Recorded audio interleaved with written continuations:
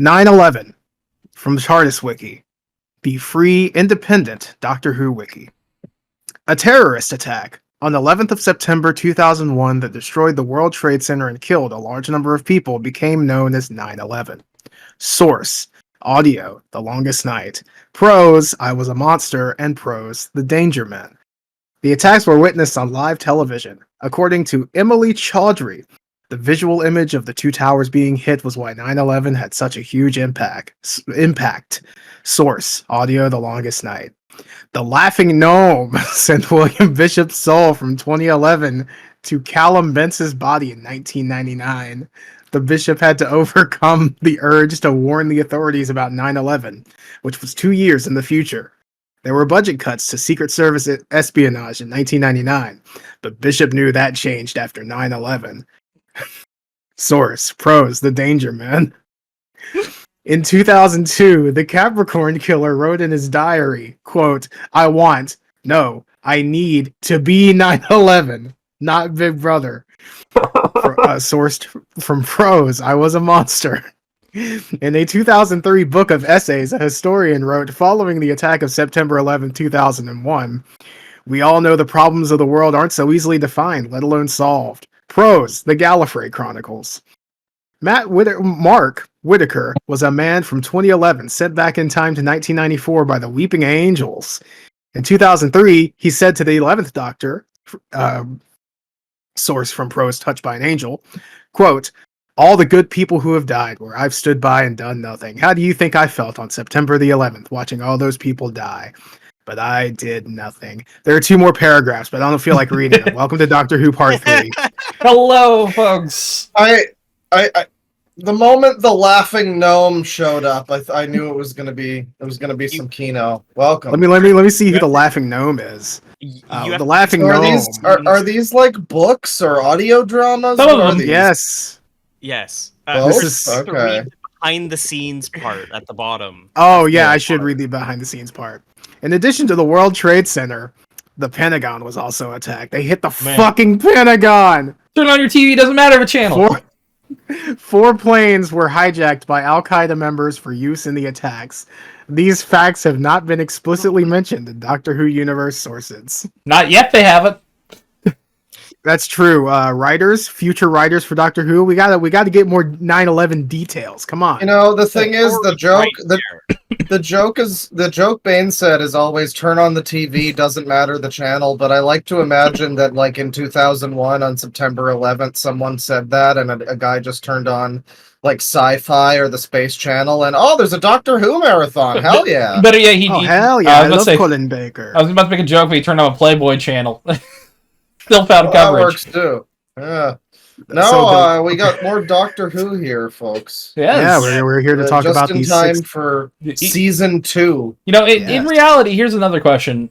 /series 15 / the season third 21. season 2, yes. The third season 2 of possibly 100 more season 2s. They're gonna do what? Oh yeah. That's why fucking both Marvel and DC go back to issue 1 for a lot of comics lots because hey, season 1.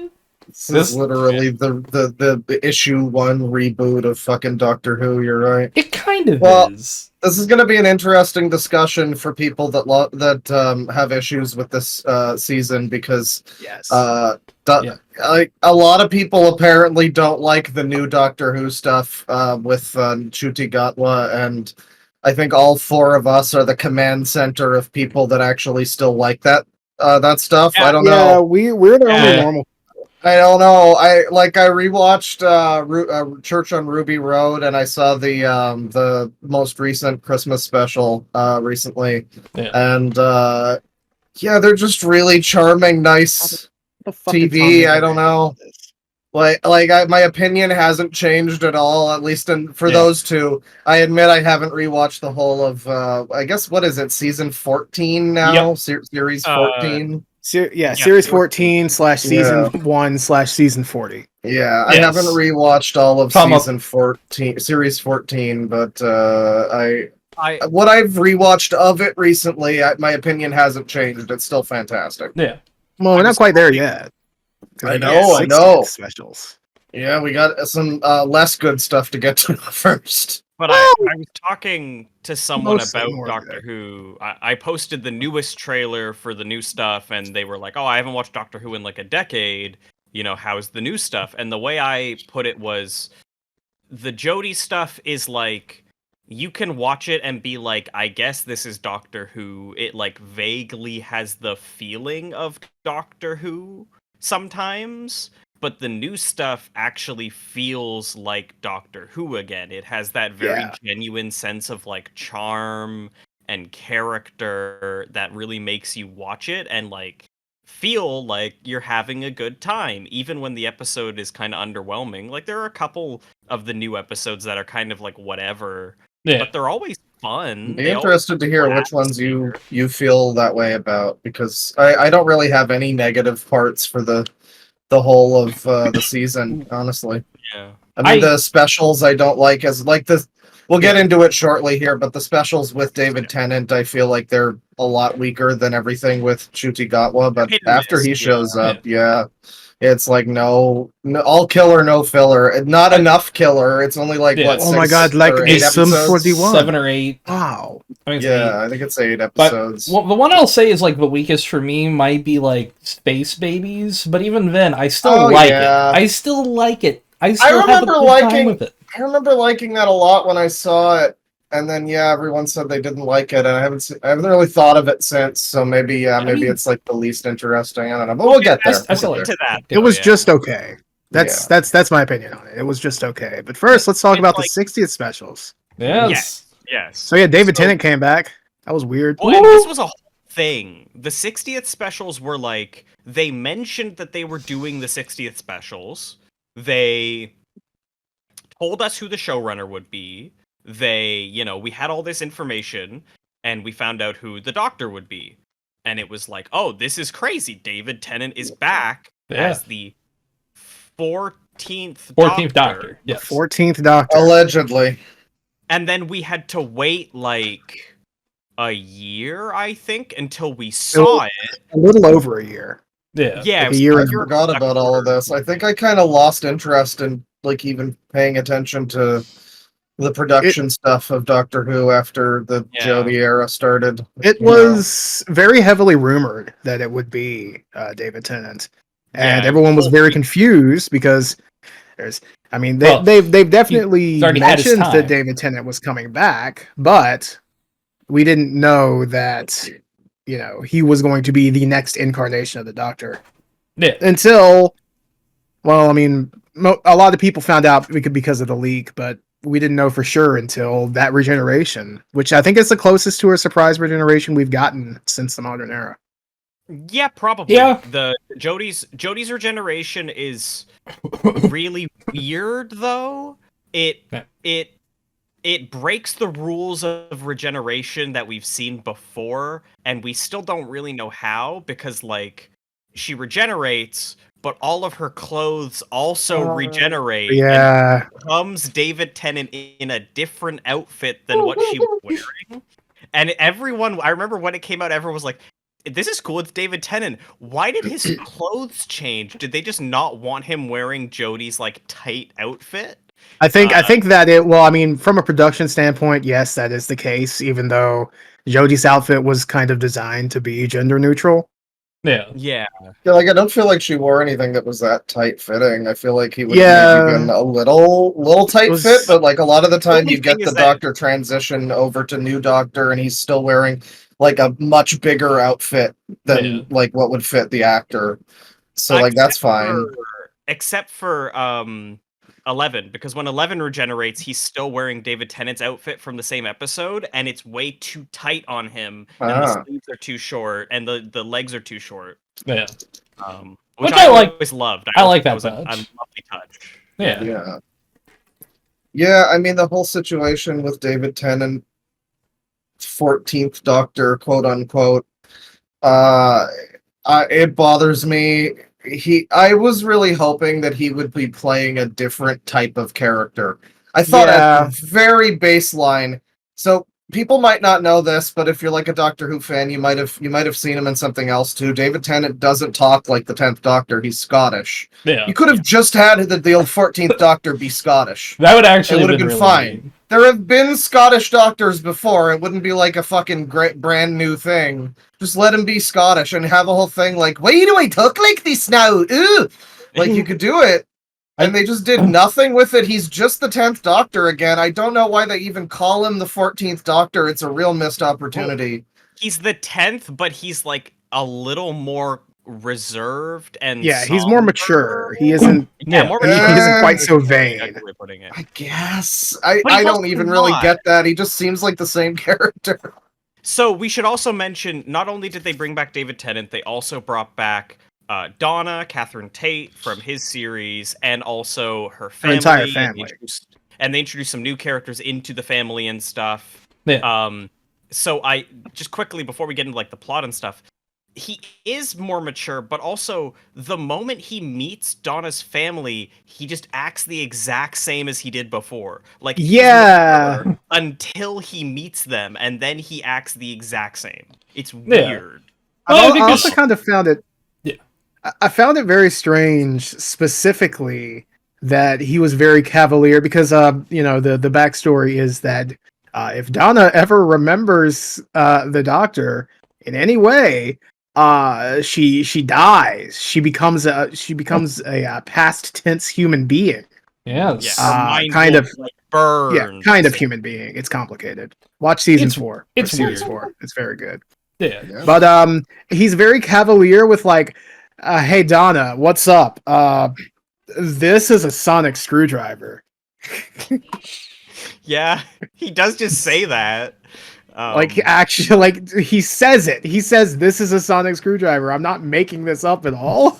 Well, he also like, I got 2 hearts. Like he makes he has a bunch of dialogue where it's like him referencing things where it's like, dude, like Donna is literally standing next to you. And she's and just it's also weird because it's not like they've forgotten that. They hammer that home. Yeah. And he mentions it frequently too. But it's part of the plot. It was in the trailer. It's just like also not that important. Yeah, I don't know. We also have to talk. I started rewatching the Star Beast, and I kind of drifted off partway through it because it's. I think the Star Beast is the worst. Star Beast is the weakest of the three. It's like the weakest one. Like for this entire era so far. It's fine. It's fine. It's, it's also got like the worst shit in the whole of the episodes. It's a bit cringe. Talking about in terms of like cringe shit. It can be quite cringe. Yeah. But like part of the cringe was starting it for one thing with the Doctor just like superimposed over space talking about the backstory, like David Tennant.jpg. He's just like, oh look, hello, I don't know what I'm the Doctor, and now I'm going to tell you the story about Donna Noble. It's kind of like what they did with the Wheel of Time show, where like there's a perfectly good like it's different because that's an adaptation, but there's a perfectly good prologue to the Eye of the World book, and then they just have more the Moraine actress just do this like, we are looking for the Dragon Reborn. Like, okay, thanks. We could have just picked that up on the show. That's going to be a prequel show after its 6th season. They're doing the Game of Thrones thing. The Doctor Who thing, I guess there is like a long history to kind of summarize. True. So I guess I get it, but it's just a little. Look, I don't know what you're talking about. I love the Mortal Kombat like in credit sequence that David Tennant was floating through.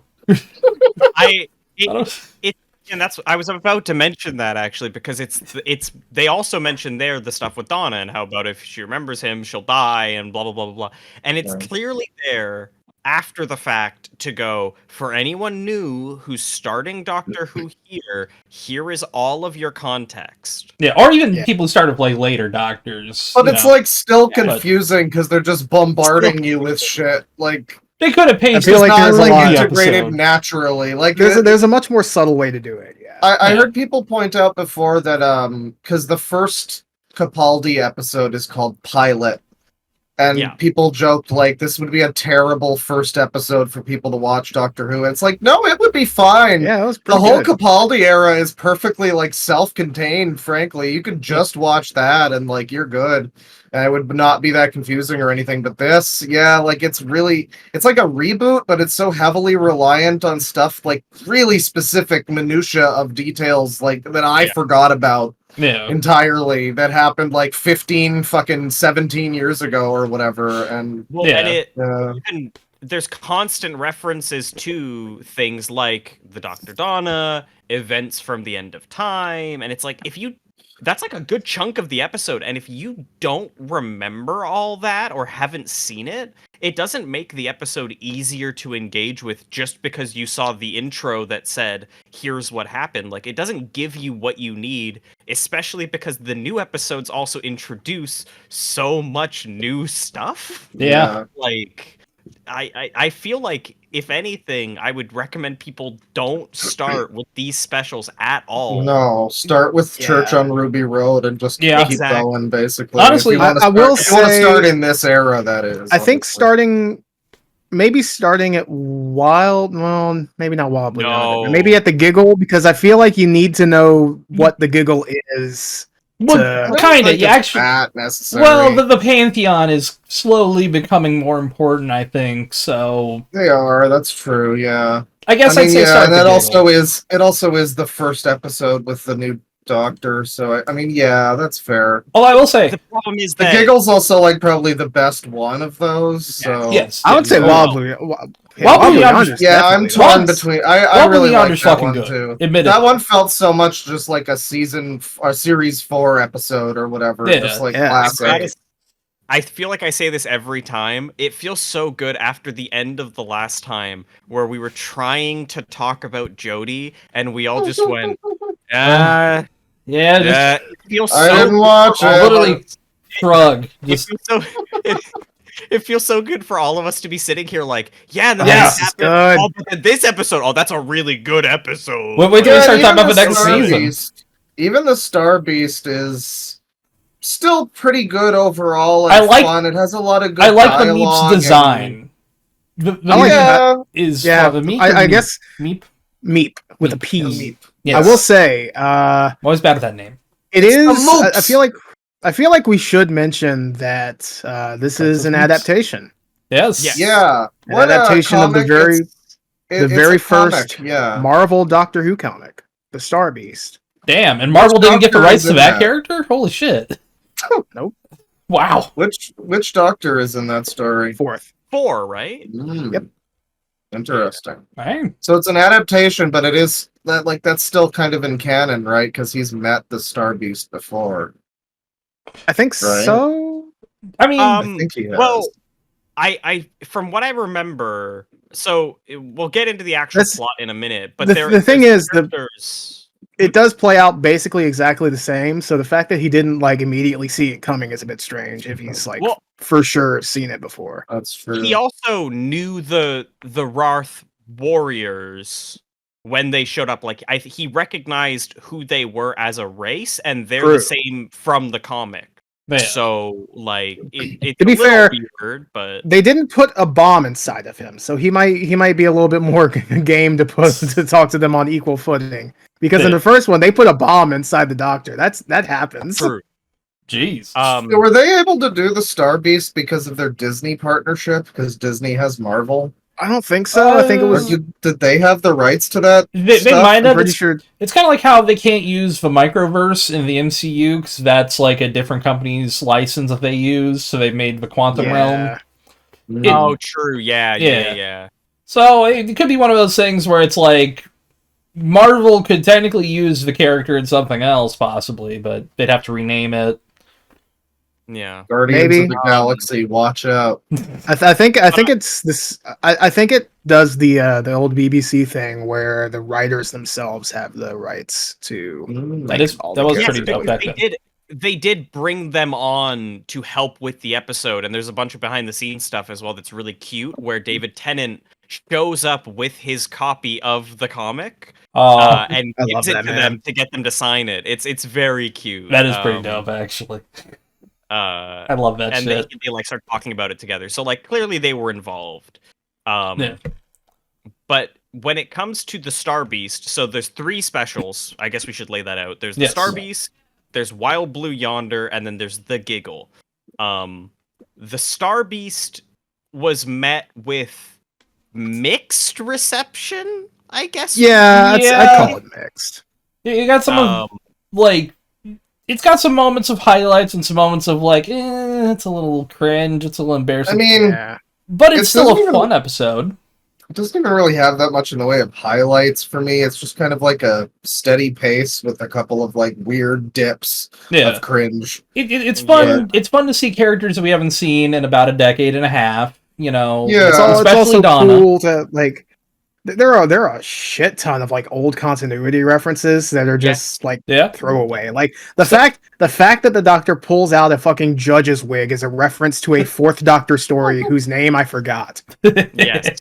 And the way they build up to Donna's grandfather is really great. He's still alive. Yeah. He's still in the world, still doing things. I think the actor died like shortly after initial filming. Yeah, he passed away. He had to be written out of some scenes, which is a Giggle, shame.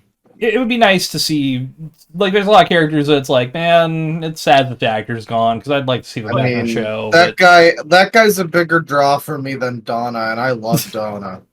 Yeah, Wilford rules. Bernard Cribbin is so good as Wilfred, and even the little bit we see of him is like, I feel so happy, you know? It just feels good to see him talk to David Tennant again. This episode also introduces a bunch of new characters. We get Shirley Bingham, who is the unit scientific advisor until she goes overseas, and we get another scientific advisor, but we'll talk about that. Yeah, we will talk wheelchair about that, lady. Actually. We'll probably talk about that twice. I like her in the show a lot. She's pretty good. She's fine as a character, but she represents that classic BBC quota bullshit that I just love so much. I mean, but admittedly, she's very pretty. Well, that's true. Enough, Bane, I guess. Hey, I'm just being honest. She is very pretty. I feel like not every character who isn't like a white dude is some kind of not every you can tell with BBC. You can tell with all the BBC there are times stuff they do that, but there is like legitimately a quota that they have. I mean, I heard about this like fucking 15 years ago or whatever when I got into Doctor Who. It's like, why do you go back in time and there's just like interesting casting choices that are probably not, but also some of them are really good in the episodes, and it's like, okay, that's fine. But also, the thing I'd say is like, especially in space and stuff, I fully understand that, because it's like, to get spacefaring, we'd have to just basically all agree to coexist and not fuck each other in the ass. And there's a couple things, not literally, obviously. There are people who can fuck people in the ass. But go on, sorry. Thank you, Bing, for clarifying. I had to clarify. I just had to. I'm sorry. There are times, though, where it's actually used in a way that's really good. Like, we talked about it briefly, but Empress of Mars in Capaldi's run has a black soldier in the Legion that gets taken away to Mars. And I remember people were really mad about that. But if you look back historically, there were black soldiers in those legions. Like, you know, like sometimes it feels anachronistic, but it's not. And sometimes it's very clearly anachronistic, like with an episode like Rogue that we'll talk about later. Yeah. You're like, but then at that point, the show also isn't really taking itself that seriously when it comes to being accurate to the time period. And again, we'll get into that more, but like sometimes it works and sometimes it's just kind of awkward. In a situation like this, it's not even in the past, it's pseudo present day, but it is just 2023. Yeah. It's like they need to stuff every type of representation into one episode. We'll get to the rest of it. This is by far the least egregious fucking part of that in this episode. She's a fine character. She's really entertaining to watch. She's great. But like, it does get a lot. It does get a lot worse. And no, I'm talking about the wheelchair lady. Oh, okay, all right. Rose is also like fine as a character. It's just like some of the writing choices that they choose to do with her are very questionable. A couple of them are a little like eye roll, but and that's like an element that I've noticed with this whole new era of like people call it woke. We have to get into that a little bit. People call this like new era of Doctor Who like super hyper woke, and it is not, but it does just have this like, it's like there's a mandate that it needs to have like one really cringy, embarrassing line per episode, and I don't know why. Like I just watched the most recent. I would I only don't really know. say that like I think it's more 3 or this 4. special, the third special, and I think the Giggle's fine. no, yeah, you're right. I don't remember there's anything one from the line I Giggle. remember, I can't remember there from being the- kind of weird. Admittedly, I We can't can talk remember about that that when from we the get to Giggle, it. but yeah. But I remember like this one especially. I feel like I remember something in the Giggle, but then like only 2 or maybe 3 of Chuti's episodes have a line or 2 that's like very obvious. But at the same time, in a couple of them, it's clearly intentional because it's part of the narrative. Well, and one of know? them it Like, works really well when we talk get to about Dot when we get to that one, Dot and Bubble. But Dot yeah, and Bubble, Dot Dot and Bubble's Bubble, fucking yeah. great. Dot and Bubble. Yeah, that's Oh, the but thing Dot is like it's more political in a way, and it's definitely modern, but for the most part, it is handled very well, and it has like a reason to do the things that it's doing, which is like narratively satisfying and new for Doctor Who, and not like out of place or out of step with anything that's happened in the series before, for the most part. Yeah. Yeah, And like the Star Beast is a little bit shy of that, but you know, like people have talked about it before, but back in the third Doctor's run, and just after that as well, like all throughout, there's moments where a character will attribute a gender to an alien species, and the Doctor will be like, "That's not a thing." Hold up, you don't know that. Yeah. Yeah, like you don't like that's a thing that's been in the series since like 1970 something. Like yeah, it's and crazy. that's the thing. It's a very all or nothing thing with like the YouTube anti-feminism channels or whatever. Yeah. That we'll talk about this, and they'll just go, the whole episode is woke, and it's like, well, there's some definite, like the Star Beast, there's some definite moments that are obnoxious and questionable. But yeah, then there's stuff like I could never get behind. Like one of the anti-wokes I saw on a video complaining about the scene where the Doctor is being like lectured to about like gender or whatever by Rose, I think it is. Yeah. And yeah, like I don't know. On one hand, it's like I guess the Doctor should already kind of know that, but on the other hand, like I might be misremembering the scene slightly, but it is a scene that's like not as bothersome as people want to claim that it is. So the plot of the episode, just broad strokes. I feel like we don't need to talk about everything because we want people to watch. Yes, like please watch this show. Yeah, despite all of our gripes about specifically the Star Beast, definitely watch it. This is the worst that it gets. Everything after this is smooth sailing. It's breaking fine. It's like a 6.5 out of 10 for me. Yeah, it's the way I describe it is story, but with some rough moments. The way I would describe this one is Russell T Davies relearning how to ride a bike, basically, and by the end of it, he's riding smooth. He is going for miles. But like, even though the episode is not as good as the stuff that follows, it immediately hits you with the energy of Russell T Davies era. Just the way people talk, the way the scenes are like shot, everything feels so classic, and that's why I don't get why people are like, it's ruined now. Like, even people that aren't complaining about wokeness, even if they're not complaining about wokeness, even if it's people like there have been some people who have had non-political complaints about this whole new. It's so over. We're so back. So back. And yeah, like even those people, I'm just like, I don't get, like JXE, I think, had a whole thing about it, not liking the new stuff. I don't get it. It feels a lot like the old show used to, like in 2005 or whatever. It feels like a real return to form, except now it's just got like better budgets and way more budget effects, and the episodes are more interesting in the way that they're set up. There's not like a kind of boring Monster of the Week episode where they're plotting around at a school or something. Yeah, you have that was a fun one. But like still, there's not even really like a formula. Like each episode of these and Chuti's run feel pretty much completely different from one another. Like it's very impressive. We'll get into it. Yeah, I love it. We'll get into it. I mean, I love it, but I do miss the way it used to be. So I guess I can understand longing for that. But I do feel like we should get a couple more episodes per season, at least two. Just I miss because when we got 10 would be perfect. But the again, show does survive primarily based on its variety.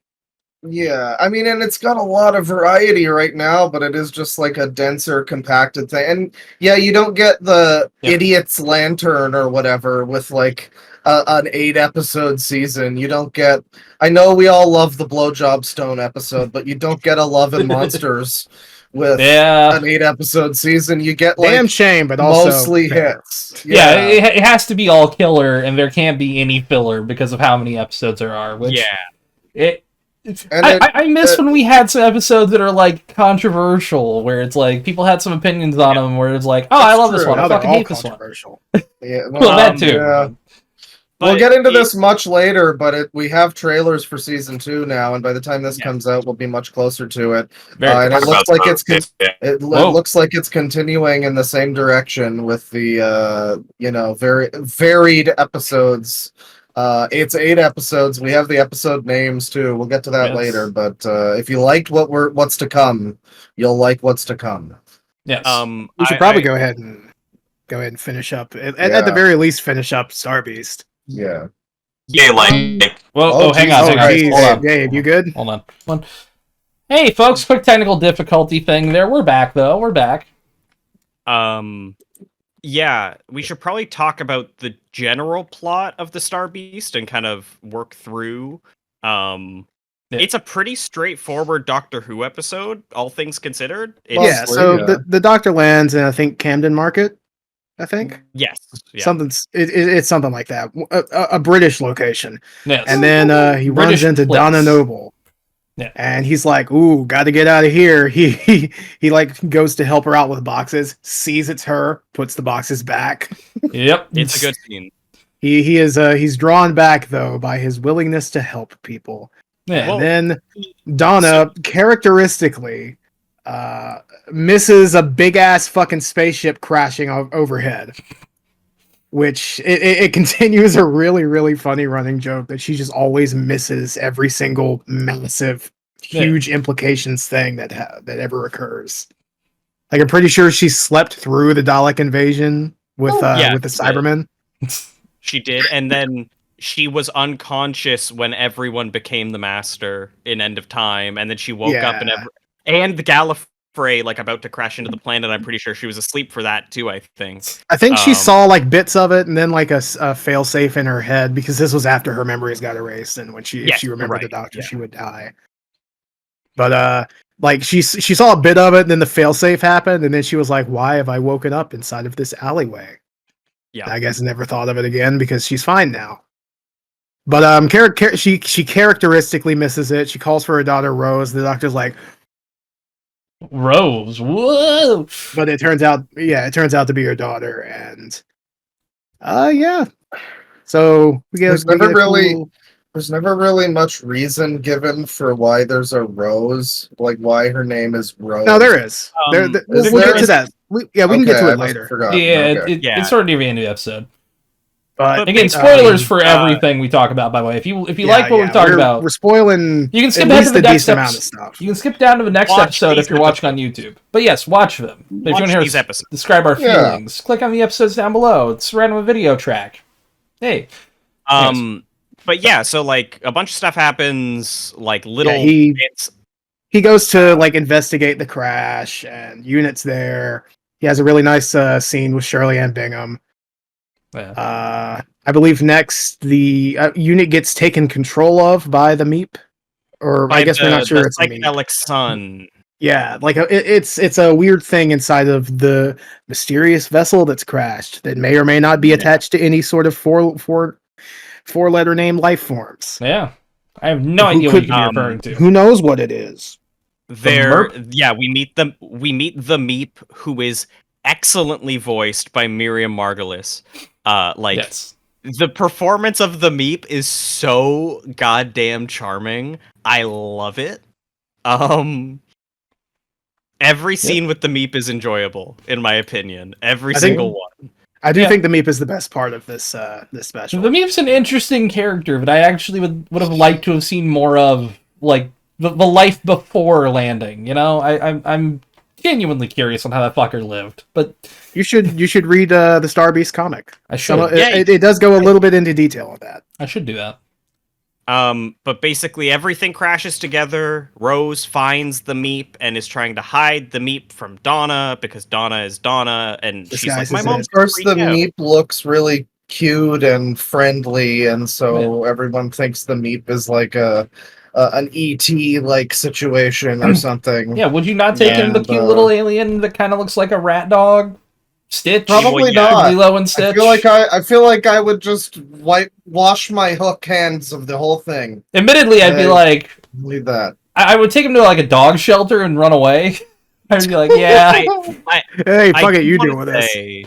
Yeah. There's a very good character beat right before Rose finds the Meep that I feel like a lot of people overlooked because it was woke or whatever, where Rose is walking down the street and gets like not catcalled, but like, you know, someone going by basically bullies her. And the transphobia called her.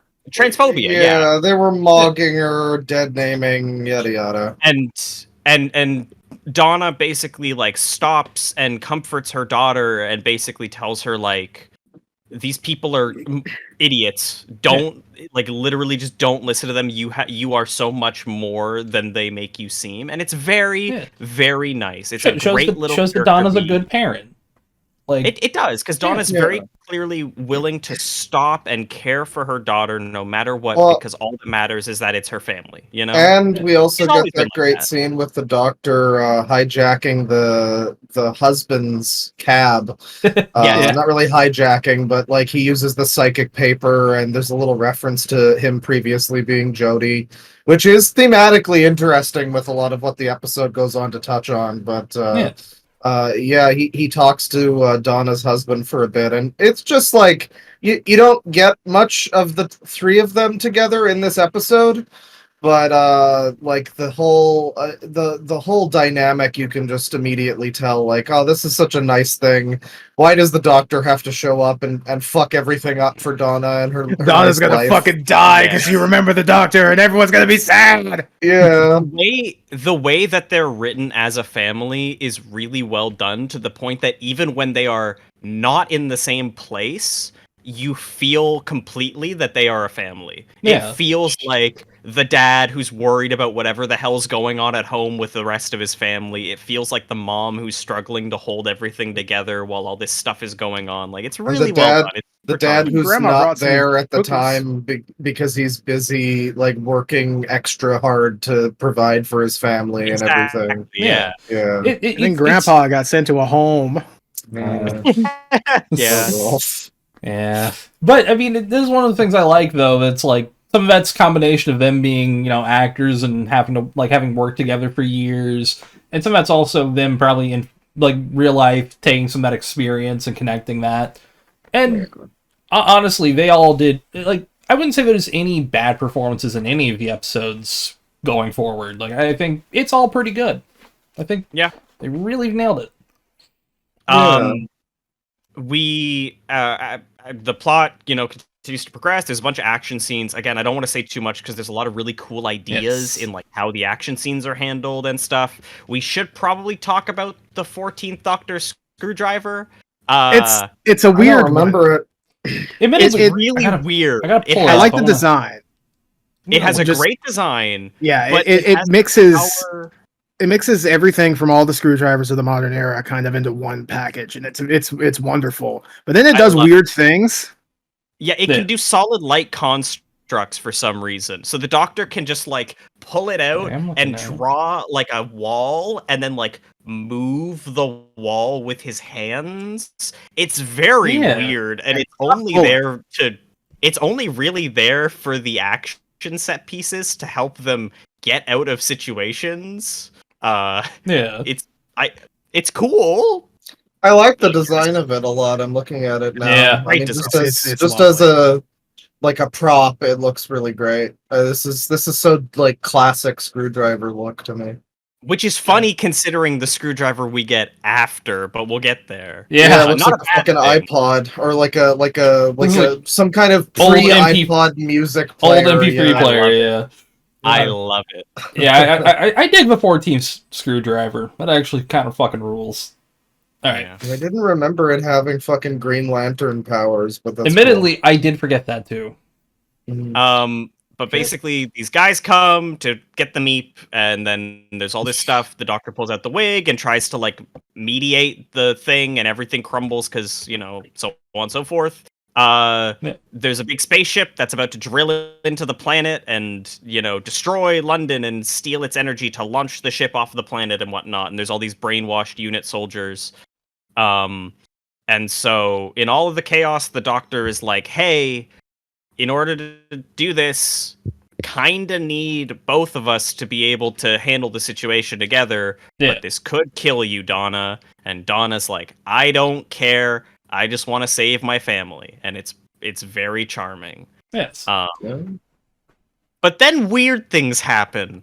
Yeah, so immediately when her memory gets restored, she just goes unconscious. Like, she sorts out the problem, and it's wonderful. The Dr. Donna is back in it. She's fucking awesome. And it's just like series 4, she's mad that she gave away all of her fucking lottery money.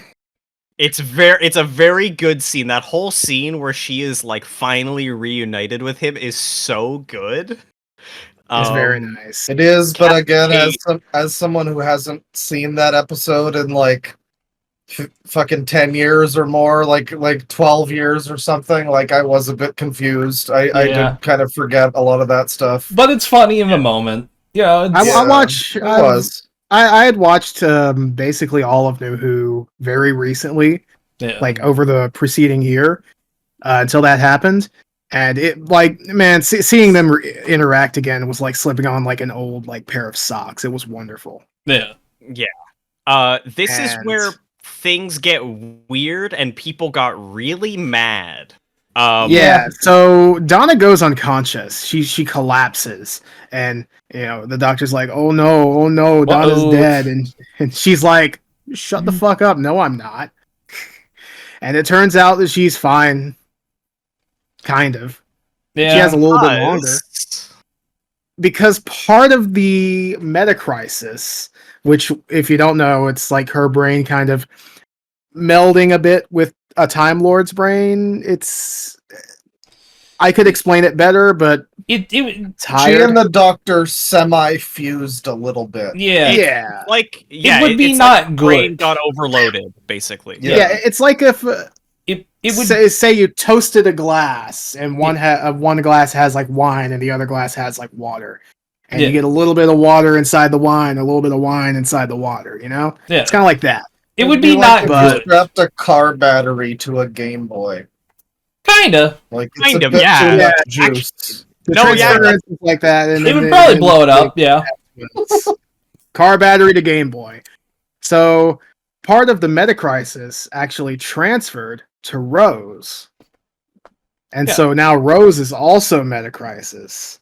Which this is a thing that's kind of been established in Doctor Who canon, that like these forms of energy can like be transferred into a child, because like that's the whole thing with River, right? The entire thing with River is that Amy and Rory's time in the TARDIS altered them slightly, and so when River was born, she was born with regeneration energy. It's weird, but like this is a thing that's kind of been established, but it's still very weird because Rose is now also the Dr. Donna, but not really. She's just really, really smart. The Dr. Donna Rose. And so she just kind of... And there's a pretty good line about shared inheritance and how, it was too much for one person to carry on their own. And then things, resolve because Donna and Rose just say, all you gotta do is just, like, let go, man. You just gotta, like, chill. You just gotta vibe. And they just, like... You know what? They just get Part of me kind of likes that. I also do. Yeah, because specifically, I think it's really in character for the Doctor to say, hang on, I know what's best. Goodbye your memories. When, maybe the Dr. Donna was like, hang on, I got a fucking idea. What if I just forsake this shit. And the doctor just didn't even fucking either didn't realize that was a possibility, didn't think that she would do it. Yeah. I didn't think it was worth the risk, something like that. I like the idea that the doctor made that decision for her, and it wasn't necessarily the right move.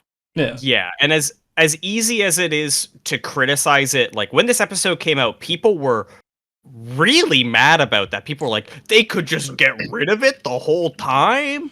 But well, no, you still gotta birth a child. Like, it's still some of that. Birth a child, regain your fucking powers. That too. And Hope the person comes back around now at that point because of all the other shit. Yeah. Like, yeah, no. It's also very directly, like, thematically important because letting go and moving on is a big part of 14 and 15 and their doctors and how they function. Yeah. So I do feel like it's not that bad. Like, I get it, the line that they say about how a male presenting Time Lord would never be able to understand. That is very cringe. Incredibly cringe line. I mean, there's a lot more to it than that. There's the for one thing that I didn't agree with, people got really upset, I guess, with the way that Donna was like talking down to the doctor. You know, she's emasculating him, yada yada, and it's like, that's Donna. Like, I don't know, it was exactly Donna's character. It was a lot of the same people who would just like, no, I've never seen Doctor Who, but I got a tweet that said this, and so like, that's kind of that. But there is like the whole, I don't remember the original Dr. Donna thing, but was there like a trans allegory? Was that happening? The binary thing? Does that come binary, out of non-binary? nowhere? Oh my god, I forgot about binary. I did. Wow, I memory hold that one. That was like I think the pinnacle of Doctor Who cringe. That does tie back to something, though. Yeah, that does tie back. Okay. The sort of main thing that signals initially the Dr. Donna isn't exactly sustainable for Donna herself is that she's talking about, oh, hey, you can fix that chameleon circuit, if you just something, the binary, and she kind of got stuck in like a word loop. She's having like a brain fuck, yeah, like that part's fine. Big, many thoughts, head empty, Yeah. And that the binary, non-binary thing does call back to that. I do think that it's a bit weird. It makes no sense. It's extremely forced, and I wouldn't say it's forced. It's but forced. It's a thing they wanted to forced. shove into the episode, and like there was no real good reason for it to be there, so they just have it happen, and it's just like. Admittedly, I have completely forgotten about it until you said it out loud. So that was like that's like the slogan of of the cringe in this episode is binary, non-binary. But here's the thing: little box and left and wait. What you just said perfectly encapsulates how stupid it is that people were so upset, so passionately upset about this, because it's something where I haven't thought about it. Yeah, and I didn't remember it, and I didn't care. I just remembered. I thought it was a bit cringe. Yeah, I remember it because it's like embarrassing, and it's like a dark spot on an otherwise pretty okay episode. But that's like it. It's not ruining the whole thing. It's fine. It's still a fine episode. Yeah. It's just very questionable. What's up? Your jabroni lights make it look like you're regenerating. It does. It kind of does. Yeah. But after this, the unit guys are all freed from the psychedelic sun, which feels very 42 to me. I don't know if anyone else got that. Yeah, now that I think about it, a little bit like that. I'm pretty sure it was the same in the original story, so maybe 42 is a bit Star Beast. I don't quite remember that aspect of it though. Yeah, but basically the guys who have been looking for the Meep show up and take the Meep away, and the Meep is like. The boss is gonna get you. You're a two-hearted species are very rare, and the boss will be curious about you, which still hasn't been resolved. So I don't think his boss was the Toymaker.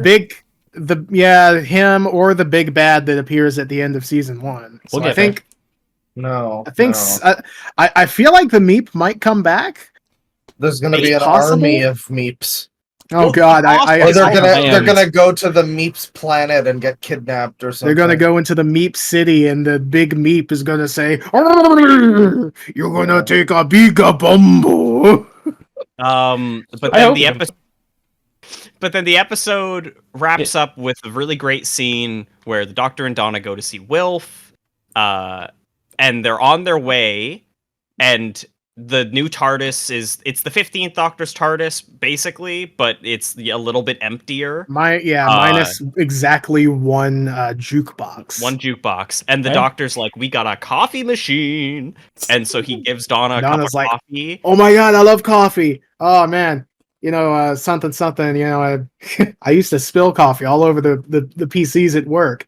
Anyway, this is a cool time machine. What's that over there? Oh no, I've spilled coffee all over everything. It's such Whoops." a good way to end the episode. Yeah. It's so a lot good. funnier than I'm presenting it. She like when she spills the coffee, she immediately screams, "Oh God, I did it again!" They're Again, really good at the comedy in Those this. two are so And good. The Yeah. best thing about this episode is that it sets up the next episode, though. Yes, Yes. that is well. The meep I think is the best part, but the I second like best, the Meep, I yeah. like the the Meep. second best is definitely the fact that it Also- sets up Wild Blue Yonder. Also, special shout outs to I didn't remember Donna's like grandmother, or is that her mother? I forget. Sylvia, It's her Yeah, mother. I didn't remember her, but she's good in this She- episode. I've always Oh, yeah. loved Sylvia. She was a cunt to Donna in series 4. She was an He was asshole. really rude. I gotta rewatch series 4, man. Donna do. would, So good. Donna would be like, "Hey, where's Granddad?" And Sylvia would be like, "Why do you care? He's out on a hill looking at the stars." It's like, You "Oh, should get a chill, fucking mate. job. He's living his best life. Chill. He's she's enjoying fine. himself. Let the man pull on a fucking scarf, load up the thermos, and look at some fucking stellar beings, some stellar bodies. It seems like she's a lot more chill now. So She is that's good. she is Yeah. a lot more. I think because the Doctor kind of talked a little bit of sense into her in the series 4 finale, Yeah. and also kind of cropped up again a little bit later. She was kind of mad at him then, but treating Donna better in the end of time, Yeah. and Yeah, then she's still mad at him. She still is like, "Stay away from my family," but she clearly is treating her daughter with a lot more respect than she did before. She used to treat Donna so terribly. That's kind of like the crux of Turn Left, actually. Yeah. It is, that her yeah. mom is just always bullying her. Mom's It's such a piece of nice shit to see. that Mom's such a piece of shit that she got her own episode about being such a piece of shit. That is amazing. essentially, to be fair, Turn Left is mostly oh God. Yeah. But it definitely is a Really subplot watched it throughout the entire episode. Here's 4. Yes. So Um, yeah, Wild Blue Yonder. yeah, so that's Star Probably Beast. on It's its the highest. weakest. I give it It's like the a weakest 6. of anything we're I- gonna talk about today. Honestly, I'd give it like a 6, even 6. I was gonna do like 6.5. Now 6. It's fun. I give it like a 6 out of 10. It's fine. Yeah. Yeah. It's not the best of it, especially what we're gonna be going through here, but it's like pretty fun. That's the thing. I mean, for being, I would say, easily the worst of what we're talking about, it's still fine. It's perfectly okay. Yeah, Yeah. I wasn't like upset watching it or anything. It was a good start to something that got a lot better. And you don't want to start on your best material. Yeah. No, well, especially considering just how good Wild Blue Yonder is. I loved Wild Blue Yonder. Wild Blue Yonder. This It's episode another. was crazy. It's another real classic one. It just feels like you could easily slot it into like a season 2 or whatever, or series 2, whatever. You could easily slot it into like something from almost 20 years ago, which is I could easy to straight do up- that. I could straight up I could see this being like honestly a story that any Doctor can like interact with very well. Yeah. So Yeah. the thing So about good. this episode is that going into making it, I know Russell T Davies basically said like, I wanted to make this episode the most I could, like using the biggest budget he possibly could, doing the most he possibly could with like production and music and scale and scope. And you can't kind of feel it because this episode is like really big. Even though it's all in one location, there's a lot that happens. Like it's a very dense episode. Yeah, it calls back in a way to the old. A lot of classic Doctor Who episodes would be like the Doctor and Sarah Jane on like a space station, and it's basically just the Thing, but like with a really low budget. They And have there's bubble like wrap some kind now. of body snatcher thing happening or whatever. And like, that could get a little dull, but this was I like an episode. It's also like Space Babies too, is kind of like that, Yeah. which we'll get to. Yeah. Where it's just like this single location, like we have to solve a problem on this ship and figure out how to leave or whatever. And it's a very classic Doctor Who setup done to the fucking nines here.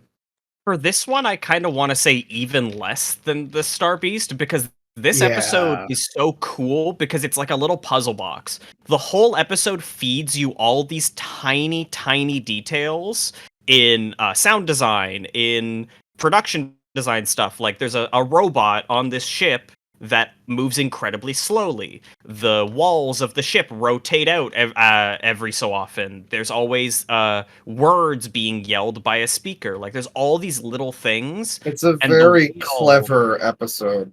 It all comes together in a way where, like, I feel like if we say too much, we kind of spoil the ending, you know? I don't even want to give away the whole, like, core villain or whatever. I'm struggling with that too, but I do want to talk about some things that the episode does really well, specifically in relation to last episode. Not last Doctor Who episode, last Hyperfixations Doctor Who episode. We also need to talk about this episode opens with a marked change in the Doctor Who universe, where in their crashing TARDIS, the Doctor and Donna land in an apple tree in 1600s England, and an apple falls on the head of a man sitting underneath it, and they're like, "Oh, hey there, fella. How you doing? See you later." And then the man stands up and reflects on this experience. And at one point in the scene, Donna says the word gravity, and he's like, "That was a good word. What word did she say?" Yes. Mavity. Now, Mavity, right. What seems like a pretty solid one-off opening gag has now completely rewritten the entire universe of Doctor Who. They literally could have just left that as a one-time joke, and it would have been perfectly fine. As of the most recent Christmas special, they do still just in random moments, like whenever the word gravity would come up, they don't shove it in or anything. They just like, if there's a place to talk about gravity for whatever reason, it's so passively said. It's passively said too. There's no point on it. Nothing. It's just Mavity in here is really odd. At one point, the Doctor says anti-grav. The 15th Doctor at one point says anti-grav, but besides that, reference to Mavity is consistent, and it's never only the Doctor contradicts it, I'm pretty sure. Which is a very fun. I hope someone got fired for that blunder, but yeah. No, but the fact that only he contradicts it, I think is really funny. I think it's because he remembers it as gravity, but he's like, it's changed, I guess. I guess that is fair, he would remember. That's true. So, outside of Wild Blue Yonder, Mavity has been mentioned in Church on Ruby Road, Space Babies, and the most recent Christmas special, Joy to the World, as well as the novelizations of The Giggle and, not all novelizations. New series adventures, Ruby Red, Eden Rebellion, I TARDIS, a bunch of fucking short stories. Go on the Ghost Beach. Where the fuck are these? Where do these exist? Is this like books? What are these? Like audio, on Ghost Beach is audio. Okay. They do like audio specials with like a lot of the older Doctor actors and even some of the current ones of time, and The funniest thing about Mavity is that in Space Babies, at one point you see a screen on a computer that has Cantonese on it, and people translated it and realized that they actually changed the Cantonese to say Mavity instead of gravity, Well, which I think is very funny. That is the doctor like puts his hand through the holo display and changes it to English, and that's where it says Mavity. I'm looking at the screenshot now. Well, I think it does No, but also in Cantonese In too. the Like Cantonese, it says Mavity. they Oh. wrote it in Cantonese shit. properly to say That's it. which is I think is so funny. Yeah. That's awesome. That's pretty dope. But yeah, Wild Blue Yonder. Yes. What did we say? Wild good episode. I mean, it's a suspenseful episode, but it's got some good humor about it. It introspects a lot with the two main characters of the episode. It's very no nonsense. You don't have a lot of extraneous characters, which normally I think Doctor Who's best feature is its like random one-off side characters or whatever. But here, yeah, it works very well, just as like, you know, a character study of these two people. And I mean, that's all I need to say. It's a really good one. Go watch it. Yeah. I will say it's very difficult to talk about this specific part without spoiling some of the episodes, so I'm going to try my best to dance around it. Well, okay. Tell you what, I can put a spoiler warning. We can do a little warning. We'll yeah, do a that's spoiler fine. warning. Well, I'm going to try to. I'm Yeah. going to try my best to describe it without spoilers. Okay. Yeah. Okay. There is a part in the episode where the Doctor is talking to someone, and the timeless child is brought up, and the Yes. flux is brought up. Yes. And for the first time since Chibnall's fucking era, including Chibnall's era, a Chibnall storyline actually has decent payoff Yeah. because moving forward, there's actually a decent amount of like story stuff related to the timeless child and character stuff as well. yeah, Yeah. character stuff A I lot think of being people- more important. A lot of people said that they needed to just write the timeless child out of canon, which like I I'd like I that to can happen, see- but fuck it. I can see why people would want that. It's the same. I remember the oldest joke about Other M was that Metroid Other M was that it would turn out in the next game that it was that you find a log of like a space pirate who wrote like angry anti-Samus fan fiction to smear her and make her seem like stupid. And people were like, man, I really wish we could get Other M officially written out of canon. It's like, no, it is much better to work around that. It's like a weak writer's like, you know, it's a crutch to just retcon something. You work with what you've got. So As messy as it might be. Yeah. we should very quickly, because you guys don't know, we should very, very quickly go over what the flux was and why it's important, because it also impacts the 15th Doctor. It was like as far as I know, it was like a universe-spanning death wave or some shit. Essentially, yeah, most of the universe got destroyed. Yeah, basically a bunch of old Time Lords who the Doctor used to be part of when pre-Doctor, Timeless Child Doctor used to be part of this group, and then her The Division. memories were erased. Yeah, the Division. And then her memories were erased, and then the Doctor became the Doctor. So basically, the Division that the Doctor used to work for was trying to destroy the Doctor by erasing like as much of the universe as possible, basically. Which I don't know why. It's very strange. Actually, Makes no sense. I think it might be misremembering because there were the two skeleton fuckers. I think they were the ones. They fuck skeletons? I mean, they probably fuck each other. No, So, yeah. they were trying to fight against the Time Lords. I hope That's you the guys thing, I are think they were enjoying our fighting against the Jodie Time Whittaker Lords. loud equals funny hyperfixation right now. This is great. But anyways, Yeah. That's the thing. I do think that they were fighting against the Time Lords, and the Time Lords didn't want the flux to happen. no, because the Time Lords, Because the I- Division we- were the ones who created. This sounds the like flux. a great I'm story. gonna be real. We should move on a little bit specifically- more. I very From that. specifically remember those guys being the memorable villains. story. Hey. Yeah. You know what? I'm pulling up the wiki. The flux. I know that when I Okay. saw some Okay. stuff about Flux, I remember it seemed kind of cool. The idea is neat. So I just haven't watched the episode. I kind of Here's the want to weird- watch it eventually. It's I've got it here. kind of interesting in design. Well, give us kind of interesting in execution. don't Both of them just kind of go past each other. well don't There's no real spoil what similar- it is too much because Yeah. me and I Clark are gonna watch the it eventually. series. But basically, the idea of the Flux was to create a new universe without the Doctor in it. Yeah, hopefully getting them a process just kind of like the way we describe it's kind of like a world- blanket wash, you know? Exactly. The universe of Doctor Who is called N Space in a lot of canon stuff. They wanted to erase that and start fresh without the Doctor in it, was the plan behind the Flux. None of this is conveyed well in the episodes, I have to say that. Yeah, it's not.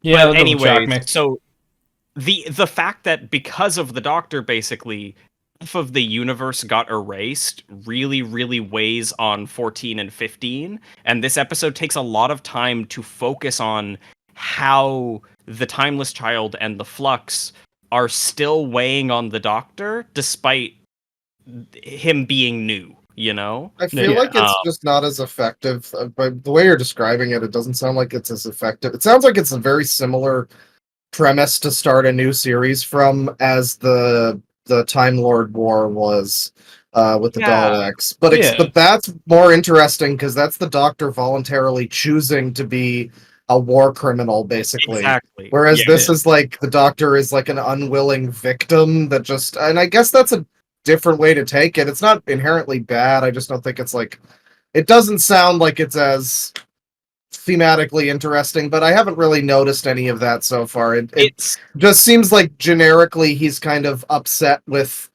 being the Doctor and all of the people that have had to leave him and everything, which like it also works on that level. So it's you know, been made more thematically interesting because Chuti's run is leaning more into how alone he feels right now. You know, Specifically right now. loser doesn't even Right have now. a chair. Fucking asshole.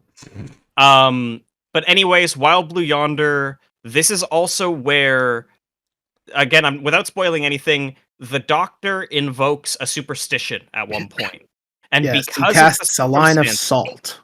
Yes, he casts a line of salt, and part of the whole thing is that they're at like the edge of the universe, basically. So he has invoked superstition at the edge of the universe, and that is very, very important. Like, Yes. arguably one of the Critic- most important things to happen in Doctor Who lore. Absolutely fucking critically important. Wait, why exactly? I don't Pantheon. remember if this is. It has Oh, allowed okay, so for it, like, drew everything that them has happened in? after. Yep. Okay. What about that? Is that explained? Yeah, Yes. they explain in the next one. Okay. Okay, yeah. And the next one, that's and right. also the Devil's Chord, I believe. I Yes. do. Yeah, I do remember Pretty that. That sure it Empire seems of like.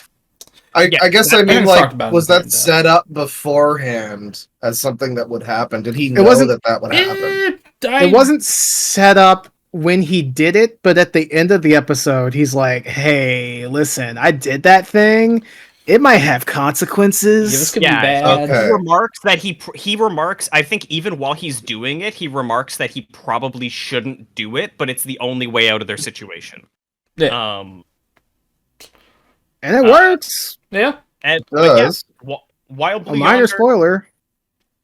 Wild Blue Yonder, very good Well, the episode. fact there's more episodes is kind of a minor spoiler, Tristan. I'm sorry. I hate to be Well, that I mean, guy. yeah, but I hate to be that it guy. could- The Doctor is it going to get out of could have this not one. worked. Yeah, and it they could have had been to alternate find something universe. else, move on their feet. It is technically kind of a It would reboot. be great if he like fucked over the whole universe and it didn't even help him. Like he was just wrong and he did that.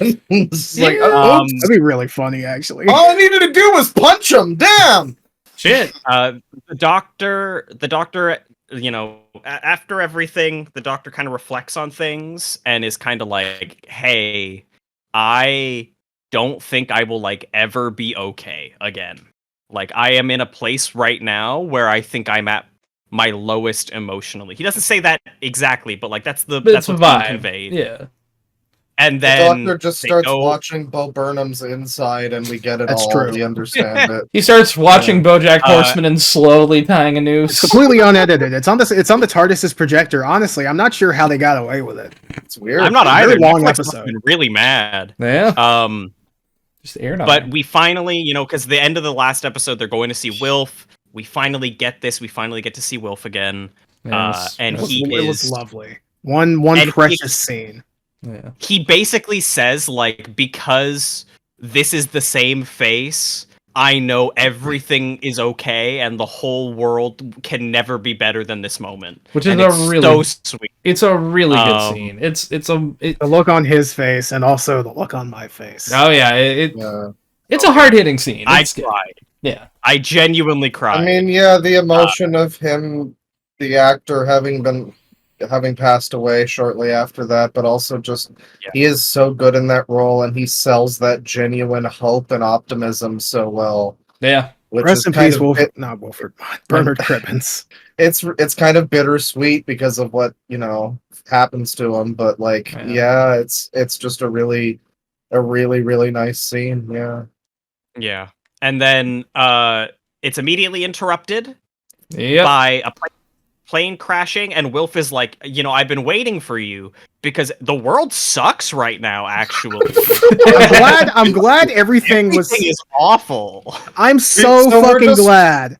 I'm so glad that everything was peaceful just for Wilf to get his reintroduction, and then shit started going immediately bad again. I'm glad that we had that 20-second reprieve. It's even funnier because as he's like, oh my god, I'm so happy you're here, everything is okay, he then immediately says, by the way, the world sucks right now. Everything is awful. Yeah. Like, he was just happy for one moment, and then he remembered, like... That plane was that's- circling around that's for that right. right moment, too. You just know that pilot was, circling around, alright, we got time All this. right, has the doctor, have the they doctor finished and Wilf met reconciling? again yet? All Oh, they right. have? Whoa! Yeah. Hands free off the stick. There you And then the giggle begins pretty Yes. much right where we left off, except not really. go. Yes. Because we jump back to 1925, where Doctor Who tells the story of Stooky Bill, which is real, by the way. That is a real thing. The first The first there was image a to be broadcast Scottish- over television. Yeah, there was a Scottish man who was attempting to pioneer TV, basically, Yeah. who used the head of a ventriloquist dummy as his test subject for his camera. And it was the first image broadcast on television was the face of this puppet, Stooky Bill. Yeah. Very I creepy think- puppet. I have to say, the moment this started, I was watching it with my family, and my whole family was like, oh, damn, I didn't expect this in a Doctor Who episode. This is just real. That's just a real thing. Cool. Yeah. Yeah. However, as the camera's rolling on the puppet, a giggle plays out, and it bursts into flames, and then the episode begins. And I think it is such a cool cold open. Yeah. It's think a it is great cool. call. I kind will of forgot say, about it it until did- you mentioned it, but that is a great moment with the educational factor of learning this cool little factoid about film history. Yeah. And the Doctor Who doesn't do, in my opinion, enough of what it. I think it started out as being kind of trying to be like a history show. It It was was. very. It was for kids. And I wish that it had more of that element to it. It does occasionally, and I always think that that's cool. I mean, I prefer the space future stuff, but if they're gonna do something that's dates back to something like that, Yeah. that's cool. Tell me about it. And they tie it into the narrative in a way that's really cool. It really makes the whole story. It's like the building giggle. off of a real historical thing. It's great. I love the giggle. The actual tone of the giggle is ha ha ha ha ha ha ha. And it's just a very simple, arpeggiated. It's great. Sounds like a I doorbell. love it. In a way. Yeah. Like, if that was somebody's doorbell, Well, I I'd mean, be we a little got Murray scared. Gold back on the music. You knew that there was did. going to Yeah, be you didn't even mention musical that. stuff happening, but we didn't know how musical this shit was going to get. Oh, when we yeah. get there. It's great.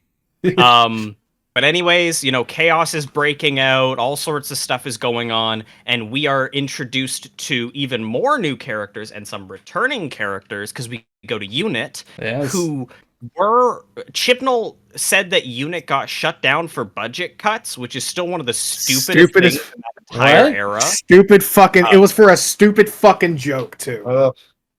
Yeah, and he basically wrote Unit out of the show.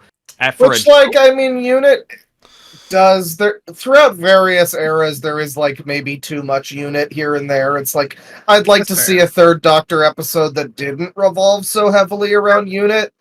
That's but fair. Season 10. Sure, actually season 11. I'm sure some exists, but there's often they have a bit too much of a presence. But yeah, they are integral to Doctor Who as well. Just get away from them. You don't have to write them out. And basically we go to their brand new headquarters, which is I guess a recurring location now. It's kind of neat. Yeah, it's giving Avengers helicarrier. It's half the Avengers Tower, half the helicarrier, because it can transform and shit. And it's okay, it's interesting. Here we meet the Vlinks, who I love. He's just a robot that sits in a chair. Yep. And we also meet Mel. Yes. Mel Bush, famed companion Mel Bush, who I don't think has been in the show since the end of the 8th Doctor. Run, Yeah. Right? Oh no! She was in 7th Doctor's era, I think, right? Yeah, she's been absent since Dragonfire. Yeah, she was in. I watched a few 7th Doctor. I love the Paradise Towers serial. It's so corny and stupid, but it's great. Right. Yeah, 7. Yeah, and she's in that one. I watched this before I saw that though, and it's really interesting because she was notably a very young companion for a much older Doctor at the time. So she was very upbeat and spunky and running around and stuff. And now, obviously, she's a lot older and she's still. It's just interesting to see someone who it's the same character, but yeah, they've just aged a bunch, and it's not like the Terminator movies where they have fucking what's her name? Is it Sarah Connor? Yeah, Sarah Connor. That one? Yeah, 80-year-old Linda Hamilton running around with guns like an action hero. We don't need that. Yeah, but she's a mature woman who's developed from that character, and it's great. Admittedly, we haven't needed a not Transformers, goddammit, fucking Terminator film after 2. We both did that. We did it. Great. Oh god. Yeah, after 2, everything is bad in that series. Sorry. One thing I want to point out about Mel is that the Giggle is the first instance of, I'm pretty sure, the first instance of her actually using her skill set with computers in the entire show. Yes, she is noted for being good with computer, but at no point does she ever use those skills. Interesting. Yeah, I saw throughout the entire 7th Doctor's era, she just screamed. Yeah, I saw a few episodes with her, and I don't remember her being noted for being a computer whiz, but I guess that works then. Oh, she's young and hip. She has That's true, yeah. She's young. She knows the computers. She has an eidetic memory, and she has studied computers since she was a child. She is actually canonically a genius, basically. But I really wish that came off in the show. In the show, she comes off as basically the same kid. Yeah. And now in the modern day, she's clearly very intelligent. She's very capable, but she still has the same energy. She meets the Doctor and she's like, "Oh man, I love you, Doctor. You're the best, dude. I've missed you." And it's great. It's so charming. Bonnie Langdon is so good. Or Bonnie Langford, sorry, is so good as Mel. I love her, and I'm so glad we've got to see more of her. Yeah, and it's her along with when do we get introduced to the special guest star of the episode? Well, so he first appeared. Well, he first appeared at the beginning, kind of dancing in the street, and also selling in the 20s, selling the thing to John Logie Baird with an absolutely terrible fake accent that's super inconsistent, and it's great. Yes. And he is also racist to John Logie Baird's assistant.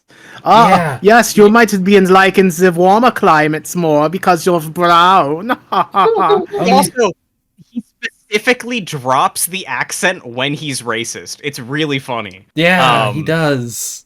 That's the only time he's fucking serious. Yeah? What does that The say about only what Doctor does Who that character say up about to say the America? N-word on TV. Yeah? I feel like we might as well just say this. Neil Patrick Harris is really, really fun in these episodes. Neil Patrick- I mean, I feel like this was some big news when it happened in these circles anyway, so... Neil Patrick Harris being on Doctor Who was huge. Yes. It was Especially for pretty big, me. I was like, oh shit. And he all was right. great. He was really great in the episode. Yeah, he's reprising a character that tell us about the character. He's a second Doctor character, right? First. So the Celestial Toymaker, who has been renamed to the Toymaker because Celestial is a slur for Chinese people, apparently. Oh, fuck off! Wait, I what? like that word. I mean, that's how it was Celestial used. Soda Pop is a great album by Ray Lynch. Don't you fucking The start only thing with me, when I think you of fuckers. Celestials, I think of the Marvel comics. I don't think of like that's because I'm dumb. Exactly. Well, admittedly, that's because I'm a dumb like nerd who doesn't get pussy. Oh, I'm naming my album Celestial just to spite the fucking BBC. This is bullshit. And the Chinese. Anyways, continue. Damn, so much support for a character that's literally racist. I mean, So yeah, the he's played by Celestial Neil Patrick Harris. Toymaker. Celestial Toymaker is a being that is incredibly powerful, sort of extra dimensional, and he traps a Doctor to play his game. He's very Mr. Mxyzptlk from DC. Yep. Where he'll just kind of do stuff because it's fun, and he doesn't care who gets hurt or what the repercussions are. Yeah, Mr. Mxyzptlk is one of my favorite Superman villains, so like I was super on board when I realized that was what was going on. Yeah, it's basically a live action version of that. Yeah, which they've done on. They've only done that in Supergirl, I think. Yeah, and it was okay. no, I think they did have it in the '80s Superboy series, but don't worry about that. Yeah, admittedly, I didn't know that was a thing.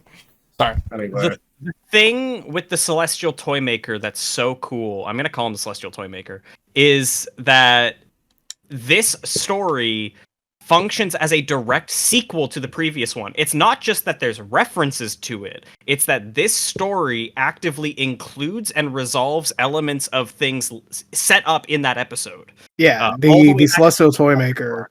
Like at the very end, the Doctor was like, yes, well, it seems that he'll come back and I'll be prepared.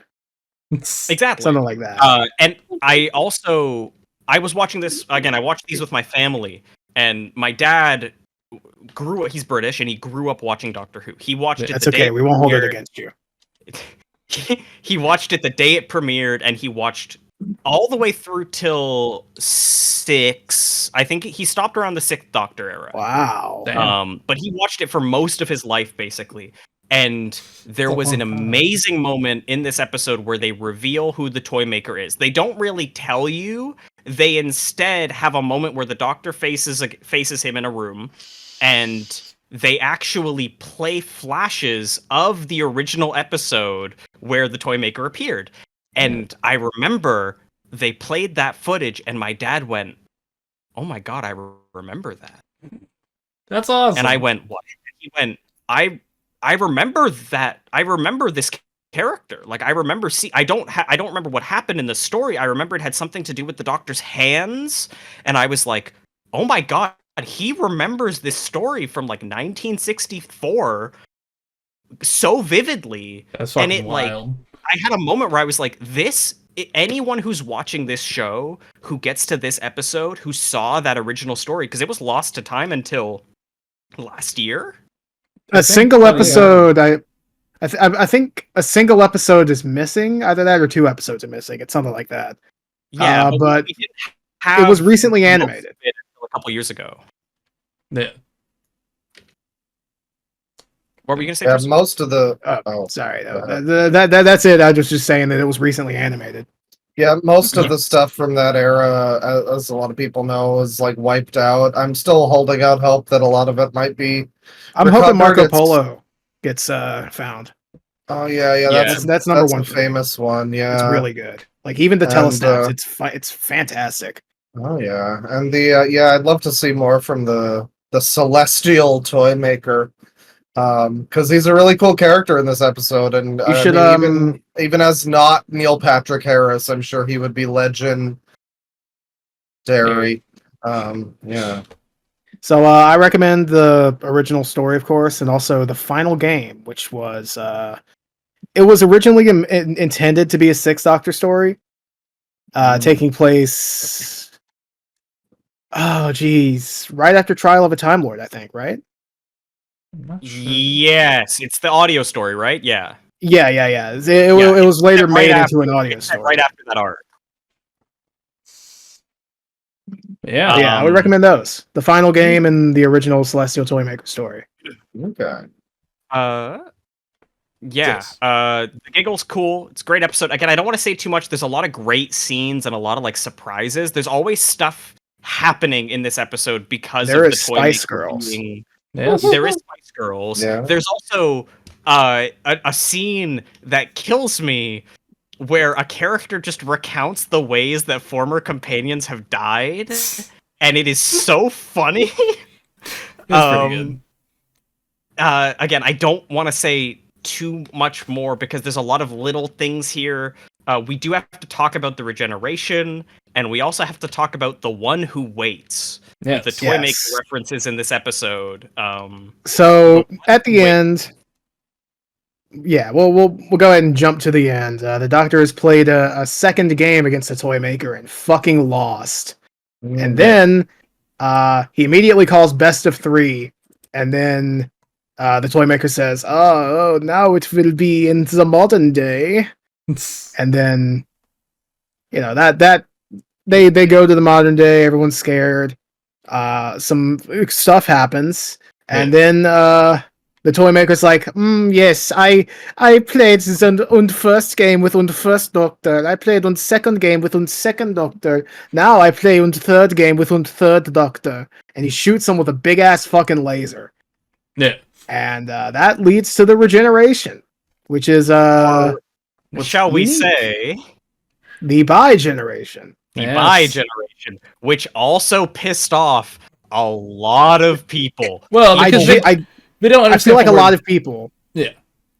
I feel like a lot of people thought bi meant bisexual. They did because people are stupid. They genuinely did, yeah.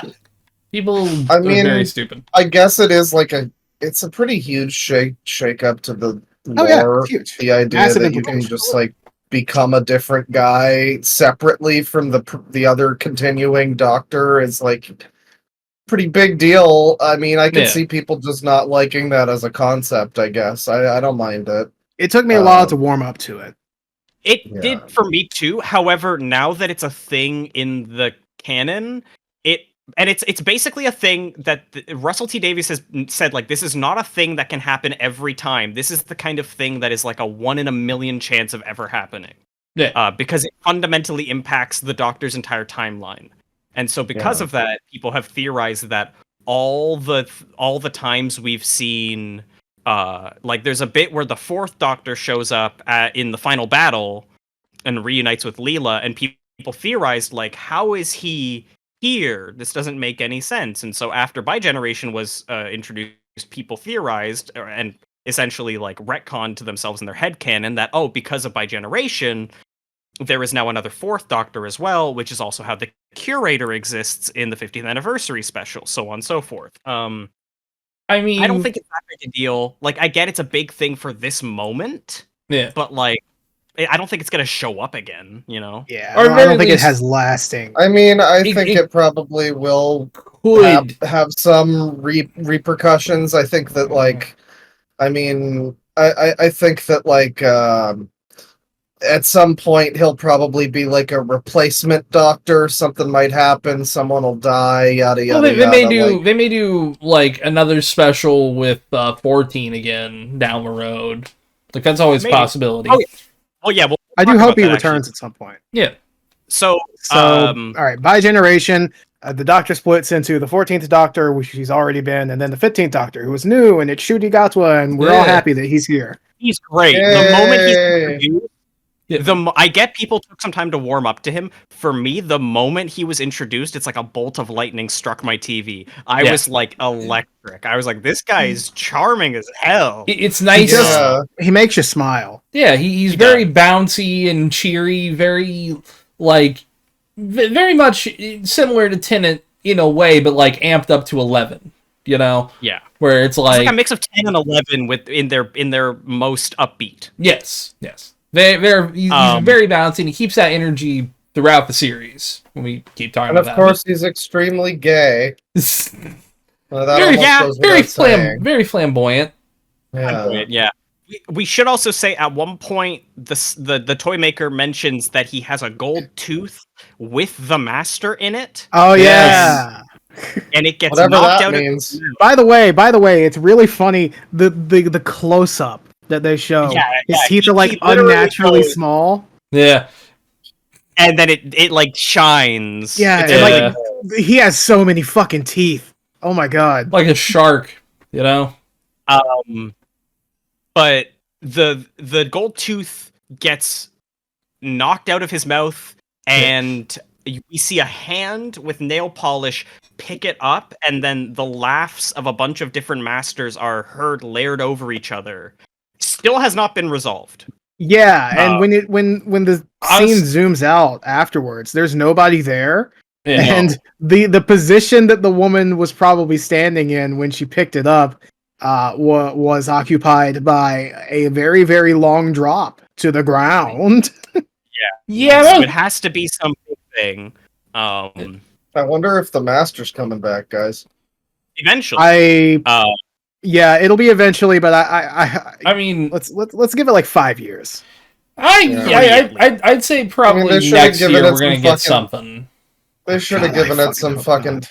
They really should have given it some fucking time after Missy. But of course they didn't do that. So maybe. There was another master after Missy. I forgot. To be fair, Sacha Dhawan's pretty good. I haven't seen him. Sacha Dhawan. Sacha Dhawan is a great actor, but he's given such awful material to work with. Now they'll see the real you. Yeah, not the I do like when he claps his hands like this. Yeah, he has a moment. Where autistically and starts artistically clapping his hands like this. That rules. I can't deny. He's just a little guy. I like him. But anyways, there's now two doctors. They go to the TARDIS, and 15 is basically like, "Hey, I know it's weird that we're both here, but consider me basically the you that you'll become." Once you finish working through what you're working through right now, once you finally recover from what you've been through, which is great. I think that's a great idea. The idea of a doctor who is, he is post therapy, I think is how he describes it. It introduces such a new dynamic for the Doctor as a character, you know? Yeah. I will say I do have a very minor problem with that scene, at least specifically, because 15 says to 14, "You've never stopped once," which isn't quite true. The 12th Doctor stopped a couple of very, very long stretches. The 11th Doctor worked out of school.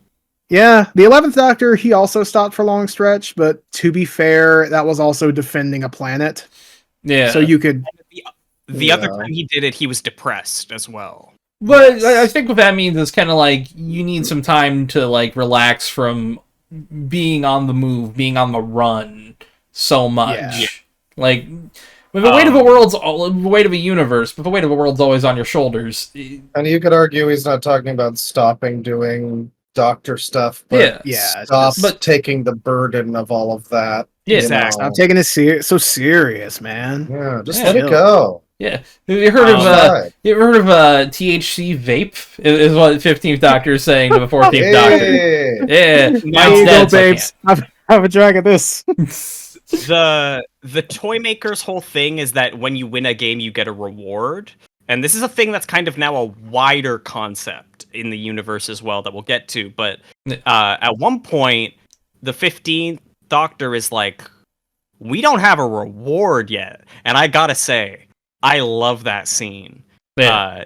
He pulls out a big mallet. Just from a compartment in the floor, by the way. Yeah, just from the TARDIS, walks outside the TARDIS, and Ncuti Gatwa gives like a phenomenal cartoon mallet swing and whacks the TARDIS, and another TARDIS comes out.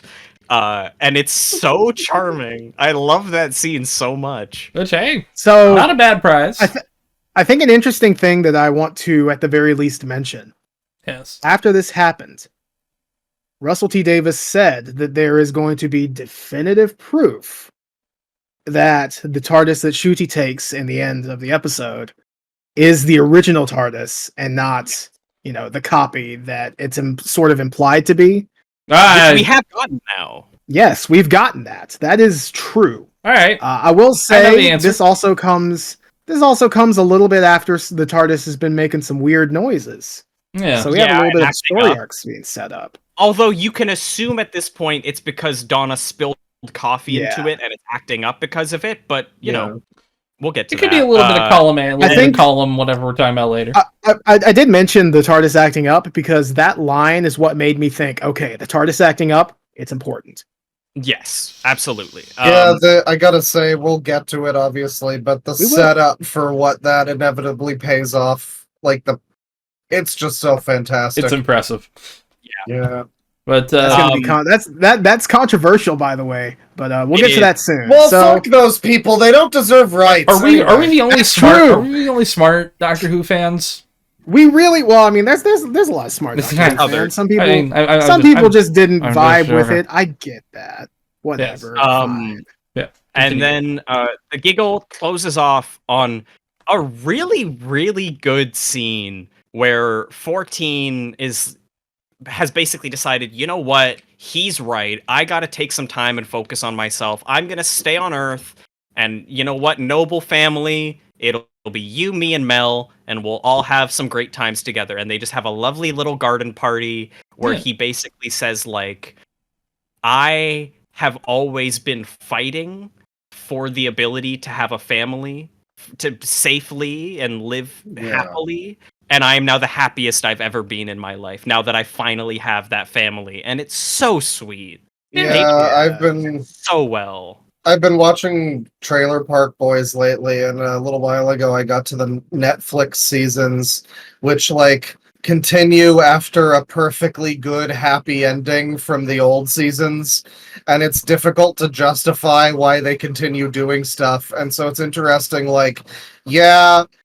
Doctor Who needs to continue as a franchise, and we all want to watch more episodes, but it does kind of suck that this character in this universe is metatextually never allowed to have any kind of happy ending or happiness, because happiness isn't a fun, interesting story. So he just has to be miserable and going through the ringer all the time. So we're throwing a little bone so a version of him can fucking chill. Yeah. That's nice. But also, let's 15th Doctor kind of emotionally kind of reset to neutral. Because for a long time, especially the 12th Doctor, has so much on them. So much burden they're carrying. It is kind of nice to alright, clean break. 15 still has a lot of weight on his shoulders. And I do feel like it would be good at this point, because it has been the status quo with Doctor Who for so long for him to be kind of a mopey, depressive fuck. And that's great sometimes, but I kind of miss the old carefree Fourth Doctor element where he was just along for the ride, having a good time, and it wasn't a guy who's seen the fucking deaths of literally untold billions of trillions. Yeah. Which, fair, that'll weigh on you, but it's it'll fuck you up after a bit. I just want to go back to those good old days, Yeah. And it's nice because it allows 15 to be a lot more emotionally open, where he carries that weight, but he's also not afraid to open up. He's not afraid to like actually feel it and try to move forward healthily, you know? And I think that that's really refreshing compared to like 10, who gets very somber and mopey for a while, 11, who gets very somber and mopey for a while, And 12, old. who gets very somber and mopey for a while, 13, who is just 13, you know. Sometimes she nice. tries to be somber and mopey, but it doesn't really come across because the script has to tell us that. Yeah. Exactly, yeah. And I'm so feeling bad. it's Yeah. nice to have a That's not doctor good. who's willing to stop and cry, which people hate, by the way. Yeah. God damn, people are fucking But yeah. morons. I'm sorry. I'm gonna keep saying that. I think we're gonna take a quick break. Well, Well, before yeah, we do that, Oh, I mean, let's those are the specials. Yeah, They are, those are all three of the David Oh, Tennant yeah. Doctor Who specials, and we lead into the next stuff. We'll take a little break Well, we're to bridge the after gap Tristan. there. So But Tristan, Tristan, let's finally catch up with the 14th Doctor after all this time. You know, let's hear what Russell T Davies says about the 14th Doctor in eventuality. okay. Quote, I think he died. I'm going to start saying that. He went to Venice 2063 when the city sank, and he went into a whirlpool, which is really sad.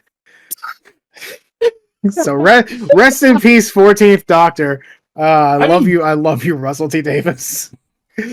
But I mean, it he's was such a fucking menace. The way he's like, well, you talked about the TARDIS acting up, but just the general like, you could just imagine him like the whole time he's like ever doing any kind of press about the show. It's great. he seems like the type to do this. You know? Yeah. he's such a piece of garbage. Every interview, people are like, "So what's the deal with this thing?" And he's like, "You want to know?" And they're like, "Yeah." He's like, "I don't know, this." And everyone's like, "Do you mean it?" He's like, "I don't know. Do I watch the show?" And everyone's just like, Honestly, though, I get at his point in his career, I would just be doing that all the time. It's like, look, yeah, it's gonna show up in the show or it's not. Stop fucking bugging me. yeah. Which I respect. Also, we didn't give our ratings for the last two. We did a 6 out of 10. Oh, I give Wild Blue Yonder like a 9 and Giggle maybe like an 8.5. 9. Yeah. I would say 8 Yeah, for the no. Giggle. Well, no, 9 for the Giggle, 8 for Wild Blue Yonder, just because Neil Patrick Harris gives it that extra bump. For me. Fair, fair. I'd say like a 9 and an 8.5. 9 for Wild Blue Yonder, 8.5 for Same. or the Giggle. Very good. Very good episodes. I don't really care enough about ratings, to be honest. That's fair. Fair enough. That's fair. All right, we're gonna take right back. take a quick break, and we're back. Hey, folks, how we doing? Quick break. Got some water. I'm playing Sonic Roblox right now, grinding AFK as a holographic Metal Sonic running on an ocean. Hell yeah! Pretty great. Awesome. I have a little Yeah. bit of curry here to nibble at. Ooh, I ate some chicken. I'm gonna make myself something after this, but I got myself more water in my comically oversized water container. Hell yeah, brother. Oh man, that's not a big gulp. And I just spilled some, you know. Hey, it happens. Happens to the best of us. Season 1. Yes. Season 1 starting with the Christmas special, Church on Ruby Road. Yes. I gotta say, when this aired, I thought it was fantastic. I thought this was wonderful. It was I had it a was great time. it was just one like It was a fun, that's how I describe it. It was Wonderful. an interesting I Christmas watched special. it. Delightful.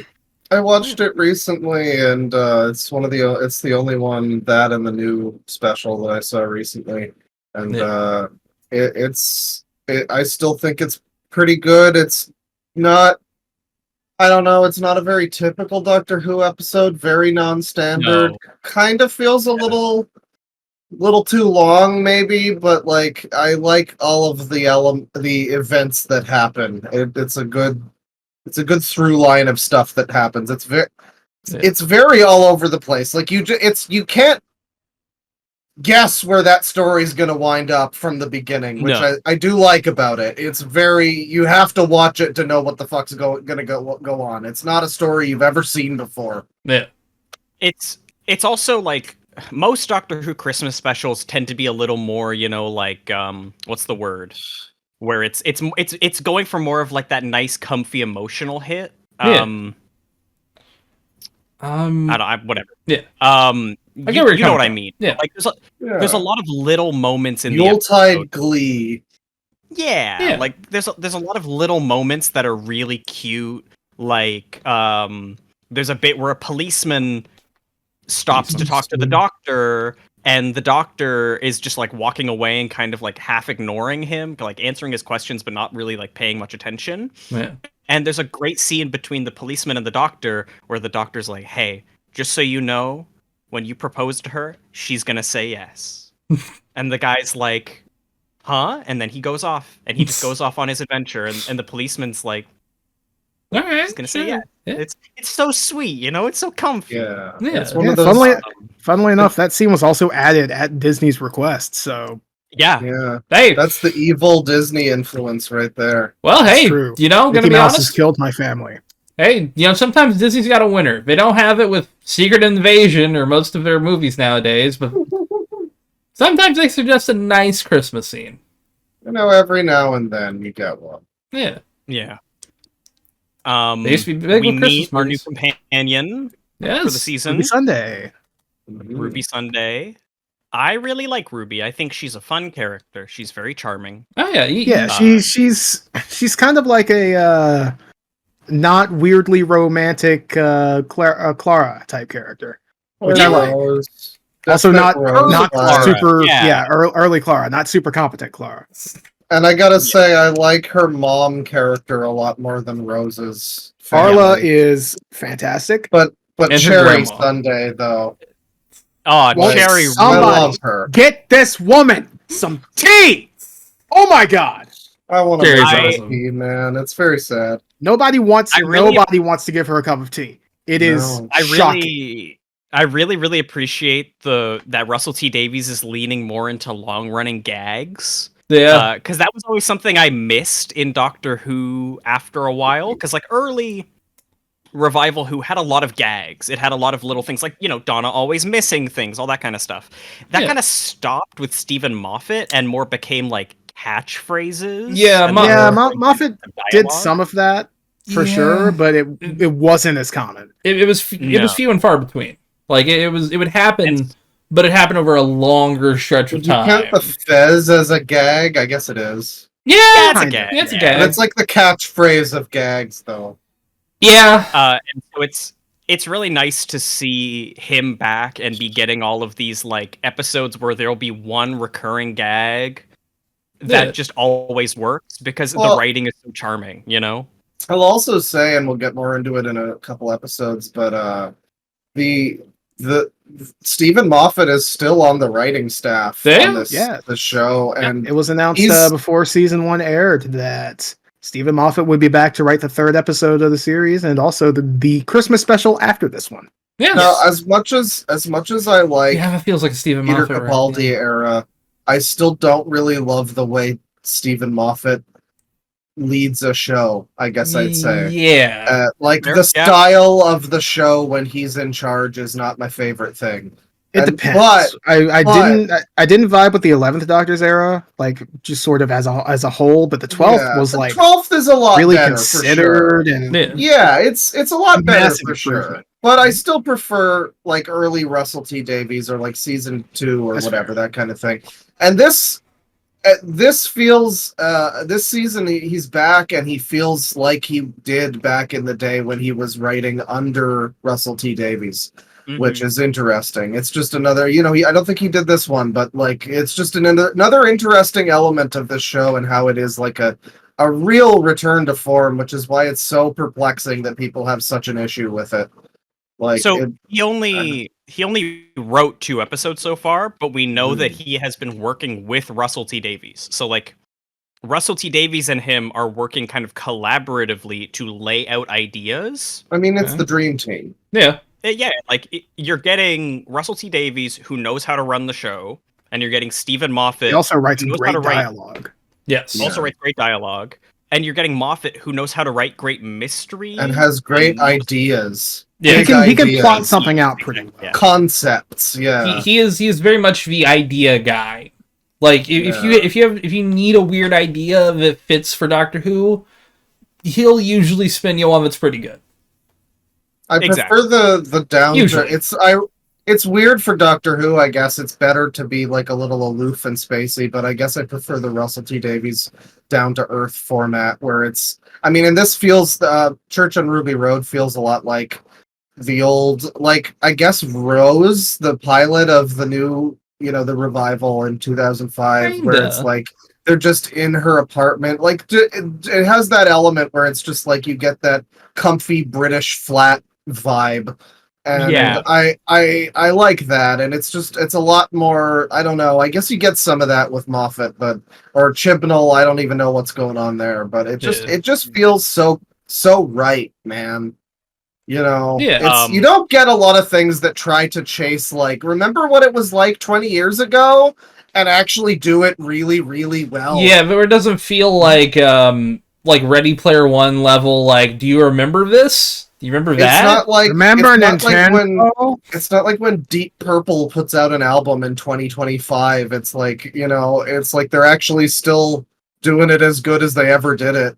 Yeah. And it's really great. And this episode's a great example of that. Yeah, I mean, it starts out with it sets up the whole season, pretty much.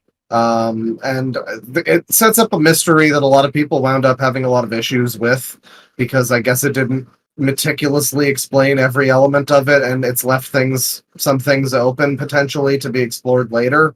Yeah. But also they don't need to be really. Like thematically, it matters more than the literal autists that want this to like literally, they want everything spelled out for them. Everything spelled out 100%. They need to know names. Yeah, and it's like you don't really need that. It's about feelings and shit more than that. And I mean that's fine. But it sets up this mystery, and then I mean, listen, you don't expect goblins, but they're there. Yeah. They are. Yeah, I was Nobody about to expects say the goblins. Yeah. the villains here are the goblins, who are our first look into, I guess, like the repercussions of Wild Blue Yonder. Because The first look outside of the toy maker. The toy maker was like the big, like, oh, hey, look, you're fucked up now. And then now we're getting into the sort of lingering after effects. He was the intro boss fight, but you win in a Dark Souls game, basically. Yeah. Exactly, yeah. The way they're described in the show makes it sound like they sort of like shouldn't be a thing here. And like, I find that kind of interesting. We obviously don't know too much. I think in like the book they say that like the toy maker brought them or something. But it's very vague. Yeah. It's one of those things where it could be canon, could be not. Well, it's canon, but it's like, where are they? They're not really like aliens. They're like extra dimensional goblin fantasy creatures that fly in an airship. Yeah. Pretty interesting concept, though. It doesn't seem out of step with Doctor Who, but also like a fresh new thing too in the same way. So it rides that line pretty well. But another fresh new thing is the extended musical sequence that happens in this episode. Not the last time we'll be saying that. The Goblin song. It's really good. I didn't even remember liking it as much as I wound up liking it recently when I heard it again. Sung by Janice Goblin. Janice Goblin, the Doctor. Well, yeah, because they join in and it's fantastic. I don't know. And I love that the writing of the lyrics is as if they're singing it off the cuff with no plan of what they're gonna say. Like the lyrics are written to reflect that. It's great. Yeah. It's so charming. It's a very fun episode, and it leads to him and her meeting properly. Well, it's a fun episode, but then it kind of stops being fun real hard and real fast for a little while there. Yeah, the goblins stole the baby that Ruby is looking after. Ruby is a foster baby of another lady who is, fostered many, many different kids, and that's important. All these kids that she's fostered have, become part of her extended family, and all their pictures are up on the fridge. And so it's a Yes. very, I love it. very Christmassy, heartwarming, lovely little family where they're taking in, what's her name? Lulu Bell. Lulu Bell, And yeah. everybody's like, that's a terrible name. And except the doctor who loves it. He just loves I wish that was Lulu my Bell. name. Yeah. And yeah, so they're fostering this baby. Well, the goblins show up and they take the baby. They said it was going to be an easy grab, but it wasn't no easy grab. They got the baby. They got They got Lulu Bell.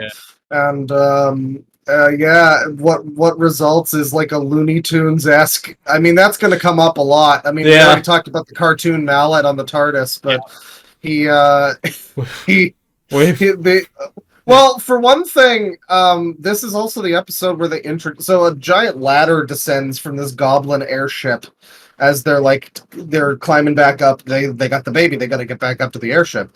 But the doctor and Ruby show up to grab on as well. Well, the doctor whips out this, and this is like probably bad writing, but I don't know. I don't care. It's just fun. It's fun. He brings out these stupid like gloves that he just has now, and it's like an extended segment where like Spider-Man shows off his new power that his suit lets him do, where he can like tap dance while he's on the thing because it like transfers his mavity or something. I don't know, but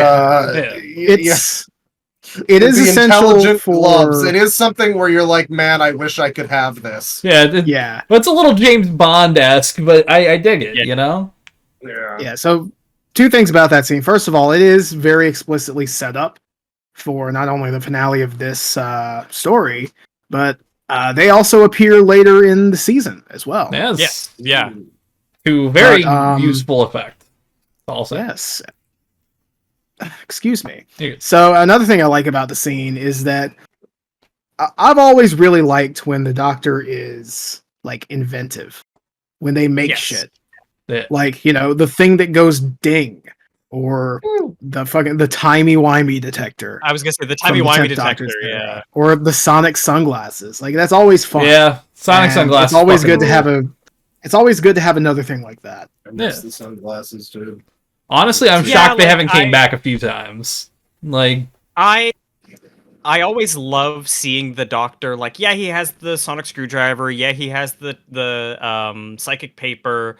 But like, it's always great when he pulls out new tools and new ideas and like things that let him do new things. And like, we haven't seen the intelligent gloves much, but I hope we do, because they're a really great idea. The idea of the doctor and Ruby like falling inside of a spaceship and him like putting one on to grab a wall or something, like it's kind of fun. Lets him be a little more physical.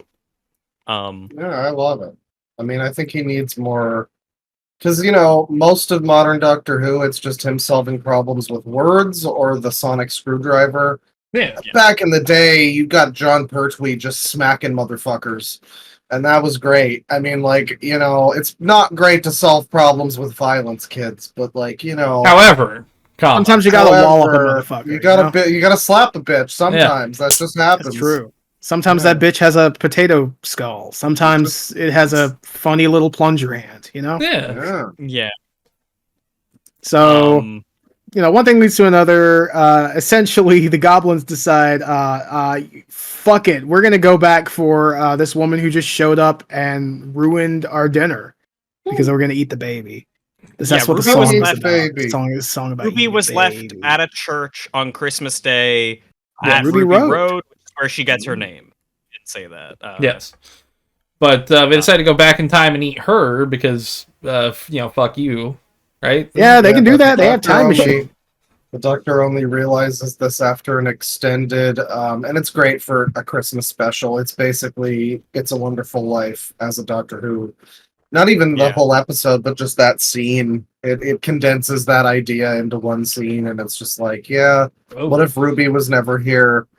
Everybody's life would be fucking way worse. Yeah. Bleak is the best word to describe it. It's fucking miserable. It's so bad. Yeah. It's so bad. And it's like, the doctor basically just says, fuck it, I'm going back and saving her. And, yeah. Yeah, and he does, with the help of the intelligent gloves. Yes. Exactly, he impales the Goblin King, which I thought was really brutal. Fucking murders him. Fucking metal. To be fair, he doesn't directly do it. He was pulling the thing down, and it fell on the church's steeple. Yeah. But the Doctor still killed that fucking goblin. He fucking Oh, Final yeah. Destination the Goblin King. He set up a Rube goblins- Goldberg setup for this. Goblins aren't people. It's fine. Fuck you! Listen, Tristan. You're a person goblin. It's okay. Yeah. You're a cool goblin. Not this also- not interdimensional demon goblin. The trash goblins are a different breed. That's fine. This bit also sets up a lot of the stuff going forward because the Doctor, while he's at the church where Ruby was left, sees her mother walking away, but chooses not to go after her. He actually stops and considers it and decides not to go it's after not his, her. It's not his after- place to do that. Well, also Exactly. change the timeline. True. Yeah. So he basically just goes straight back in the TARDIS and goes straight back to where Ruby was, make sure everything's okay, and then kind of does the thing the Doctor does where he leaves them a little hint of like, wanna come with me, and then vanishes on them and lets them come find him instead. Yeah. And then, And it's very cute. yeah, so then after Ruby steps into the TARDIS, sees it's bigger on the inside, decides to go with the Doctor.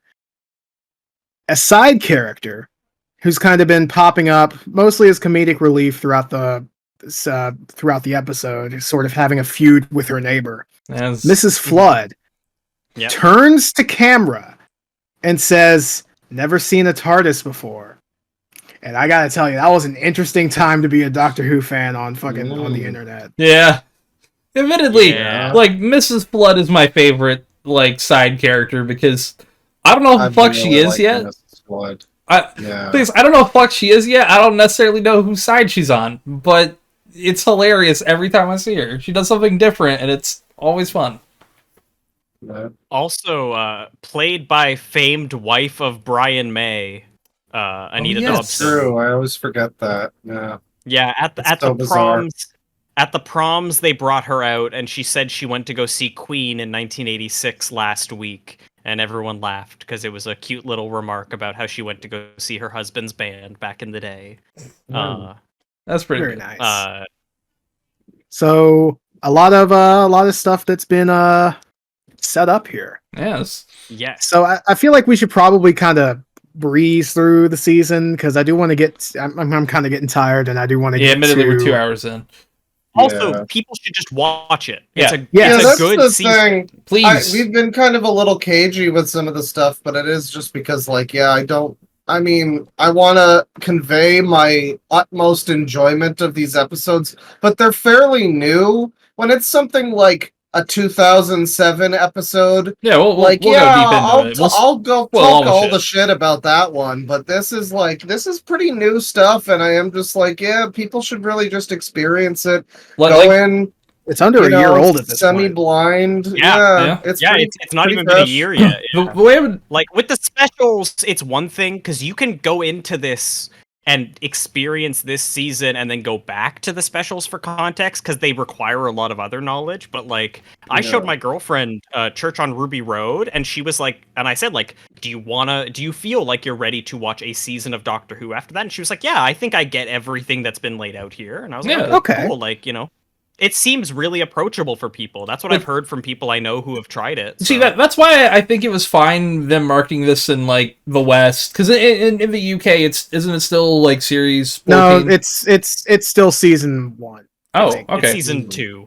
Well, Oh, yeah, season 1, season 2. next one's season 2. Yeah. yeah. But Yeah. like I think it is smart for especially like this Doctor to be labeled as a season 1 is because it does feel kind of like that one, they set up everything they need to, especially in Church of Ruby Road, but also it is a different enough feeling that it kind of feels not like a new show, but kind of like a show getting a soft reboot in a way, not in a negative way. Yeah, kind of. Because there are times where I say soft reboot and I say it derogatory and it's meant as an insult, but this one feels like a soft reboot that doesn't. It doesn't feel insulting. Complete ass. Yes. I have not watched the latest soft reboot, but I want to see Daredevil. I've heard it's pretty good though. So It's all right so far. It's kind of getting a little worse with time, but it's still early. It's still middle. So for the season, we'll mostly breeze through. We'll talk about a couple things here. I want to talk about some more things that are woke. There will be some woke discussion. So the first episode of the season is Space Babies. People hated this one. People thought it was awful. I don't know why they hated it. It's not It's the fine. best. It's fine. It's okay. It's not offensive in any way. Like, No, if I had to do number it's got rating, some great ideas. if I would do a number rating, this one would be a 7 for me. Like, Yeah, it's like a fine. 6 or 7. It's not bad. It's fine. wait, you're saying Space Babies is a 7? Yeah. Okay, yeah, I'd give it about that too. I'd give Church like an 8. Church is like an 8 for me. About an 8. People didn't like this one because they felt it was very childish. They felt it was Doctor Who started out as a series for children. Yeah. Hold on, wait. The episode titled Space Babies is childish? No way. Wait, what do you mean I'm an adult who likes Doctor Who? That's not cringe or weird at all. I'm a grown-up. It's like, dude, it's a show. It's a very kid-friendly show. I think we can just enjoy it. It touches into horror and other stuff, but it's not, you could still let a 10-year-old watch Doctor Who, I think, and they'd be fine. More than anything, exactly. I think I feel like people just kind of didn't give this episode credit for a lot of the, more subtle stuff it did. The idea of it, so it takes place on a baby farm, a space station that's sole purpose is to create babies. Yeah. And the entire crux of the episode is that it's been completely abandoned because of a financial recession where they have deemed it not worth shutting down. So they've just allowed it to continue operating, creating new children with little to no management. And I think that's a really horrifying, interesting idea. Yeah, I mean, it's too childish in the episode where, an evil business is basically spawning babies to just die. Yeah. I don't know, that's kind of fucking frightening. I feel like it's still got the Doctor Who feeling, And there's a really beautiful scene, and again, people really rip on this whole season, but I think there's a lot of great scenes, even in the weaker episode, where one of the babies straight up just asks the doctor, was I born wrong? Do I need to be alive? Do I need to exist?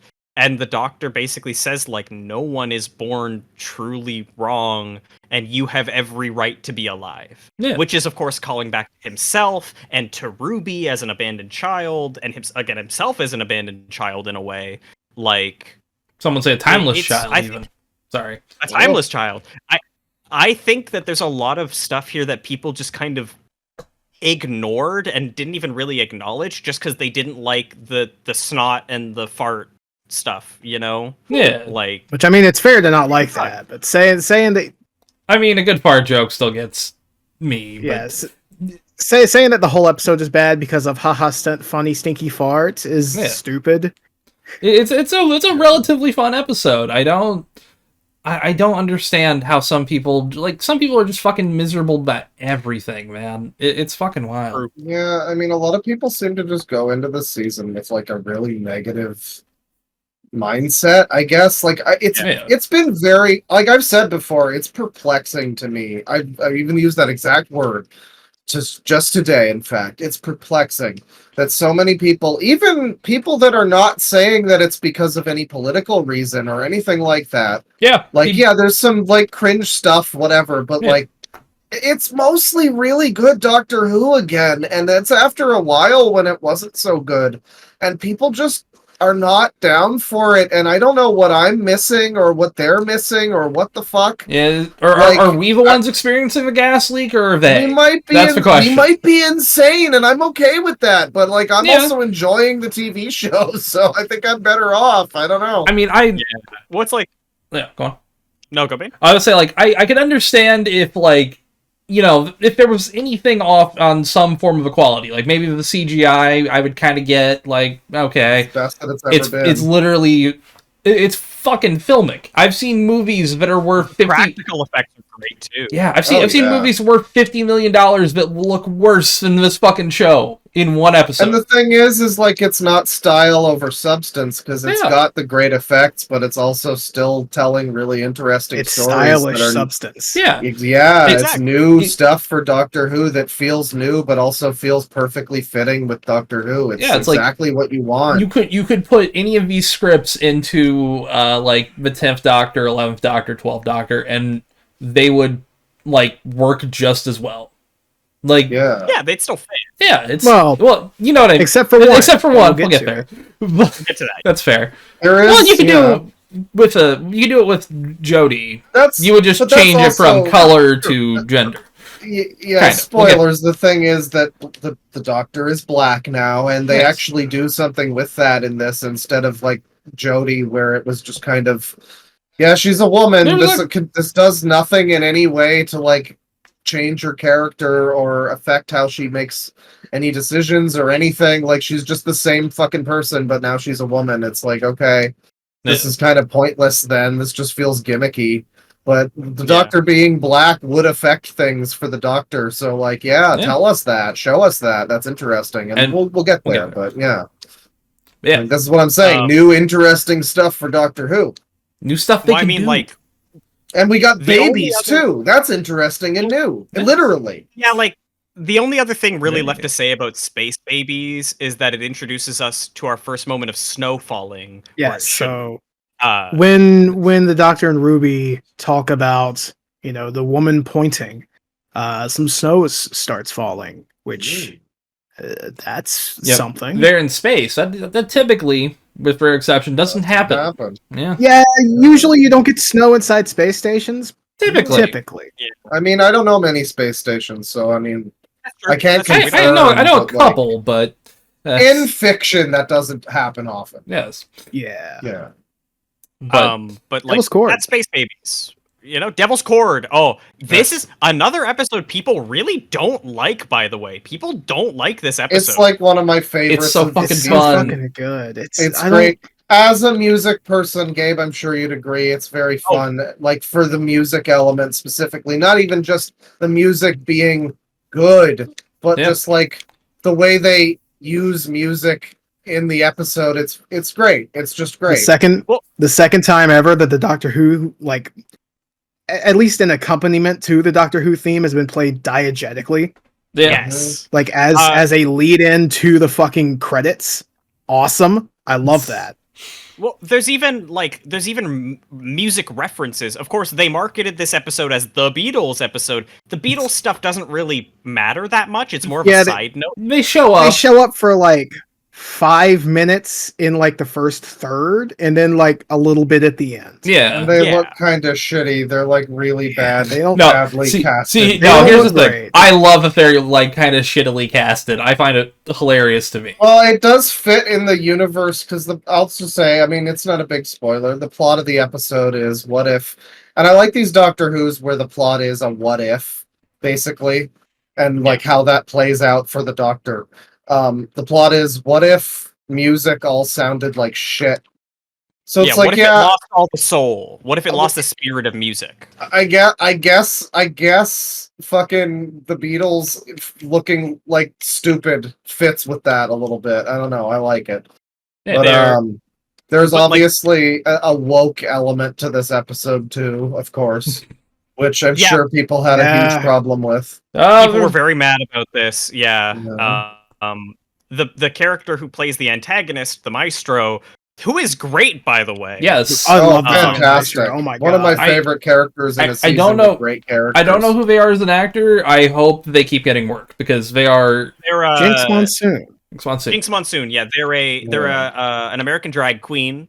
Okay, I thought they would be. I thought they were British or something. I honestly didn't. Nope. Okay, they're They won Drag Race twice. They're a pretty like they're a Broadway musician. Like they're a pretty notable person. Yeah. People found out that a drag queen was going to be in Doctor Who. They were very, very, very mad.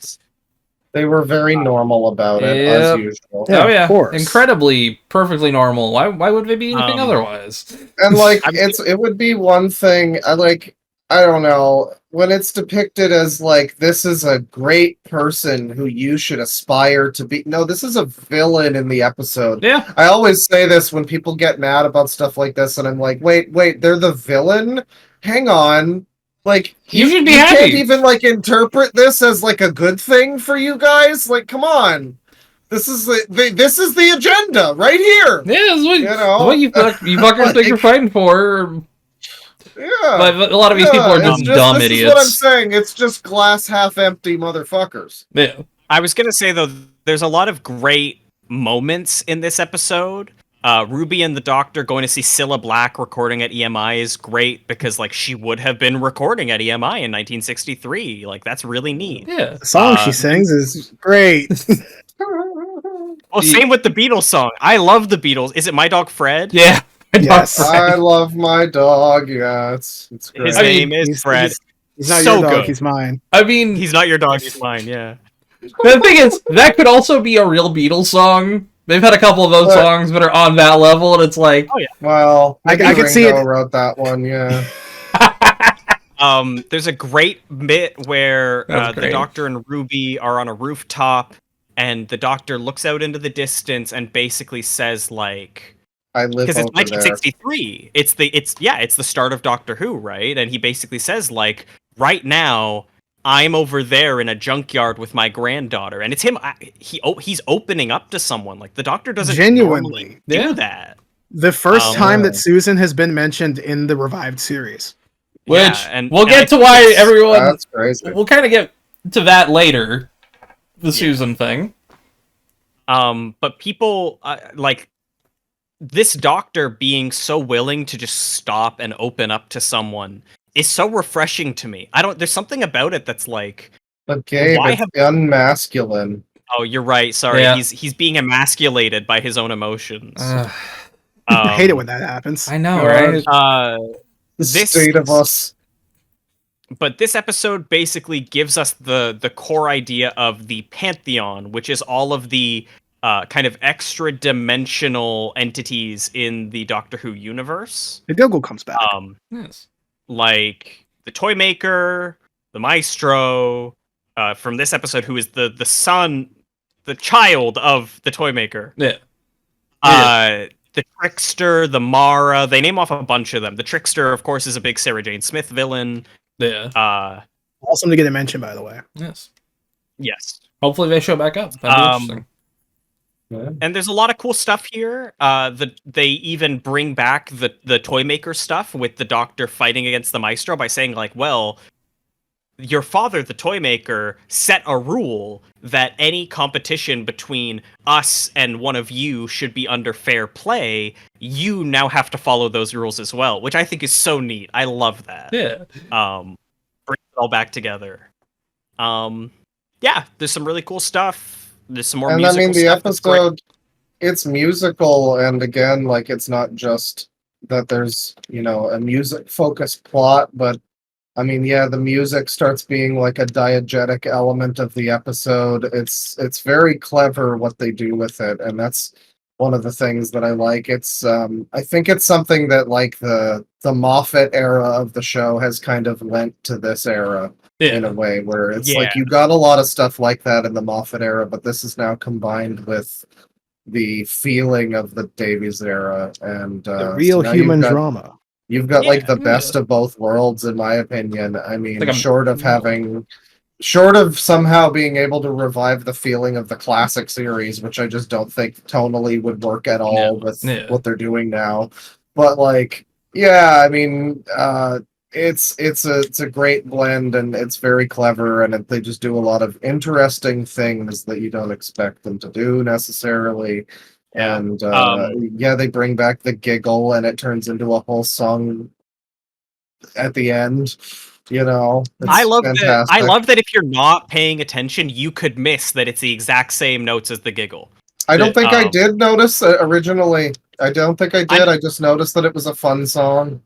I know I talked about it on your server because I was like, this is you so mentioned it. cute. Yeah. And it's great. There's a great musical number at the end. We also get another reference to The One Who Waits.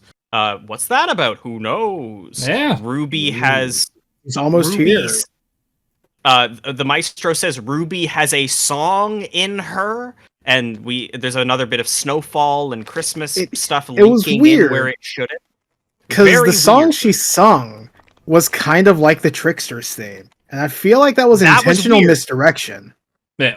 It led to basically most of the Doctor Who community assuming that Ruby was going to be revealed to be like a creation of the Trickster or the child of the Trickster. Yeah, it was it was an aborted arc from Sarah Jane Adventures, if I remember right. Yeah, which also has a scene where a song that is almost identical to the one that Ruby sings is played. Yeah. I mean, very also interesting. in the musical number at the end, there is cameos from a bunch of the musical team of Doctor Who, including Murray Gold. He's in there. Yes. Oh, nice. I guess also speaking about the ending song and something that's revealed. In this episode, it is revealed that typically, when a member of the Pantheon is about to like make their appearance into the world, they'll have a harbinger. Yep. Yes. And this one, this harbinger is called Henry Arbinger. Henry Arbinger. Love it. So silly. So if anybody has a name starting with H, just in the future, yes, don't trust them. I have no idea where that can be referenced. This is also the 4th episode in a row to feature a cameo by a woman. Oh, see, I was gonna say that until like. Well, yeah, I was gonna save that till Dot and Bubble. We can cut it, but there's context to be had there. This lady that shows up and is it's the same actress, but she's playing a different role. But here's the thing: Russell T Davies said himself, it's just because they had spent all of their most of their money on the production costs and stuff. They needed some quick people to fill in some roles. So don't be surprised if you see some returning faces throughout the episodes. Oh well, if Russell said it, then I guess we have to take that for But we'll get a little bit more into that when it comes up in the story. We can cut it out if you want. Possibly. I mean, if Bane feels like putting in the effort. Yeah. But anyways. Sorry. The Devil's Chord. It's a good one. It's another good episode. Better than the first one. I love that episode. Look at that. I give it a 9 out of 10. Yeah. Yeah, me too. It's like an 8 or 9 for me. Then there's Boom, the Stephen Moffat episode. The Doctor steps on the landmine and fucking dies. The end. A lot of people like this one. I thought it's one of the weaker ones, but it's still great. I really liked it. I think setting and environment and atmosphere is great. Yeah. I think the writing is a little weird. I think the premise happens. Yeah, that's fair. Also, you're kind of getting slow, Gabe. Oh, okay, you're back to normal. Gotcha. Okay. Nope. Yeah. All right. Yep, you're good. Yeah, so the Doctor steps on the landmine and hijinks ensue. He can't move or like freak out or anything because the landmine will detect him and then blow up. And if he blows up, because the mine uses like its target as a power source, half of the world goes with it. Yeah. So he's got to be real careful. It would be not good. This be pretty bad. Yeah. Yeah. Yeah, and this episode also. Oh, go ahead. You go. No, you go. Well, I feel like you were going to say something more relevant than I was. I was just going to say this episode is a big collection of Stephen Moffat references. There are a lot of tons of references. Yes. Yep. The Doctor Dances is where he introduced Villengard as an idea, and then he brought it back in Capaldi's final episode. Yeah, they're definitely bringing that back. Yeah. This episode also references Fish Fingers and Custard. This episode also brings back the Anglican Marines. This episode also does just a bunch of stuff. There's just tons of references. He talks about the mud. The evil mud that he fights in the Witchfinders from the Jodie era. Okay. Did he write that one? So many references. He didn't write that. No. Okay. He didn't. But it's kind of weird how many references there are. Like it's full of them. Yeah. I feel like possibly don't this know. might have been the first time writing on Doctor Who for somebody who really enjoys the show and once wrote a lot for Doctor Who. I don't know. It just seems like it. I think could be. It's possible. I think my favorite part of this episode is the idea behind the evil ambulances. I think that's Yes. so great. So Such a great Villengard, concept. yeah, Villengard basically keeps casualties at the exact minimum rate to keep the war going, but also maybe not get sued. And as a consequence of that, excuse me, as a consequence of that, stuff like blindness and like, you know, maybe a broken rib or something like that, that is just that's treated with euthanasia. Yeah. And I'm not talking about children in the largest continent. I'm talking about euthanasia or sudden death. Yes. Suds on breasts. Great ideas all season long. Oh, right? Like, I mean, the amulet this has a very unique look about it. There's something about It does. this. Yeah, well, it sure does. Yeah. There's something about this episode, though, outside of, I guess, the look of the ambulance. It feels almost like it would be an audio drama or something. An audio feels drama, very- or like kind of. it seems like it could be like a 12th Doctor episode too. Like it I has could that see feeling that. about it. Yeah. It has the same feeling as the opening of the episode where he comes across the child in the field of hands. Magician's Is that the Apprentice. Witch is Familiar, or one of those two? Magician's Apprentice, that's it, yeah. Yeah, It 'cause has that that, same I was atmosphere trying to to it. remember which one it came first. This episode also introduces us to a character named Mundy Flynn, who is played Yes. by Varada Sithu.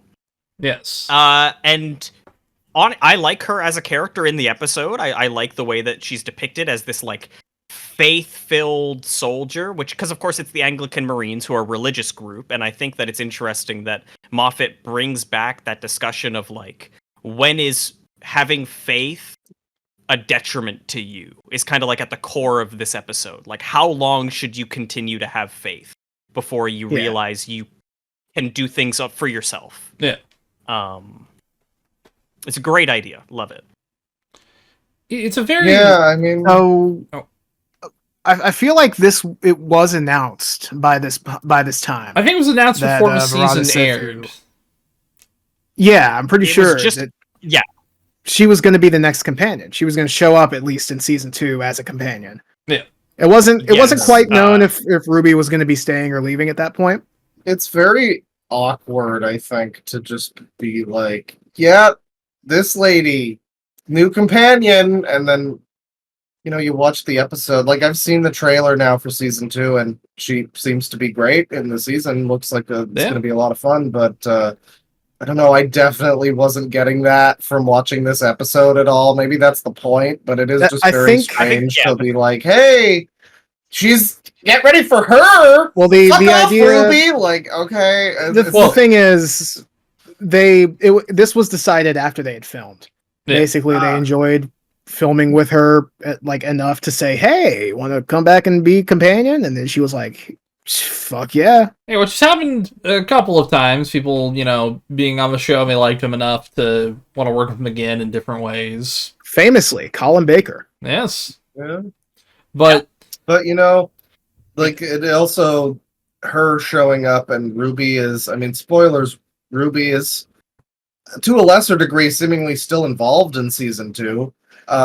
It seems a lot like, it seems a lot like they're kind of going back to that, again, Russell T Davies era of, like, Rose is no longer the central companion, but she'll still show up again. yeah, And Martha's there in her Black Martha People showing up in dimension with Mickey. series 4. Yeah. see, I Yeah. I hope The dimension where her and Mickey got sent to exclusively for some mysterious reason. Yeah. I hope with this Doctor we don't have a lot of him abandoning a companion. Maybe have them come in and out at certain points.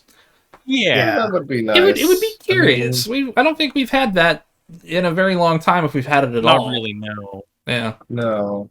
I mean, there's a character who But is yeah. set up in a few episodes that I hope comes back. We did have companions leaving of their own volition a lot in Chibnall's era, and they did come back. Yeah. For Power of the Doctor. Yeah, they did. Okay. So, yeah, it definitely is a lot less common though in the modern era, though. Yeah. Like it didn't happen with Clara, Amy, Rose, Donna. Wow. Yeah. So Bill. I was just curious.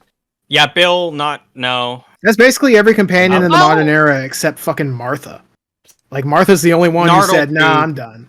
Nardole. Well, that was Nardole would go in and out. Nardle's like a different type of thing, though, I think. than yeah. That's he, true. he That's companion. Yeah. was I agree. eventually left behind. So Sort I of was- halfway I was his own curious. choice. I don't know. Yeah. I was curious because, like Claw mentioned, this is an episode that people really loved. This was one that people said was like, "Wow, you know what? Maybe this season won't be all bad." I think it's all right. I think it's got some problems. I'd give it It's like a so 7. over. We're so back. It's the highest rate out of the episodes we've talked about, the 4 of this season. Yeah. This is the highest rated one we've talked about with a 7.7.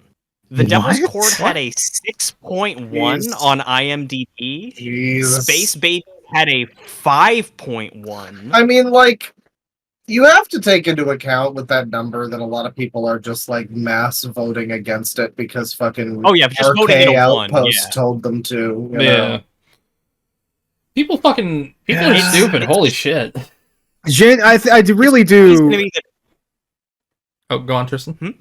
Well, I was just gonna say it may not be a popular thing to think, but I really do think at least a decent chunk of this is I don't want the Doctor to be black or a woman or anything different, I do and think it sucks. I do think there's at least I a really think percentage a of that. I mean, yeah. I mean, I would like, say like I at don't least a want to. third. I don't want to assume that that's what people's problem is with it that aren't talking about that, but like it is it is very unexplainable to me how nasty people have been to this season This season has been generally. yeah. some of the most fun television I've seen in a long time. Like, Yeah, it's great, and it's like it's got its problems, but so does all Doctor Who. People that act like Yeah. this is the worst Russell T Davies Doctor Who ever. Have you seen series 2? Have you seen Series 3's ending? Jesus Christ. yeah. Jesus Christ. Hey, you ever want to see People- the Doctor in a cage looking like fucking Dobby? Dobby Ooh, from Master Harry has given me Potter, yeah. clues. Yeah, the fucking people. We'll get to it, but people were comparing the ending of this to like classic Who or not classic, but classic Davies era, and like, Yeah. oh, this is the worst finale he's Um. ever done. No, you dumb bitch. No, it sure isn't. It might be the best. It's one of I the mean, better I don't ones. know. It's one of the best. I wouldn't say the best, but it's up there. Yeah. It's like the best without Yeah. being too like We'll get to bloated, and I don't know. I need to watch it like because like Doomsday is pretty good too. Yeah. Yeah. Well, it's Um, a very good finale, and yeah, the whole season's very good, and I just don't get the hate. 7? What'd you say? 7.7? This one was a 7.7, and this is like one of the highest of the whole season. Of the whole Jesus season? Christ. Fuck. Yeah, I think the highest rated episode of the entire season was 73 yards, I think, which is the Which next, is the next one. we'll get Which is to. a really fun episode, but Good segue. yes. What do people well, we should- want? 8.1. The highest rated episode of the season, 8.1 on IMDb. Only 8.1 Only 8? for 73 yards? People did not like this episode. People felt that it was too vague. People felt that it didn't answer enough questions. It didn't have a proper resolution. God, we I mean, like, you know, I love it for that. you're talking about I love it 73 because of yards. yeah. Yeah, 73 I yards. think the Yeah. biggest complaint you can leverage against it is that it doesn't have enough Doctor in a season It that's is- too short and introducing that new Doctor. Yeah, Yeah, because this that's- episode, I'll give you the that. episode immediately, this episode and the one immediately after are both pretty Doctor Light.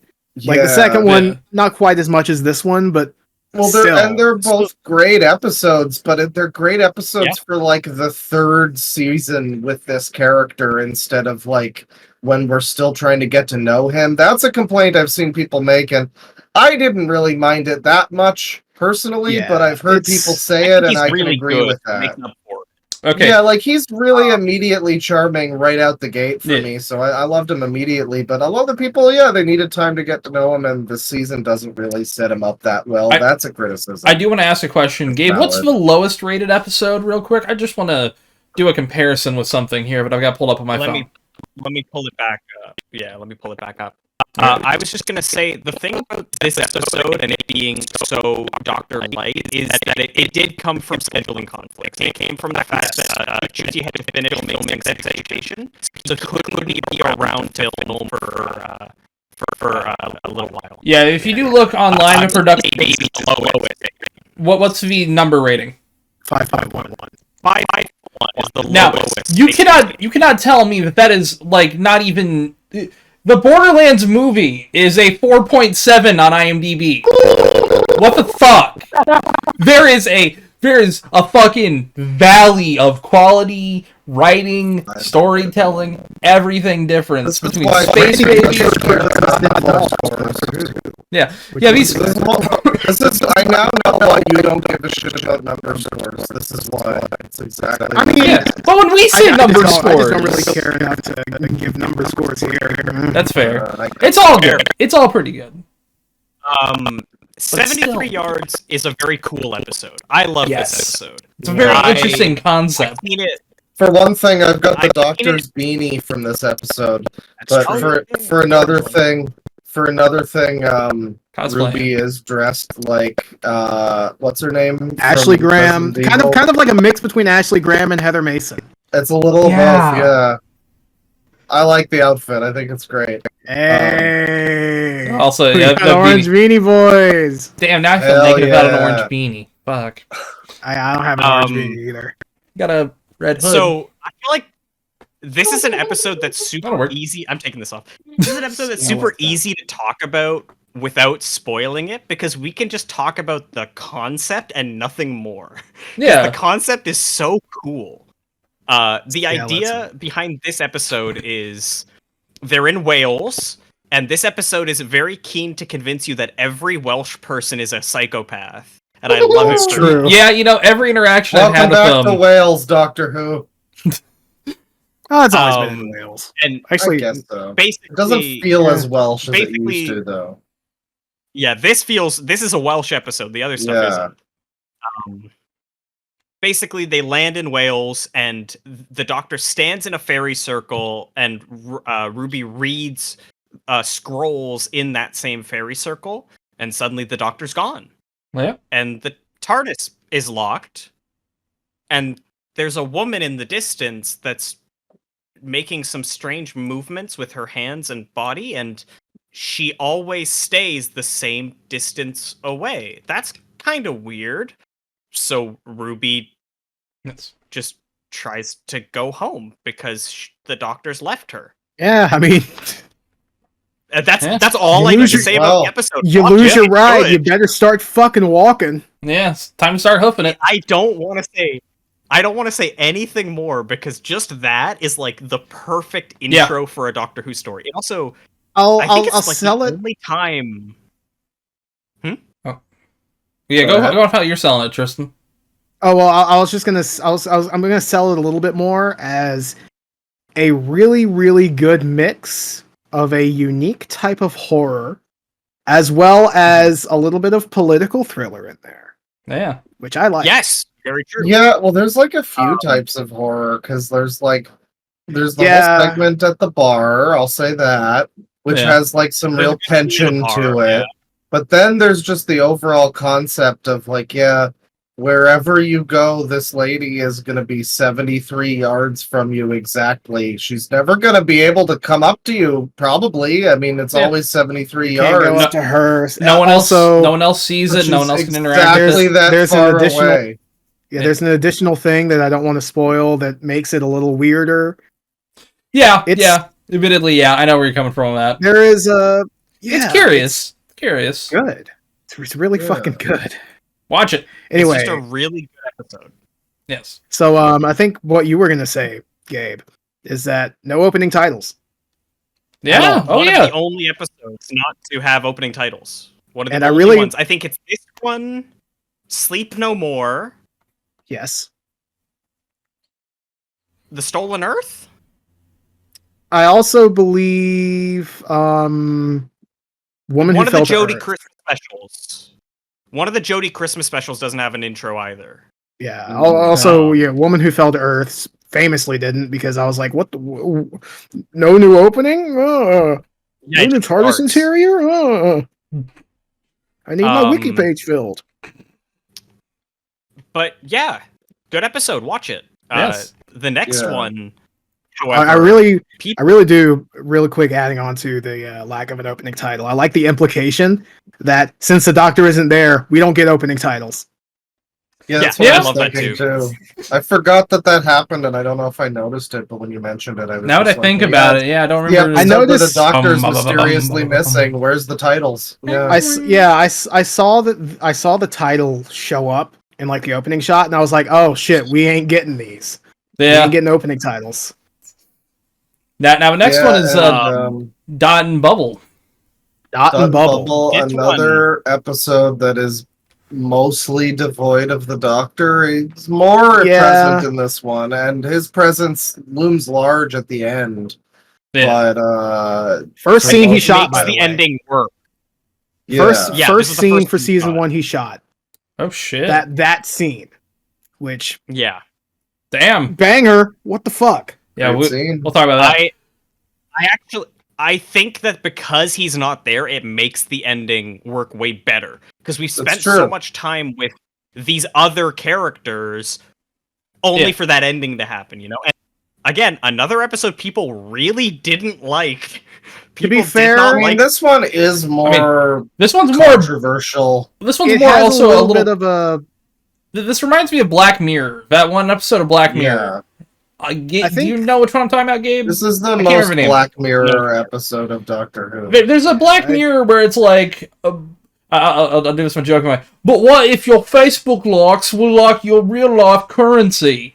nosedive. Nosedive, I thank vaguely remember the. Yeah, I vaguely I- remember that. I like the show, but every time somebody makes those jokes about what if like your Twitter likes were like, you know, your credit score kind of thing.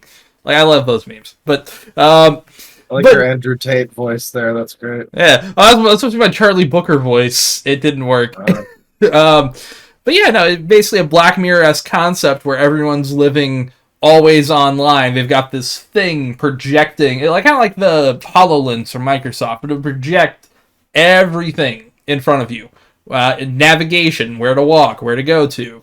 A whole social media feed of just people constantly talking to each other at the same time, shifting calls in back and forth. It's a very interesting concept.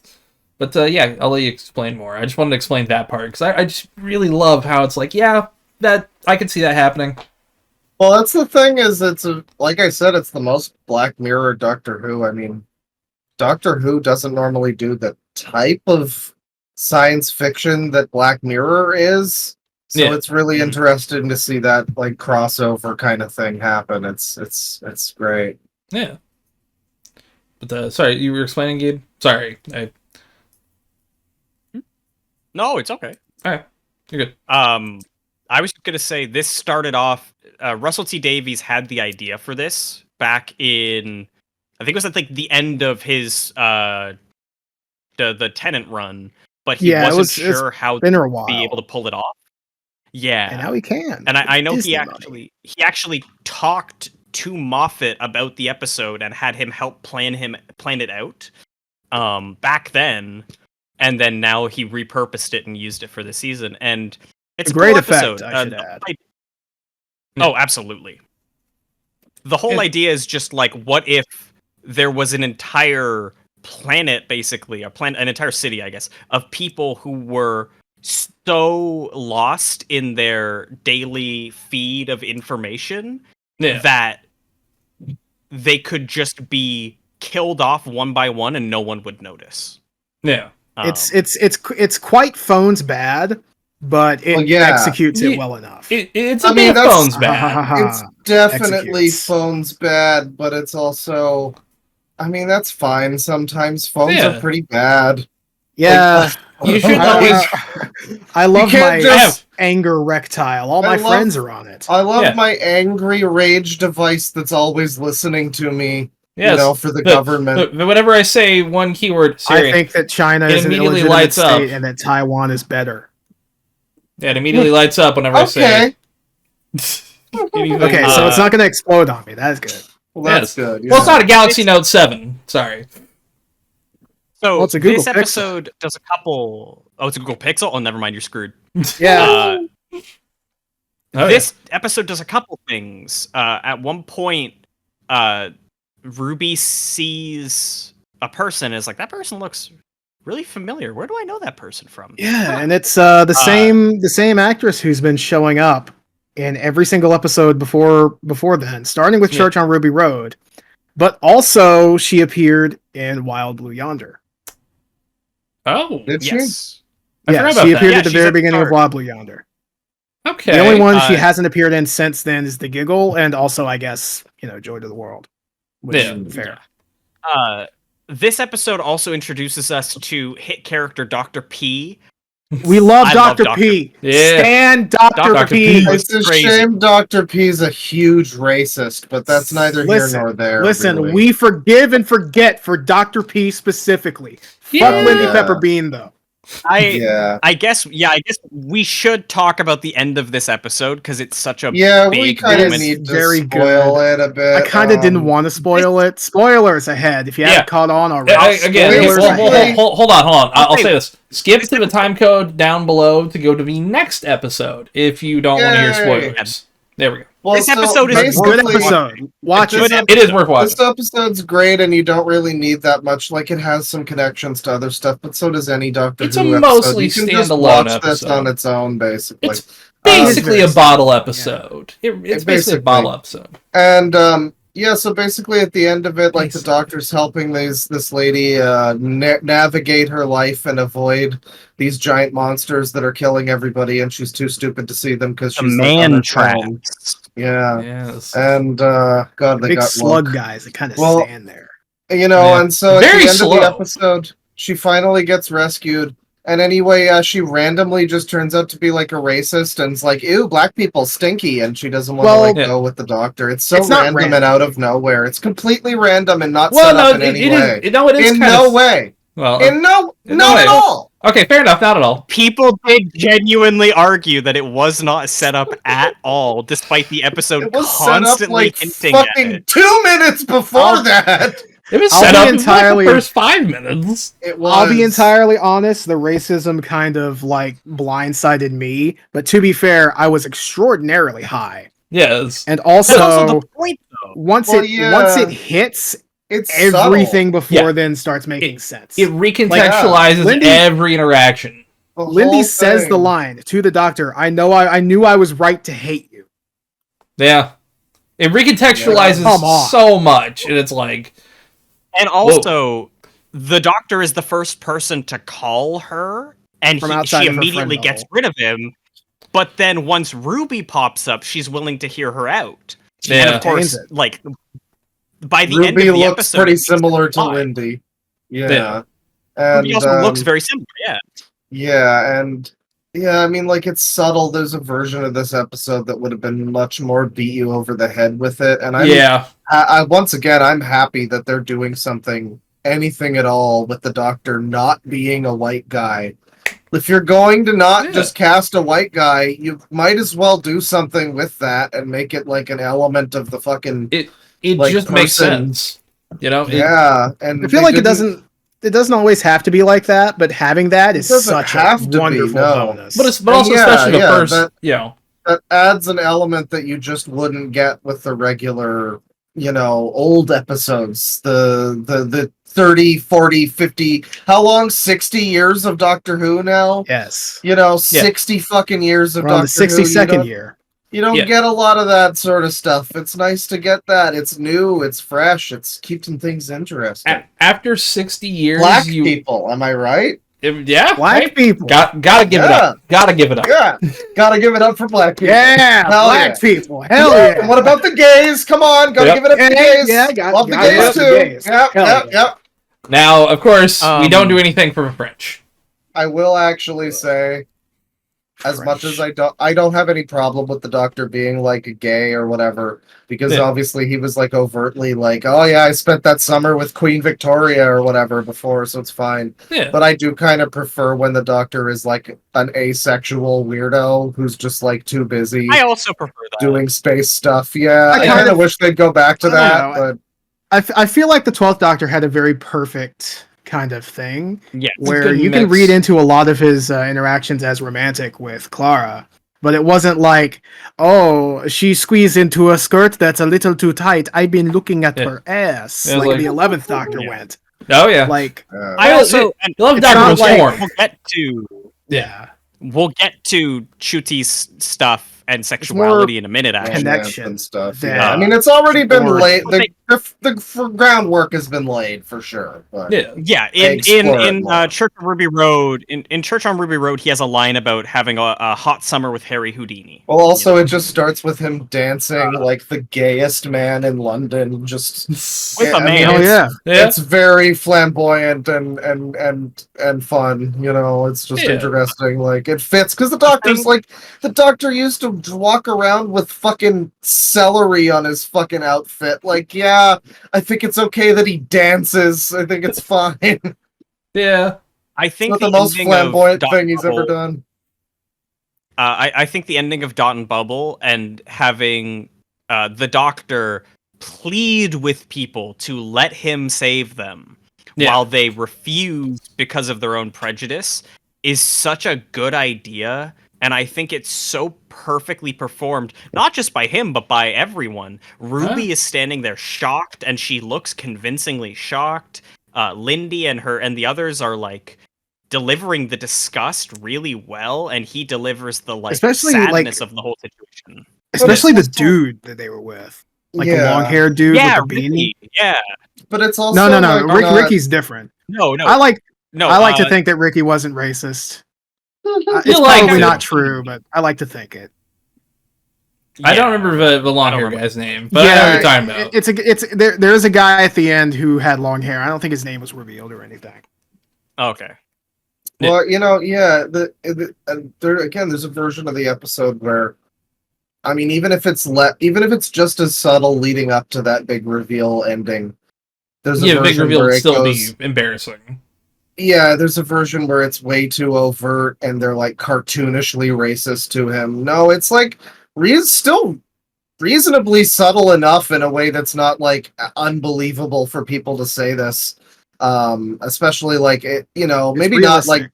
modern day people, it might not happen quite that way, but like this is kind of like if the Doctor, if this sort of thing happened in like the 1940s or something.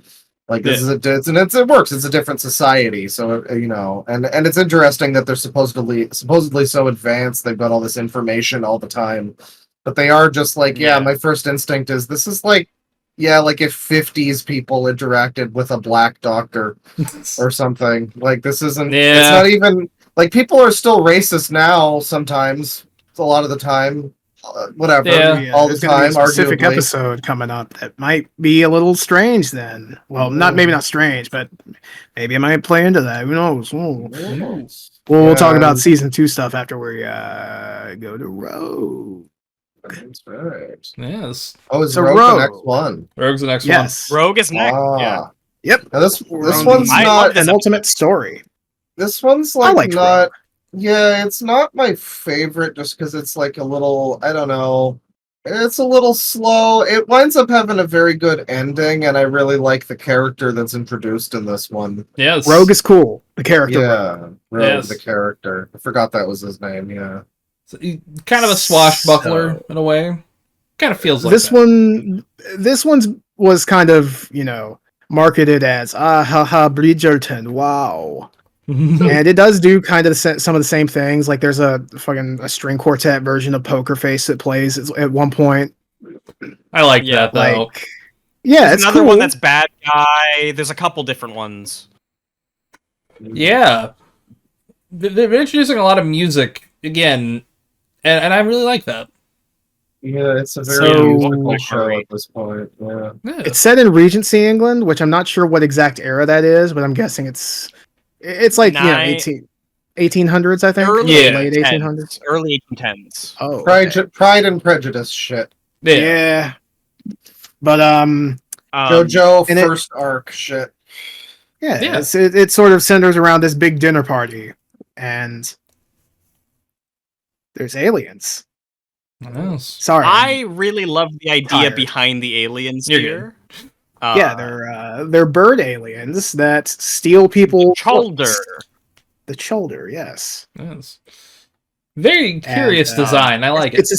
It's essentially cosplay. They even name it cosplay in the fucking episode, which is a bit that's cringe. a bit I'll be cringe. honest. That's a That bit was eye bit roll. cringe. Yeah, it's like, okay.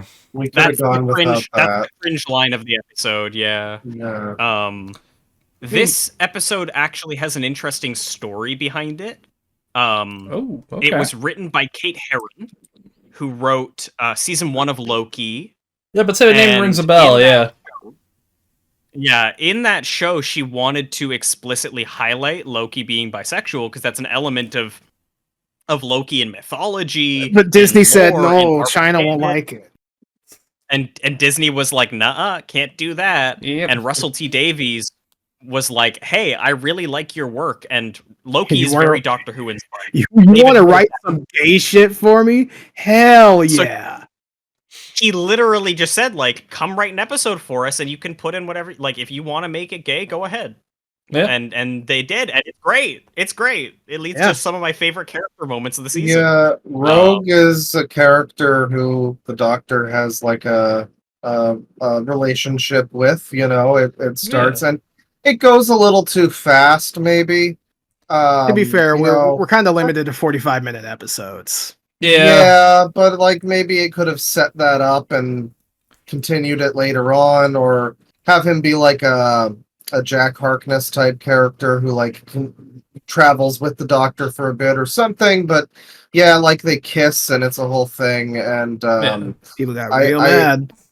people got mad, obviously. But like I don't know, he comes with a very, I want to say like a River Song-esque vibe, and but also less annoying than a River Song was when I. What, when you don't she like was first spoilers? introduced. You don't like God, that was spoilers? such Spoilers? fucking Spoilers? annoying Spoilers? Fucking Spoilers? shit! Shut up, mate.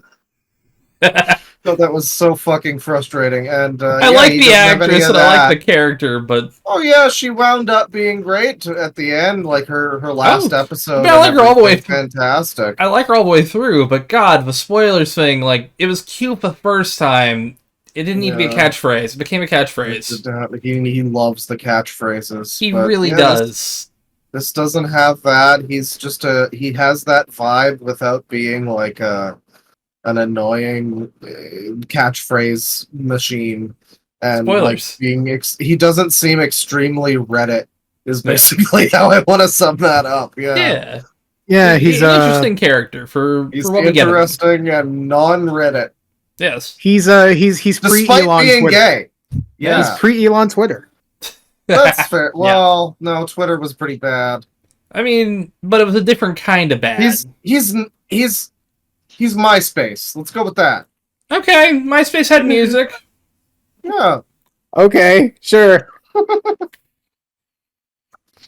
But yeah. But yeah, And hey, the gayness of the episode gives them an excuse to play Kylie Minogue, so hey. Yeah. Yep. Fuck yeah. What are you gonna Love say Kylie about Minogue. that? They played some fucking bangers in that whole they played some whole bangers in this whole fucking season. Check out the season. now You have cool. this There's a cool. Oh, go on. Well, there's a really quick cool scene where we see like past faces of the Doctor, and Yeah. someone sneaks in there. Mm. Yep. Richard E. Grant just kind of snuck in, just saying, "I'm gonna make myself canon," Yeah. and he shows up. So Richard E. Grant plays or played at some point some incarnation of a canon Doctor. Yes. Yeah. It's most well, commonly believed to be the Shaka Doctor, but it could be Yeah. something different.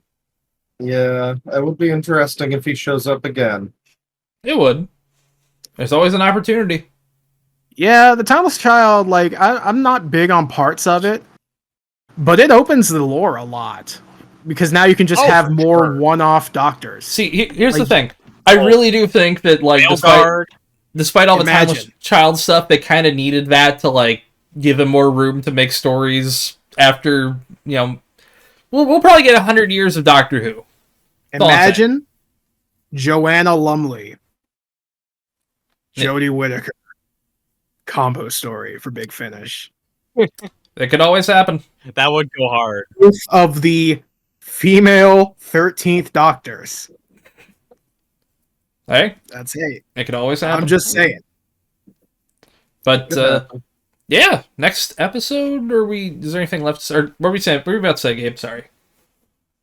I was just gonna say, like, overall, I think Rogue is another solid episode. Like, Yes. again, I don't think this season has any episodes that are outright awful. I really don't. Yeah, like I said, I Yeah. think by week it's the Space Babies, but I still think it's a good time. Even then, Space Babies is fine. Yeah. It puts. It's I fine. mean, like, yeah, we're just talking about the season. Yeah, Space Babies is probably like the worst, but again, it's like it's a Star Beast situation. It's the Yeah. best of. It's the worst of a good crop. Yeah. I would rather watch Space Babies than In the Forest of the Night, Yeah. Yeah. or like another one of those like pretty bad episodes Fear from Her? the previous run. By the way, I would Fear rather Her watch got Space Babies over Fear Her. By the way, Fear Her got taken off of iPlayer, I should mention, and then it got put back on with a new voice because one of the guys who was commentating, the news part. I know who you're talking about. I know what you're talking about. He did some sort of diddlage. I'm not sure what exactly. He was not friendly to a kid. That's the best way to describe it. Yeah, Not friendly. I think that's what it was. I'm not sure if it was to a kid or to a. Well, hey, he's in jail. woman. He's in jail. He can't sue us for libel. Fuck Is it. he? I hope. Hang on. Dear God, I hope. Bane, you should tell him to kill himself on Twitter and see what that does for you. Yeah, fuck it. Why not? I'll make a 4th account. He's gonna do it, the now- absolute madman. If he's got a Twitter, I'll at least send him a below tier God gift. Why not? Nope. He's been given a suspended prison sentence. How old is he? Because I hedged my bets on whether or not I'll actually edit it out. Oh, he was sentenced to 6 months, and that was more than. Oh my God, he might be getting out. Is he? How old is he? Let me know. I need to know if this guy uses YouTube. He should be out by now. 6 months. It's let me go back to. This is not He's getting 63. Ooh, that's How a dice old roll. is the guy? I'm gonna just say fuck it and leave it in. He's probably out. He's probably out by now, but still, Yeah. Well, he has been hopefully- convicted. He's been convicted of creating images of children. that Oh, are that's bad. that's even worse. That's So I fuck thought you, it was gonna Hugh be bad. Edwards. That's worse Fuck than I thought it you. would. Thought it'd be. Yeah. Hey, glad they edited him out. Makes sense. Convicted and sentenced, and also probably served his full sentence. Which cool. He's out there now. You can Right. kill yourself now. So the finale. Yes. yes, the finale. This was another. Well, I will people say, really liked first- Rogue leads into the finale. I don't remember exactly how, but it has a very dramatic ending, from what I recall. I don't. Something to do with the. I It's can't the remember. doctor think putting so. on his ring. It's the Yeah, doctor he putting on puts- the ring Rogue gave him as the end. Oh. Yeah. Okay. That's how that led more The- into it. Yeah. Nah, it kind of leads into it. There's a funny TARDIS groan that happens at one point. Yeah. And then Oh, you're right. obviously Yeah, there is. there's the obvious. Oh, hey, it's this woman again. Ooh. Yeah, she shows Yes, up they do. again. That's true. In a Yeah. portrait. However, the next episode, The Legend of Ruby Sunday, which is the first half of the 2-part finale, people really liked this one. I thought it was a good one. It I thought it was a bangs. cool Yeah. way to start off the finale. It builds and builds and builds and builds, and then it reaches like a critical point, and then it ends. And I love Yes. it. It has that perfect feeling of like a Russell T Davies finale buildup. Okay. Viewers / listeners, go watch this season Yes. because there are parts about this finale that are inevitably we we're gotta just gonna talk have about. to Well, totally okay, all right, hold on. spoil Let- it pretty much. I'm gonna make an audible here. Should we talk about the Christmas special, which is basically in isolation now? Because we could do that because it's not going to spoil anything in the next 2 episodes. The Christmas special is Yeah, we'll just pretty go in order. unrelated. Okay, well, Yeah, I alright. think it's easier to go in order. Okay, I'm just making sure. Well, again, folks, if you want to just skip to the Christmas episode and our thoughts of the Season 2 trailer, click down below in the description. Use that for once. There we Yes. go. Anyways. Okay. Ben makes all those timestamps. You got to use them. I try to make them funny, too. Sorry. Yeah, he does. So- He puts in a lot of work. Episode starts. The Doctor rockets the fuck into unit. Nice, wonderful reunions happening all around. There's a little short guy. I like Yes, him. He's on this little Morris. Segway. The funny little... The Mel's links there. again. Actually, Mel isn't there, but she's there for the rest of the episode. Kate's Yeah. there. Shirley Ann Bingham is not there. Yes. She, I forgot what exactly was said that she was doing. Like she was on like a mission in fucking Honduras or something. I Yeah, don't know. Yeah, she's like overseas somewhere. We don't know. So Yeah. I don't think like they really Filming. They didn't film really like conflicts. probably, yeah.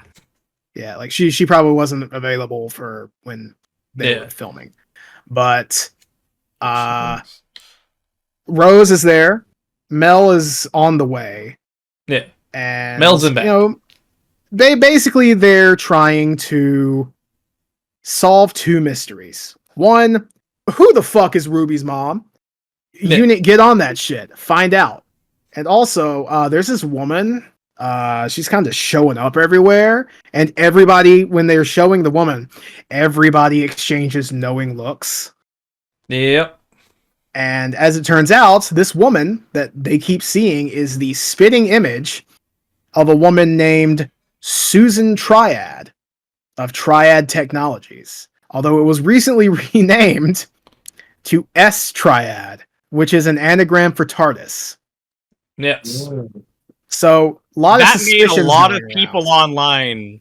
People online, when they saw that in the next time trailer, were like, "What could it Yeah. mean?" It's like, oh It's shit. TARDIS. I think a lot of people Oh. thought that she was Susan. Mm-hmm. Yes, People did that's think she was I mean- Susan. Yeah. yeah, because the Yeah, name of her the name actor is was Susan Twist. The Which character's... great Ruby name. by even the says way.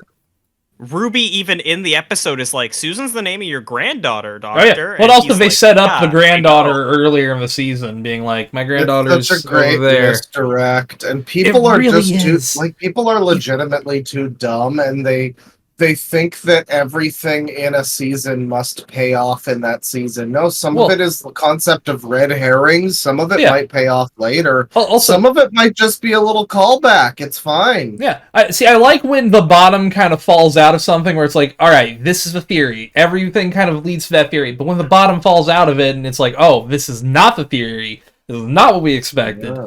Sometimes it can be done very poorly, but sometimes it can I pull it Nothing love off. you know is wrong.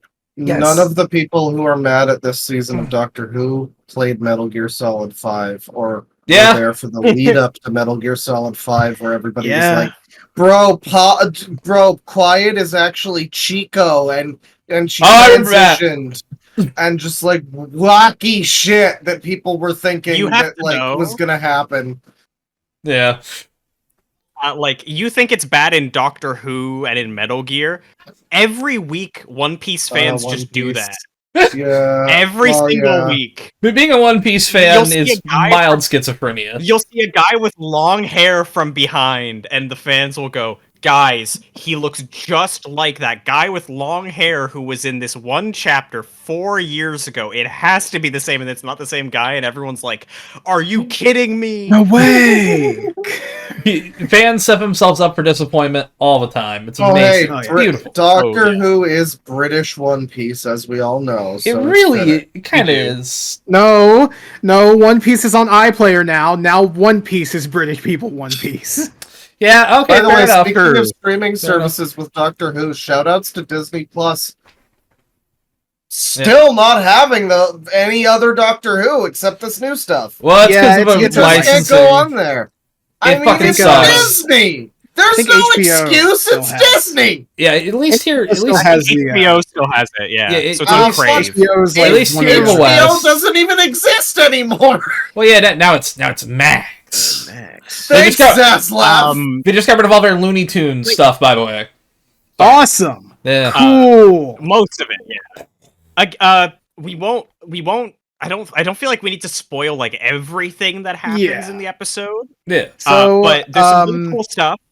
There's a new Really worker, new worker at new worker at unit called Harriet. Yeah. Yeah, There's she's pretty cool. Yeah, we see Mel again. Mel rides a fucking bike, which is awesome. It's by a the nice way, bike. It's a nice bike. And there's a great scene with that in the next episode, actually. Yes. And then, so things keep building. They're trying to like get. They have this time window that can see like, Ruby Road. The night the night that Ruby Sunday got left off. Yeah, that's a third Doctor thing, right? The time window. Yes, yeah, I actually forgot which story it was in. No, the time window was introduced in Girl in the Fireplace. Was it? Was it? Yeah. Hang on. I don't know. I remember hearing that it was in the third Doctor. They're in Sarah Jane as well. Mm. There's a time window in Doctor the Widow in the Wardrobe, and then Day of the Doctor also has time windows because that's what they trap Gallifrey in. Gallifrey is time locked within a time window. Is it currently? I never keep Not up right with now. it. Not currently, no. Gallifrey's fucking gone again. They destroyed it. Okay, But yeah, you're can't wait till they right. bring it back You're right. again. Oh. So, the first appearance. They never. The first appearance is Girl in the Fireplace. Huh. I thought it was a third Doctor thing. Okay. Well, yeah, it's an existing thing. I guess Unit has one. Yeah, they take whatever, and for whatever reason, I don't remember exactly why. I guess just favor to the Doctor, but yeah, they're willing to. Yeah. Basically, they're not supposed to have it. Well, no, I They're not just mean supposed like. Yeah, they're just willing to let him help his companion for some reason. I mean, they've done. He's done them a lot of solids. It's That's my take also on it's a pretty small thing. Yeah, for him, it's like they probably use a time window to see if their like spouse is cheating on them on like an average Friday. Yeah, they probably use that so much for random shit. I would, but yeah, you got a time window. You got to use your time window. I mean, yeah, otherwise it just gets stale. Anyways, it's just a waste of a time window. The stuff with the time window is really cool. It's a really great scene. It's a good effect too. Where really good effects, yeah. Where yeah. they're basically using the time window to go back to the moment that the Doctor witnessed when he went to go get Ruby in the Christmas special, and they basically see it play out, but no one can see the woman's face still. And it's super weird. And then one of the colonels sees something, this big mass of like smoke, and he goes to check it out, and he vanishes. Yeah, it turns out he got turned to sand. And sent to hell. Yes, he did get sent to hell. damn. Unfortunately. Yeah, that sucks. But anyways, the time window stops or whatever, and then the Doctor's like, well, I guess we gotta go meet Susan Triad and see what the hell's going on. Which leads to a really great scene between the Doctor and Susan Triad, where he's asking her all these questions about the stuff we've seen throughout the season. He's basically saying, like, do you remember this character from this episode? Remember being an ambulance? You dream of being an ambulance? Which is such a good line. That is, but she has such great a line. genuine look of fear on her face when he says it that it sells it. Because she has, yeah. It's a wild moment. It really is. And then, things keep building and building. It turns out that that massive like blob of shit that the dude saw was the TARDIS, and that there's some fucked up eldritch shit just happening around the TARDIS constantly, and no one can see it. Yeah. So that's cool. Mm. And then until the end of the episode, right? Yeah. Until the end of the episode. So where's Harriet at this point? Oh, she's just Oh, around. so Harriet's still Just working at chilling. Unit. Yeah. Okay. She's- Well, Yeah, actually, this is the moment. Actually, yeah. Well, this is the Uh, moment, and I just want to lead into this by saying, if you folks could have seen the with Gabe sub chat on the Loud Equals Funny Discord when this I was was- going on, I was coping so hard for a So- specific thing, and Tristan had Ooh! this specific theory that, like, I hadn't even seen the episode. It was some like was a very old 1970s episode. episode that I've never seen. About you should a watch it. villain. Oh, I've seen it since. It's a great Oh, hell episode. yeah. Great serial. And they had it on the what was the series called? The Tales for the Doctor or something? Tales for the TARDIS. Yeah. TARDIS. Yeah. I really like that. I hope they do more of that. That was a really fun they thing. aired that one specifically after the first part of the finale, which Yes. is interesting because before then, one of the main conspicuous absences from the Doctor lineup from Tales of the TARDIS was the Fourth Doctor, Yeah. which is crazy because he was on the show for 7 fucking years. Yeah. But Been doing now it we for a know bit. why.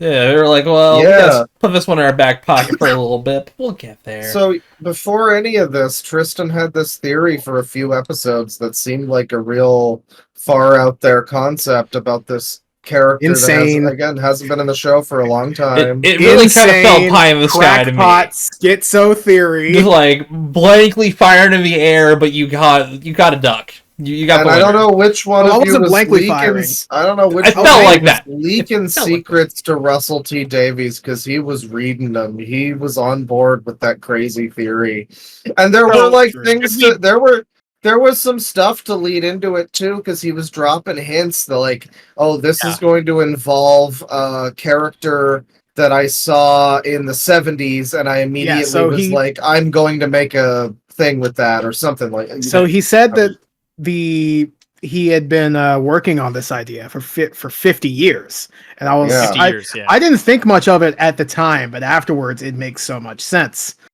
Yeah. Absolutely. Yeah. Should we? I feel like we have to say Here what is the your final reveal is. Here is your final spoiler warning. Yes. Watch this season. Yeah. Okay. Literally It's a watch good the season. And I want Listen. you to know also, even if you don't know much about Doctor Who, this was a fucking twist that somehow landed super hard for me. Maybe it's just because Yeah. The execution. it's just it stands on its own. It's just such a great reveal. It's so fucking dramatic. I loved it. It Yeah. is wild how they pulled it off too. But spoiler warning. Do you mind over. if I have to, because I remember speech? leading up to this, I was like, this is the stupidest theory I have ever seen. People saw S I triad liked the technology. idea. And were like, so here's the thing. People saw triad technology, S triad technology, and they went, that's TARDIS. It's going to be something to do with the TARDIS. And then people were like, wait, but her name is Susan. And it's Susan Triad Technology. What if the reveal is going to be, again, spoilers, watch the season. yes. What if the reveal is going to be that Susan Triad Technologies are doing something in the name of the god Sutek, who is a Fourth Doctor villain, and the reveal will be the Sue from Susan and Tech from Technologies coming together to say Sutek. And that's literally exactly what happens! I said, this is the stupidest thing I've ever heard. And I watched it and I paused.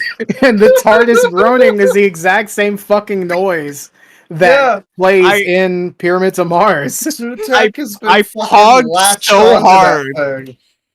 Yeah, I think I wild. audibly so hard. screamed. I think I audibly screamed, "Let's fucking go!" And who is the harbinger for Sutek? Harriet Arbinger. Harriet Arbinger. Never trust anybody with the name H in Doctor Who until Russell T Davies gets his fucking claws off of the show. Yeah. I Check your the last move name. Get was the photo ID. palpable.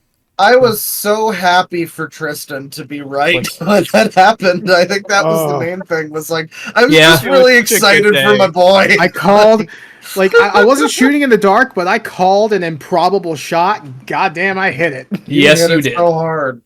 That was And, impressive. yeah. I respect I it. remember we were talking about it. We were talking about it in our chat, and all of us were like, "No way, no way, no." Yeah. And, I remember I didn't get to watch the reason episode until like a little bit after. I just had to mute it for that whole day. I'm like, I'm not getting spoiled. I'm not getting And spoiled. the reason it works so well, it's not just like, oh, the twist was great. It was that it's executed very well. The actual lead up to this villain makes it really scary. And then when you actually see the thing, like Susan and Harriet go like skeletonized and shit. yeah, everybody's Yeah. getting like turned to fucking sand and skeletons and shit. It's really fucking. It's a little like. Is this before or after Mel gets? I mean, that winds up happening too. Mel is Before. fine. Mel is fine. Okay, Mel's fine. Mel's fine at this point. But yeah, people are getting fucking turned to shit. Shit and dust, and it's pretty spooky and pretty. Does your waist turn into dust in that situation, or would it just fall? Ooh, There's- good I question. mean, it's shit dust, Shit dust. The final shot of the episode is so good.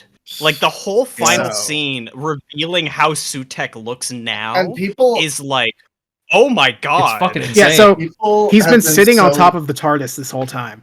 Yeah. People have been clinging so to the outside. down on this reveal too, because you said people like this episode. I know that people have mostly been like really against this finale, and I just don't get it. People hated the finale. Like people hated the second half.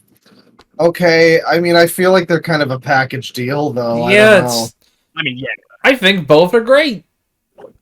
I do too. I mean, I think the second half gets a little bit depressing or whatever. Like, It's very depressing.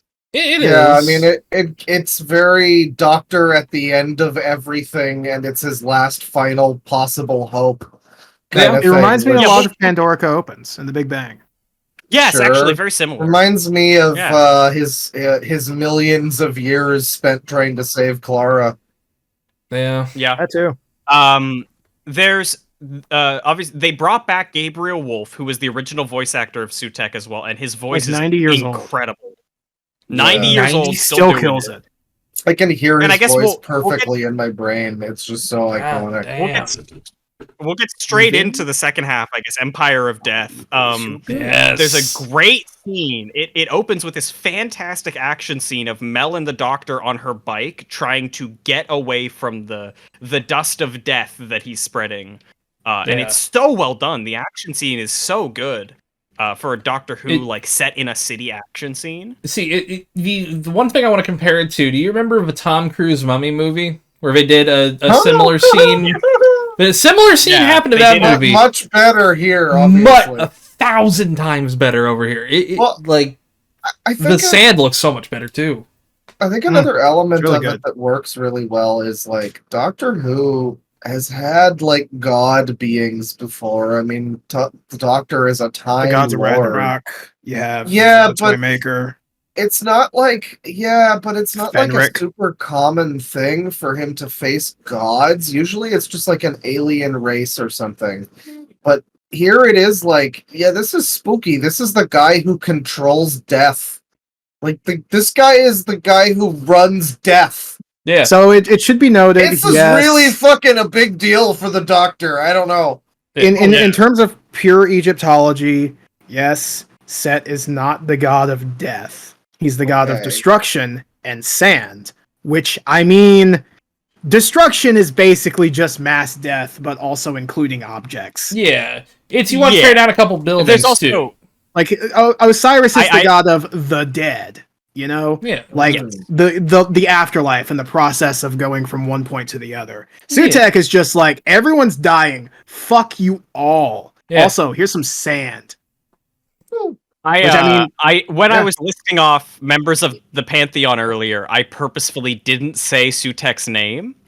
Because I didn't want to say it and be like, oh. Yeah. It's great that he's back though, and I think that what they do with him is really fun. They make him, yeah, he's a bit of like even though he's a big dog, they still make him a bit of like a hand-wringing kind of like mwahaha villain, which I think works really well most of for that the is the story. voice. He too. literally made the TARDIS into his throne. Like Yeah. hell Mhm. yeah. Yes. It's fucking Like metal. a man sitting on it the entire time. Yeah. Yeah. Which he's probably been doing that for a And- long ass time, so. Oh It's yeah. been 50 years. Which, I mean, you consider the actual real time in Doctor Who years. He where went he's through the he's been entire through Time the War. Hellbent Heaven Sent. No, he didn't. You He didn't go know, through Heaven Sent because what did he have? yeah, Hellbent, the That was within the TARDIS. Yeah. Yeah, Oh, right, okay. yeah. Well, The I TARDIS guess was just on Earth. Yeah, alright, that's fair. But still, like, all the fucking Ghost time Monument? that he's spent going through history and Monument, yeah. everything, I mean... There's been a lot of easier times he could have taken over, too. Let's be real. Like, Well, the Well, theory and is but- the Yeah, you go. theory is that when Donna spilled the coffee on the console, it woke him up, which is I like it. I do think like that's that fine. theory. That's a pretty good Well, one. But there was also some stuff, like in, I think What? it was Series 3, has some reference to the TARDIS acting up, and it's been theorized a little bit that might be like a reference, because that's still Russell T Davies' era. He said he's Yeah. been planning this story for 50 years. Like, It's possible. it's possible that he was planting some kind of seed for that, potentially, but it's Yeah. hard to really say. It's been a while since I've watched Series 3, so I can. I have to take a look at that. I remember hearing that there was, I think it was in one of the lead ups to the finale. I think it was the one with the old guy master. And he mentioned something about it's season. I think it's series 2, the one with the hell planet and Satan. Yeah. And something, the TARDIS is acting up in that one. Yeah, and the It TARDIS acts is up acting similarly to up. how it does in Wild Fun- Yonder.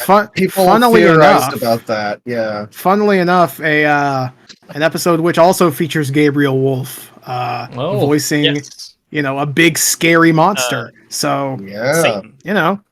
Pretty interesting stuff. There's also the cool thing about the whole Sutek's plan is that it relies on the Doctor just living, just doing what he does, and because Sutek's plan is wherever the Doctor lands, he leaves he calls them angels of death. They're basically other harbingers, which is why Susan Twist is showing up everywhere, and it's why there's all these all these weird things that keep popping up all over the place that don't make any sense. And it's because he's just been dropping someone everywhere the Doctor went, waiting for the moment where he could destroy as much as possible. He drops them within like the TARDIS's perception filter zone, which is 73 yards. Yes. Interesting. Exactly. And then the episode keeps going. There's a lot of cool stuff. It slows down a little bit for a while, and I kind of like that. It gives the Doctor a lot of time to reflect on what's happening. I really like that it slows down. There is a really long section, like right between. We should talk about how they make their escape, actually. Well, I was gonna talk about the other TARDIS. Yeah. But there's a really big section between then and when they're enacting their final plan. That it's just slow, quiet, very. It focuses a lot on the character impact of everything being over. Yeah, and it kind of being your fault. Yeah, it's really which nice. is just it. What it's doing is he's taking the flux and he's taking the impact that had on the Doctor, and he's doing it again, basically. Where the Doctor is already still coping with the fact that he was responsible for half of the universe getting destroyed, and now he has to deal with the fact that he's responsible for the other countless beings dying all of the again, universe being destroyed. Yeah, and he has to deal with both of those simultaneously. They go to the time window. He lets out a banger scream. He does let out a banger scream at one point. And such a woman giving into his emotions like that, though. Like, that's so gay. They actually Yeah. so in this episode, in the Tales from the TARDIS, every episode has taken place in a weird like amalgam of a bunch of TARDISes. It's called the memory And TARDIS. it's just, 2 cast members or 3 cast members talking about a story, and then they show the story. It's a great series. Yeah, it's I a highly good thing we recommend watching mentioned Tales from the TARDIS. Yeah, because you should watch it because it's classic episodes, but they're also kind of remixed They're re-edited. a little bit. Yeah, re-edited, some Re-edited. new effects and stuff, and I will cut say- down a little bit. I think you should watch the Tales from the TARDIS more than you should watch the colorizations, because colorizations I Yes, think cut a little bit too much. They take a little bit too many the Tales from liberties. the TARDIS but are better.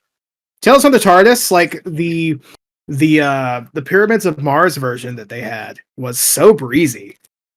Which is, Yeah, I mean, the it original felt story so was easy pretty to breezy watch. too, which they really had to make minimal cuts to actually make it breezy. Like I think they cut a decent amount of the 4th episode, but that's it. Yeah. But basically they go back to the time window, and they go into the TARDIS within the time window, and it is the TARDIS from Tales of the TARDIS. It is this memory TARDIS is what the fans called it. I think the official name is the Remembered TARDIS, but that's not as good as Memory TARDIS. Yeah. It's an amalgam of little trinkets and stuff from all previous Doctors, basically. Yeah, It is tons of Nobody in the references. future. It's No, horrible. you don't see the 20th Doctor's fucking spandex dick jumper. But, Yeah. don't worry, that's hidden off camera. It's somewhere. Yeah, it's in one of the compartments. But Yeah. I will say it is a There damn is- shame because that was leaked. The memory TARDIS.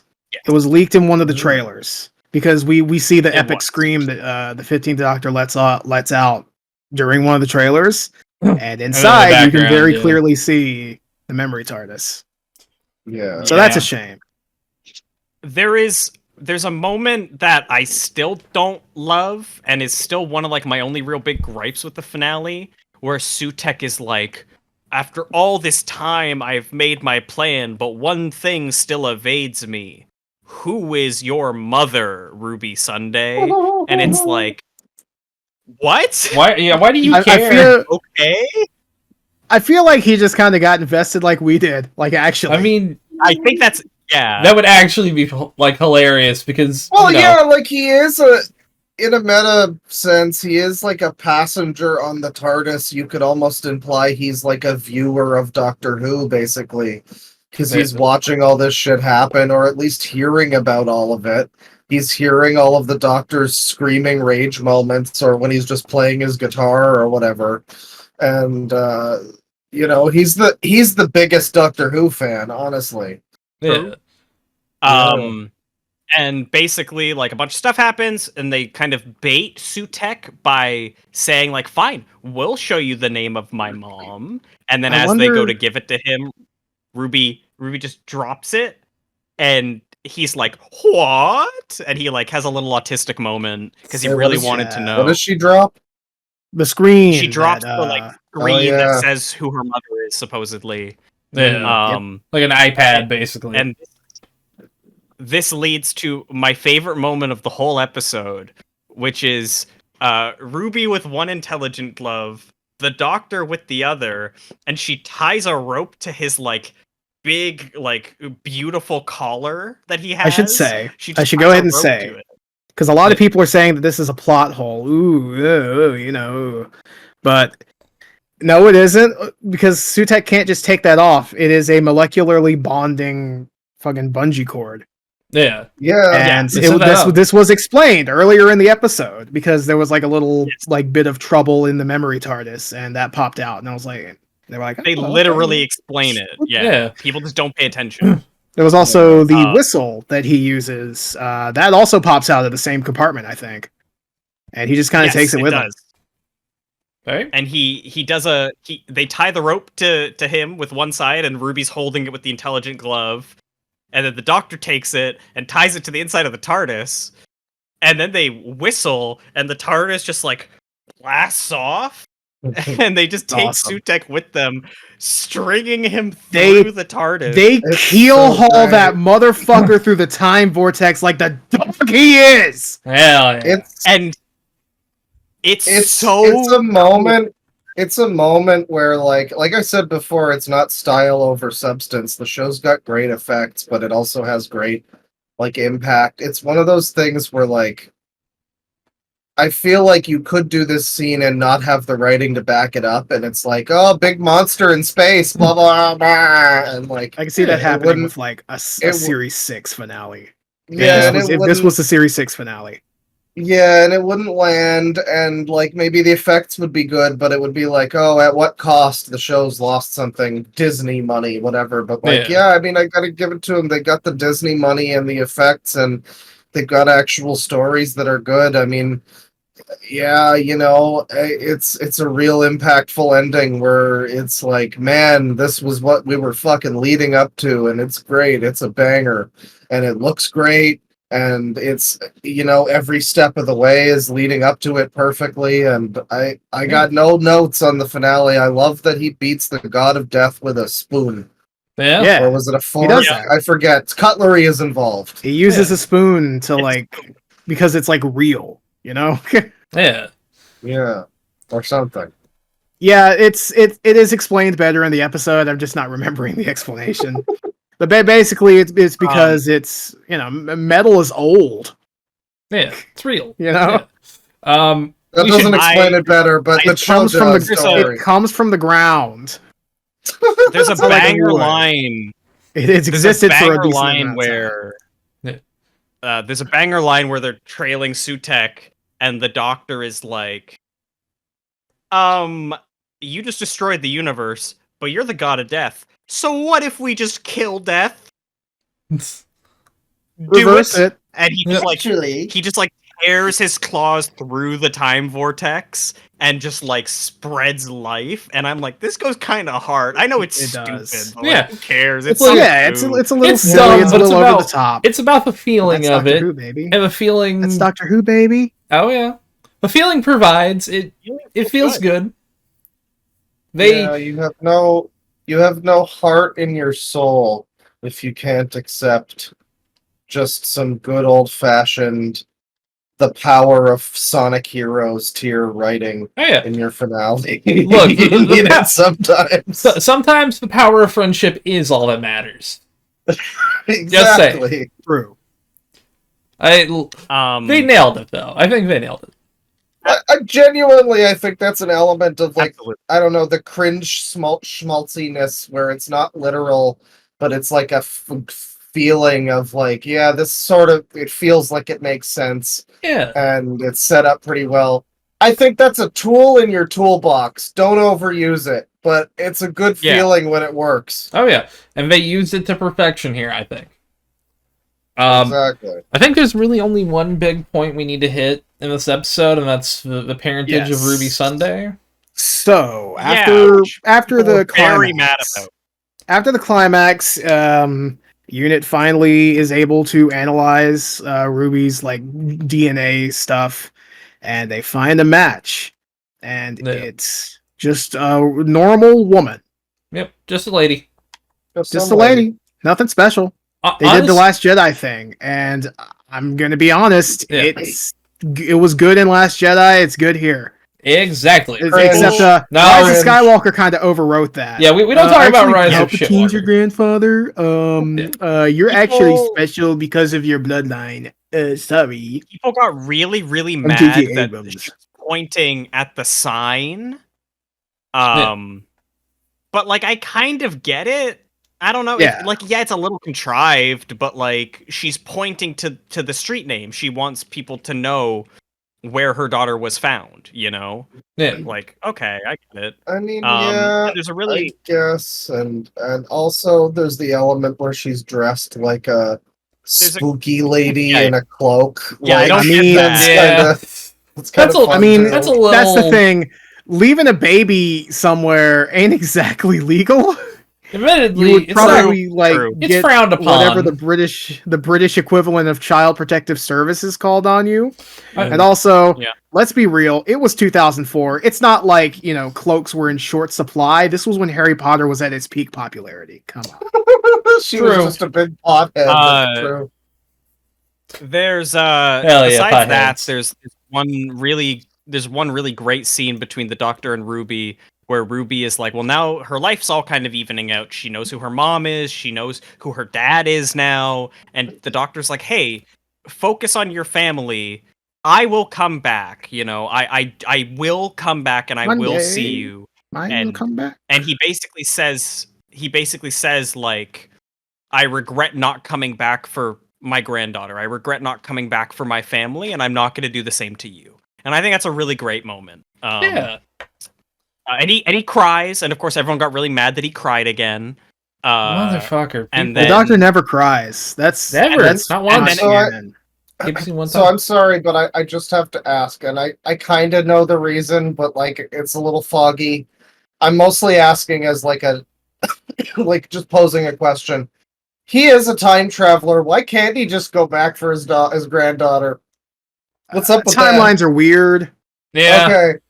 Yeah, like that's basically Go back- timey-wimey shit. Like that's basically Yeah. what he I can't go back expected. into he can't go back into his own timeline, so it has to be a point after he left, but he doesn't necessarily know where or how Susan turned out, you know? Yeah. Yeah. Also, if you take expanded universe stuff into account, she's probably dead on Gallifrey.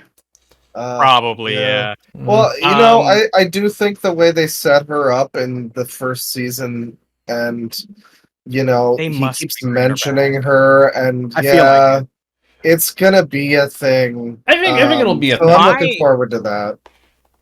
My theory and my hope was that Verada See-Through, the new companion, Belinda, would actually be Susan. That was my hope originally. That would be nice. And that we get to But- see them travel together, but it doesn't seem like they're doing that. She has her own family and stuff back on Earth. yeah, and whatnot. she has a job as a nurse, Uh, so probably not. yeah. Although I mean, that's I'm getting a just little gonna bit be too much called- into season 2 stuff. I kind of want to just call this character the nurse, but yeah. Yeah. But as the episode wraps up, as the season ends, we pan up and we see Mrs. Flood, the neighbor, Yeah. standing on top of the building. Yeah, it should be She's noted that well- in Oh, Empire we of didn't even Death, mention that. yeah, Yeah, we well, didn't I mean, mention this that. is the same episode, but she starts saying some weird ass shit to Cherry Sunday. Yeah. It's like, I had such plans, but you know, when you meet your god, tell him I'm fucking coming for you. Weird shit. Yeah. And then she No, that's normal appears. British lady stuff. Let's be real. That's true, actually. But she, like, the camera pans up and she's on the fucking rooftop wearing a big ass fucking coat and like a parasol, I think, with a Yeah. suitcase. She has an umbrella. Yeah. Saying, Mary Poppins "Oh, looking ass. oh man, oh, what a happy ending, but it's not going to end happily for the Doctor. Tune in for season 2. Yeah. It's literally It saying She- that. And he does almost directly literally address the says that, audience. though. It's Yeah. it's literally like My- that Deadpool, the first Deadpool fourth wall break. It's like, yeah, stay tuned for next one. Sorry. My immediate suspicion seeing her dressed like that is that they're gonna go for some like White Guardian thing. Because the White Guardian a lot of the time Well- wore like a I know. I don't remember But like White something Guardian. like that. I'm figure gonna like go. that. I'm gonna go ahead and say I'm not sure about. Actually, I can go and check what she was wearing during Church on Ruby Road, Mrs. Flood. Okay. It's like a pink vest. Yeah, I'm not sure. Well, in Empire of Death and Legend of Ruby Sunday, she's wearing a costume that is very reminiscent of a costume that Clara wore. I She wears a cuff- believe. Yeah, she wore one. It was like a vest with like a collared shirt, and I forgot exactly which It's which story it's I'll from. send it for you here. It's Okay. this outfit there. Yeah, I'm pretty sure this is supposed to be Face the Raven. I think Clara? so. She wears the exact same thing. Oh, she wears it in another story too. Yeah, I do know she wears it in Face the Raven because that's immediately what's coming to mind. But Man. Clara has worn outfits like Mrs. Flood's multiple times. yeah, that's what she's wearing during Face the Raven. Yeah, Okay. I mean technically Yes, it's hell bent, but you know, same continuity. One happens minutes after the other. That sure is However- basically the same outfit, yeah. And then the However, second one she was other wearing, character- Yeah. the other one that she was wearing, that big fur coat, I didn't is a even know lot about this. like the fur coat that Romana was wearing at some point during the Key to Time saga. I'm not sure exactly when. I think it was when she was first introduced. Huh. Like yeah, it's Androids like of the Terra? second part of the serial. Something like that. But it's the spinning image. Romana wears just like it. Yeah. Okay. Big, fluffy, like white fur coat. So that is something I feel like should be considered, because these are two very, very close costumes. Like, Yeah. Yeah. essentially Unless it's an identical. intentional thing where she's just wearing outfits that companions have worn, you know? Yeah, like I feel like at the very least it's twice in the same episode is very it feels intentional, at least. Yeah. But She also, for the new Doctor Who at the proms, she showed up wearing the same outfit with the Yes, white she coat did. and the umbrella. And she At the even said at proms? the proms, yeah, it's there's a big I don't know what you'd really call it, like a big concert held every year in the UK called the Proms, the Promenade. And there's always there have been many Doctor Who at the proms, where what they do is they have a big show and it's all Doctor Who music being performed live, and they have like people in Cybermen outfits come down the aisles and all sorts of stuff. It's very cool. I love the proms shows. But this year she gave a lot of teases. She showed up and she actually said like, "Oh, my name is only Mrs. Flood, nothing more, nothing less. That's my true and proper name," and stuff like that. And it's like she's like feeding us some hints. It's weird. I don't know. Yeah. It's an interesting character. I'm fascinated by Mrs. Flood. I don't care if she turns out to be evil space Hitler. I like the way she acts. Yeah, I'm a fan. I'm looking forward to more Mrs. Flood. Yeah. I'm looking forward Yeah. to season 2 having nothing to do with her until the very last episode. It's going to be Well, so great. We'll talk about that. Okay. But we should save who Mrs. Flood is and more stuff like that to the end. Okay. Yes. But yeah, let's quickly talk about Joy to the Part of World. the world. Yes. Now, This is the one I saw recently. yes, this is the most recent Christmas special. It aired like 4 months ago exactly. Yeah, wow. And- Sorry. Yes, Gabe. So I do want to kind of go over some season 2 news and maybe perhaps some leaks if y'all are into it. But before we decide on that, just be thinking about it. Let's talk about Joy to the World. Most recent Christmas special. Now, one thing I want to mention is that when Russell T. Davies was announced as showrunner returning, everyone was like, "Hey, Stephen Moffat, you wrote under Russell T. Davies. Are you coming back?" And this motherfucker, he said something along the lines of, "Well, I'm not too sure I want to retread that ground. It's not if I come back and like, boom, there's Joy to the World and everything." Yeah. Did he write That that one? motherfucker. He wrote both Boom and Joy to the World. He wrote both title those, dropped yeah. both of his episodes, his upcoming episodes, in a non-committal response to if he's coming back. This fucking madman. Wow, they're all on the same page. That's amazing. I love They're it. they're shitting with us. I didn't realize he wrote Joy to the World. Okay. Yeah, he did. Yeah, It's very see, this good. is what I mean, where it's like he brings an element to the show that I love, but when he is the one in charge, I just don't care for the tone he goes for. But man, when he's just taking the fucking second fiddle to Davies, it's fucking amazing. Yeah. Honestly, Joy to the World was great. I loved it. It was just like I almost, I don't know. I guess I just saw it recently. The only thing I didn't like was the extended joke about mansplaining. I mean, Again, yeah, why does bit that cringe. need to be in there? The Redditors are going to give you so much gold. But other than that, a little like bit of cringe eye roll. 10 out of 10 episode for me. I really enjoyed it. Yeah. Very enjoyable stuff. Joy to the World follows a woman whose name I forgot because the last time I saw this was 4 months ago. I'm gonna rewatch What it do you soon. mean you forgot? Listen. Her name is Oh, Her name is Joy. okay. No, you're right. Listen, okay, I'm tired. Gabe, do you want to explain this one? We've been putting this off for a while. We have. There's been we've some all life been sick and events. We've been tired. sick. All Lots of sorts of stuff. stuff.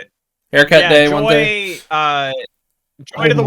World is about a girl named Joy who shows Joy up at like a Almondo. little Almondo, yeah. Like Who almond, shows but with up an O at at- the end. I love that. Well, actually, it's not even really about her. It's the doctor's story, really. It's the more Well, it of follows the her. doctor, Time and for Hotel. an extended period in the middle, it feels. Admittedly, it's like this is about that other lady, but it's like mostly about this lady, this different lady at a hotel that is like becoming friends with the doctor, and yeah, so that's a whole thing too, where it's Yeah. like technically it's about like it's a little bit unfocused. I guess that's a problem with it. Maybe it's not a 10 out of 10. It's But unfocused, man. but it has a great story. I don't. That's the thing. But here's the thing: is that it's unfocused intentionally because the Yeah. plot of the episode is basically they go to the Time Hotel. Joy accidentally gets sucked into some shenanigans, and Yeah. now there's a thing strapped to her body that will kill her if it's taken off of her. And the doctor's like, "We gotta save her," and that's the plot. However, in By order the to way, I do gotta that, say, rest in peace, Trevor, my boy. We Yeah. love Trev. Trevor, Trevor ruled. I love Trev. Hey, he saved the day. But in order to do that, the doctor has to take enough time to figure out how to do it, and so he has to wait in a hotel. Well, that's where he chooses to wait until he will be able to go back to make sure everything lines up. That way, things can progress and he can save her. And so He I has to don't go the know long if it's way necessarily he has to go the long way around. Which Yeah. is a recurring thing for Chuti. They keep mentioning going the long way around when it comes to therapy, going the long way around when it comes to finding a resolution for things in 73 yards. Like this, It's this also- whole season kind of. It's also dropped in the season 2 trailer, Yes. Yes, it is. and it will be a and part so of the ba- core plot for that one. the in that time the doctor takes trying to figure out how to solve this is when is a good chunk of the episode where we just see him living like a normal person with the manager of this hotel, Anita, who is a really great character. She's so well performed too. She's really She's good. really Super good charming, because she super starts likable. out very kind of standoffish and weird, and then just melts into a Warms totally up, different yeah. person. Yeah. Yeah. So, I hope we see her again. I really do. spoilers, but I it's have a been feeling. it has been sadly announced that, at the very least, according to Stephen Moffat and maybe Russell T. Davis, she's probably not going to be coming back. Well, mind you, they've lied before. True. Yeah, They have do lied keep before. lying. At I this don't know why point, now you I listen believe to she'll them. be I season really 3's hope companion. Because I of hope that she statement, is. I believe she'll be season 3's companion at this point. I hope she She'll be is. and I hope season she 2's does. companion. They're gonna pull a Metal Gear Solid 2 on us. It's also important to note So- that this episode continues the recurring villain guard storyline of them being in like an antagonistic force, because they're the main antagonists of the episode because they're the ones behind what's going on with this weird briefcase and stuff. Yeah. So I wouldn't be surprised if next season we get even more villain guard stuff and they become Oh, we'll like get a there, I proper. think. I would very much like that. If I've not been next enjoying the stuff season, with them then so far. season after. Yeah. But, yeah, sorry, season after. Joy to the World is a very fun episode. The Time Hotel is such Yeah, a... I don't want to say too much more. Yeah, It's we... very Yeah. comfy. As I do someone feel like- who really likes hotels, this episode was really this hit the spot. It Alright. wasn't like a You guys- spooky, scary hotel. They've done that before. This is like a really comfy, Christmassy hotel with some fun vibes. There's multiple hotels, and they're all great. Yeah, Did you guys see Yeah. the fucking Hobbit hole? I did. Yeah, I did. One of them's a Oh Hobbit hole. yeah. I saw the Hobbit. There's a lot of good ones. There's a bunch of cute references, yeah, or like ones that are clearly meant to be certain eras of time. Yeah. The whole idea of Yeah. the Time Hotel is so One of them cool is, that I kind of hope they bring it back. That's One of them the is March things- 15th, 44 BC, which, Oh. ooh, Yeah, Uh-oh. that's a spicy day. That's a front row seat kind of day. Well, this season has Watch been this man doing get a lot of stabbed in the shit. balls. The new era of Doctor Who has been doing a lot of shit that I love, the Doctor Who to do, which it did again. It did that during, especially like the Capaldi era, just really interesting concepts that you really want to just see followed through on. Where they could do Time Hotel, the 73 Yards thing, things where Dot they could and do Bubble. things where they could do they could do a whole TV show based on the concept of the Time Hotel.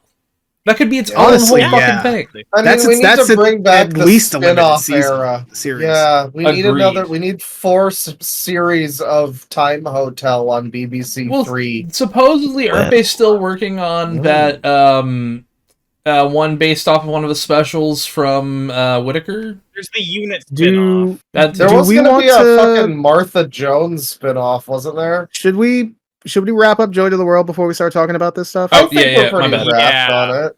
I feel like we're pretty much good. I was gonna say, Joy to the World is another episode that has like, it's very sappy in that Stephen Moffat way that he loves to do. But I also I don't mind. Yeah, I don't mind it either. I Because like it in a case like this, in isolation, in moderation. Yeah, charming here. Yeah, it works. I think the ending of the episode is a little weird. I think it takes an interesting direction at the very, very, very end. I think the final final reveal of the episode is very funny, though. I love that. I thought that's great. I think it's funny. Well, hang on. The final shot. Final shot. I don't remember it being that funny. I Oh, right. Okay. Oh, well, I don't know. think It's that's a Christmas episode, and like I get it. Yeah. She turns into the. I mean, we're spoiling it basically, right? I mean, like, well, I mean, this came out 4 months ago. I guess. I feel like watch the season, folks. If you're here, watch the season. I will say, I feel like that last scene, it's funny and I like it, but it's a little. I feel like it would have been less if it just didn't have the text. That's fair. That's it. Yes, that's fair. Well, I mean, yeah, I guess there's the implications of it or whatever. I think it might be better without the text. I'm just saying what happens at the end broadly. I think I like it in the way that it's kind of conceptual and, it's not really, doesn't scientifically make sense, but it's a Christmas story. Who gives a shit? Yeah, it's Joy to the World, motherfucker. It's a nice ending. I think that it does a really good job of reflecting on how people felt during COVID. I think that COVID actually takes a pretty big part of the story, I would say. Yeah, it does. And I think it's done in a way that's very tasteful and very easy to understand of like, yeah, it makes sense that so many people were forced to experience things like this, and it was really tough on them. And it's a thing that's, not a lot of people stop to reflect on it anymore, and I think that it's really nice to have a special that stops and focuses on that and goes like, this was a very common experience for a lot of people, and I think it's important that we kind of reflect on it for a moment, And I like it. I thought that was nice. The thing is, I don't really think that this isn't exactly a spoiler for the episode. But, kind of drawing attention to the point that a lot of the people who were telling us to isolate, wisely, by the way, we should have been doing that. It's good that a lot of people did. Yeah. However, those people who were telling us to do that weren't. Yeah. So that's a lot of that. That's cool. That's Wait, awesome. how the fuck did we get to coronavirus? That was a part of the episode. It was brought up directly. Yeah, directly in the episode. Was it? Yeah. It's part of Joy's whole entire thing. Oh yeah, I guess so. Yeah, the whole thing with okay, that's fair. And the stuff also, that hit me. The stuff with the sad situation that happens. That hit me. Yeah, I feel the thing with the doctor staying in place too also really fits that theme. Yeah. Yes, it does. In his way, it is in isolation. I have to say, I really like the scenes where he talks to himself. Yeah, I think that is really well done stuff. I always like a moment like that. Yeah, that's great. I think Chuti does it so well too. Like, there's a lot of doctors, like Matt Smith talks to himself a lot. Capaldi talks to himself a lot.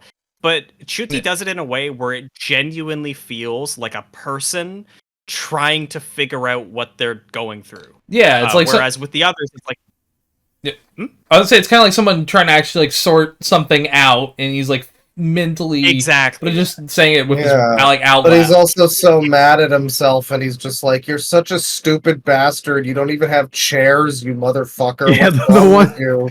You The one where he loser." directly talks to himself. Yeah, that's so what I good. mean. Yeah, And they play the that's a scene great twice.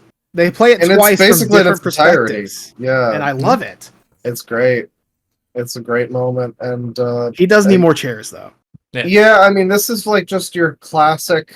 It reminded me of I forget the name of it. It was the final appearance of River Song episode with Capaldi. Weddings of River or Husbands of River Song. Yes. That episode, which I was not Love that expecting to love as much as I did. It was so good Yeah. because I never really liked River Song, but yeah, she just does get better toward the end. Like, no, this episode is a lot like that one when you think about like the tone, the pacing. Like it's very similar. The style of that kind of it's again. Oh, I yeah, just have to describe. Oh my god, it as, yeah. It's breakneck, then slow, then it picks up a bit. Holy shit. Very clever and emotionally driven and not hyper literal, but it all works together logically in the logic of the show, you know? Yeah. Yeah, it's a great episode. Joy to the World. I like Joy to the World. I did. I do too. Season 2. Let's talk season 2. I will say one final note on Joy to the World. Yeah. If the Doctor doesn't put a fucking chair inside of his TARDIS, I swear to God, this episode will have been for nothing. Yeah. By the way, we need this character development. He needs chairs. I guess we'll do our quick rankings of the season before we talk about season 2. I want to say 9.5. Like this overall season. Yeah. Yeah. I would give it an 8, literally only just because it doesn't. I feel like 2 more episodes would make it. Admittedly, I agree. The quantity is lacking, but the story is also perfectly paced for how long it is. So I do wonder if they could have stretched it, and that might have been a little bad. They could have told more stories, I think, but I suppose, yeah. I'd give it. I'd give it like a. I don't know, for Doctor Who, yeah, it's like a 9 for me. It's a nearly perfect season. I don't know what the fuck people are watching. Yeah. People are watching Who Doctor instead of Doctor Who or something. They're watching Dr. Mysterio. They're watching Dr. Mysterio. Oh, you don't want to do that. Yeah, I guess it's an amazing. I don't know. I like Return of Dr. Mysterio at least. Yeah, I gotta watch it. I still haven't seen it.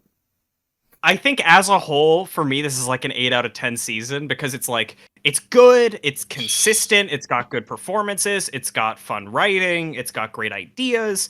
Just a couple of the episodes are kind of like iffy. Yeah, but like even those are still entertaining, and I like and I enjoy them. It's always entertaining. Yeah, always entertaining. Never a dull moment, which is nice. Well, a dull moment every so often. Well, but, never too dull, I should say. Never dull. Sometimes cringy, but that's not dull. It's just no. I don't mind a little cringe. I don't mind a little cringe is fine. How much do we want to talk about with season 2? I don't know if I want to do leaks because I think part of what took away my enjoyment this season was having so much leaked for me. Yeah, let's not talk about. Let's just talk about the. Fair. Let's just talk I about. Normally don't care much about spoilers, but I can respect that. All right, so season 2 talk is commencing. If you don't want any season 2 stuff. And there's what to do. Pretty new trailers as of just today, like recording this yesterday, I guess. Well, so that trailer soon. That trailer technically isn't new. It's only new in English. The German version was leaked a while ago. Oh, okay. Well, I mean, officially released. Hey. So let's go over the titles real quick. Let me scroll up to them. Oh, I love the titles. Titles, I forgot. I love seeing the titles. It's like a track listing on an upcoming album. It gets your mind going. For the style of it. Really quick though, first episode drops April 12th. Last episode of the season drops May 31st. For anyone listening. Well, it might be the week before May 31st because it's supposed to be May Day. The finale Yeah, the finale launches on May Day. I'm pretty sure they're gonna do a double episode type of thing. So okay. Episode 1, The Robot Revolution. Banger Episode Doctor 2. Who episode title. Yeah, I know, right? That's a good one. Episode 2, Lux, Lux, the Latin word for light. Okay. Another good Episode name. 3, The Well. Episode Another 4. good name. Yeah, I like it. Episode 4, Lucky Day. Is that another fucking companion? Lucky Day, the newest character next to Ruby No, Sunday. Oh, actually, that is it a might good one. be, That- but That's the one. We know at least one of them will be Dr. Light, and I think Actually- it's that one. yeah, it actually has in the title reveal there was a picture of Ruby Sunday. So yeah, this is the Okay, one that Ruby's that's gonna be Dr. in. Light. I'm trying to not draw from leaks too much. That's fair. Okay. I really would prefer no Doctor Light in this season. Just give us full Doctor, but like That's it's fair. fair. I like those episodes too. But Yeah. So episode 5, The Story in the Engine. I'm really excited for this one. Yes. I don't That know anything sounds- about that. I've That- heard that things sounds about it. and- Pantheon-ish. Yeah, I feel like that's going to be the animated segment we see in the trailer. It is not. Oh, That's No, I was just Well- that's a different one. oh, we'll talk, fuck, we'll- that feels we'll like talk a bit more about the rest of the episodes and what we want to reveal specifically later. I've heard some things, some theories, some leaks. So Well, we're kind of hitting. We're over the 4-hour mark. We should probably Damn. all right, well, episode Or why 7, bad. yes. the Interstellar Song Contest. This one comes out at the same time as Eurovision. Hey, Isn't This- that number 6? Because it's only 8 episodes, right? Oh yeah, Yeah, number shoot, 6. Sorry. Okay. Yeah, number 5, the No, no, I Story just in the wanted to Engine. make Number sure. 6, Interstellar Song Contest. Episode 7, Wish World. Oh, And that's Pantheon. episode 8, The Reality War. Another banger classic That's a good Doctor Who name. title. Okay. It's really good. That That's a gets good my name. mind really racing. I like the idea of Re- because Wish World leads into wishes versus reality. It's basically going to be Wonder Woman 84 done right, Yes, without like a weird sex without a implication. Catwoman. That too. Yeah. Well, I mean, maybe So- there might be a cat lady. Who knows? There was a dog guy in the last season, so hey. Hey. I guess kind of just going over some of these things real quick. Yeah. The Robot Revolution seems pretty cool. It has these like bright red, like 60s retro futurist robots in it. They're really, really nice looking. Okay. Lux is the one with like a theater in it. And Yeah, okay, that's what I thought. yeah, so that one's the one with the animated segment. And also with a funny little guy, Mr. Ring-a-Ding. Yeah. Little animated guy. Yeah. What an interesting. Well- little guy. Yeah.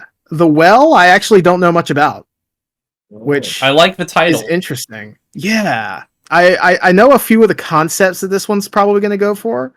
Because, well, I don't want to talk about Yeah, leaks, but yeah. I one of the leaked names kind of matches with this concept, and I feel like it was renamed. But Okay. interesting concept. I'm looking forward to seeing where it goes. Lucky Day is the Ruby Sunday centric episode. Okay. I'm not sure what's gonna really be happening other than that. Like I know there's a monster. It was shown in the title reveal. In the trailer. Yeah, it has like weird spikes on it and it had red eyes and shit. It's cool. Okay. Other than that, I know basically nothing. Understandable. Wait, The Interstellar Song Contest. I'm looking forward to that one. that one seems really fun. Yeah, the name I like- the name sounds exactly like what it says on the tin. It's an Interstellar Yeah, Song the- Contest. The name sounds like it's going to invite potentially the Maestro back, but I don't know if they'd want to I don't retread think so. that I mean, territory. But that would be Yeah. cool. I wouldn't complain. We have Wish World. I know the only leak I know about the new season, because after that I was like, I don't want to be leaked, and it's a very vague one, is that there will be at least one returning monster. Yeah, I heard that Like too. classic or from not- the previous season? I'm not sure. We don't know. Mm. just a returning monster, and that's kind of interesting because we didn't have any last season besides Villain Guard as a corporation. Yeah. But We didn't really have interesting Russell thing. It's also Russell T Davies, so that returning monster might be like the Doctor. So think about it, the Doctor's a bit of a fucking monster. I'm not sure who the monster of the Robot Revolution is going to be. I'm not sure if it's the robots or something different. But the robots aren't returning. Mr. Ringaday isn't returning. Based on the footage we saw in the trailer, the robots of the Robot Revolution, that's the same footage we saw where someone gets shot with what looks like a Dalek beam. Okay. There's that shot where someone is like a skeleton. Oh, by the way, shoutouts to the big, huge fucking belly laugh I got when Anita throws the Doctor a plunger and he says, "Is this armed?" It was a good moment. So maybe they're setting up for Dalek actions. I don't know. Hey, it would be really, really awesome if the Robot Revolution turns out to be a Dalek episode. I'm going to be real. Every shot we've seen of the Robot Revolution with those red robots on the planet, it looks like Skaro. I'm just going to say it does look. I thought it was Skaro at first. They may just be like they may be holding the title back and then will actually reveal the title once it's released. Who knows? Because it'll show up in the titles. The official production titles. Oh. These are the production titles. Well, yeah, these are the titles that were released and said, "Hey, these are the titles of the movie." So the movie. You're good. The episode. Movie. So, well, yeah. Yeah. So Wish World and the Reality War. I don't really know what's gonna go down in these. I'm perfectly fine with not knowing. I'm ready. I've heard some leaks. I hope they're wrong. At least one of them. I'm not gonna signal what it is. I've heard some leaks that sound interesting. Yeah. Maybe cool. Other than that, no idea. Well, yeah, I'm a little concerned about that other thing, but yeah, I mean, Wish World Reality War kind of sounds a bit like it reminds me a bit of like a series 2 finale or something like that. Hoping for the best. Yeah.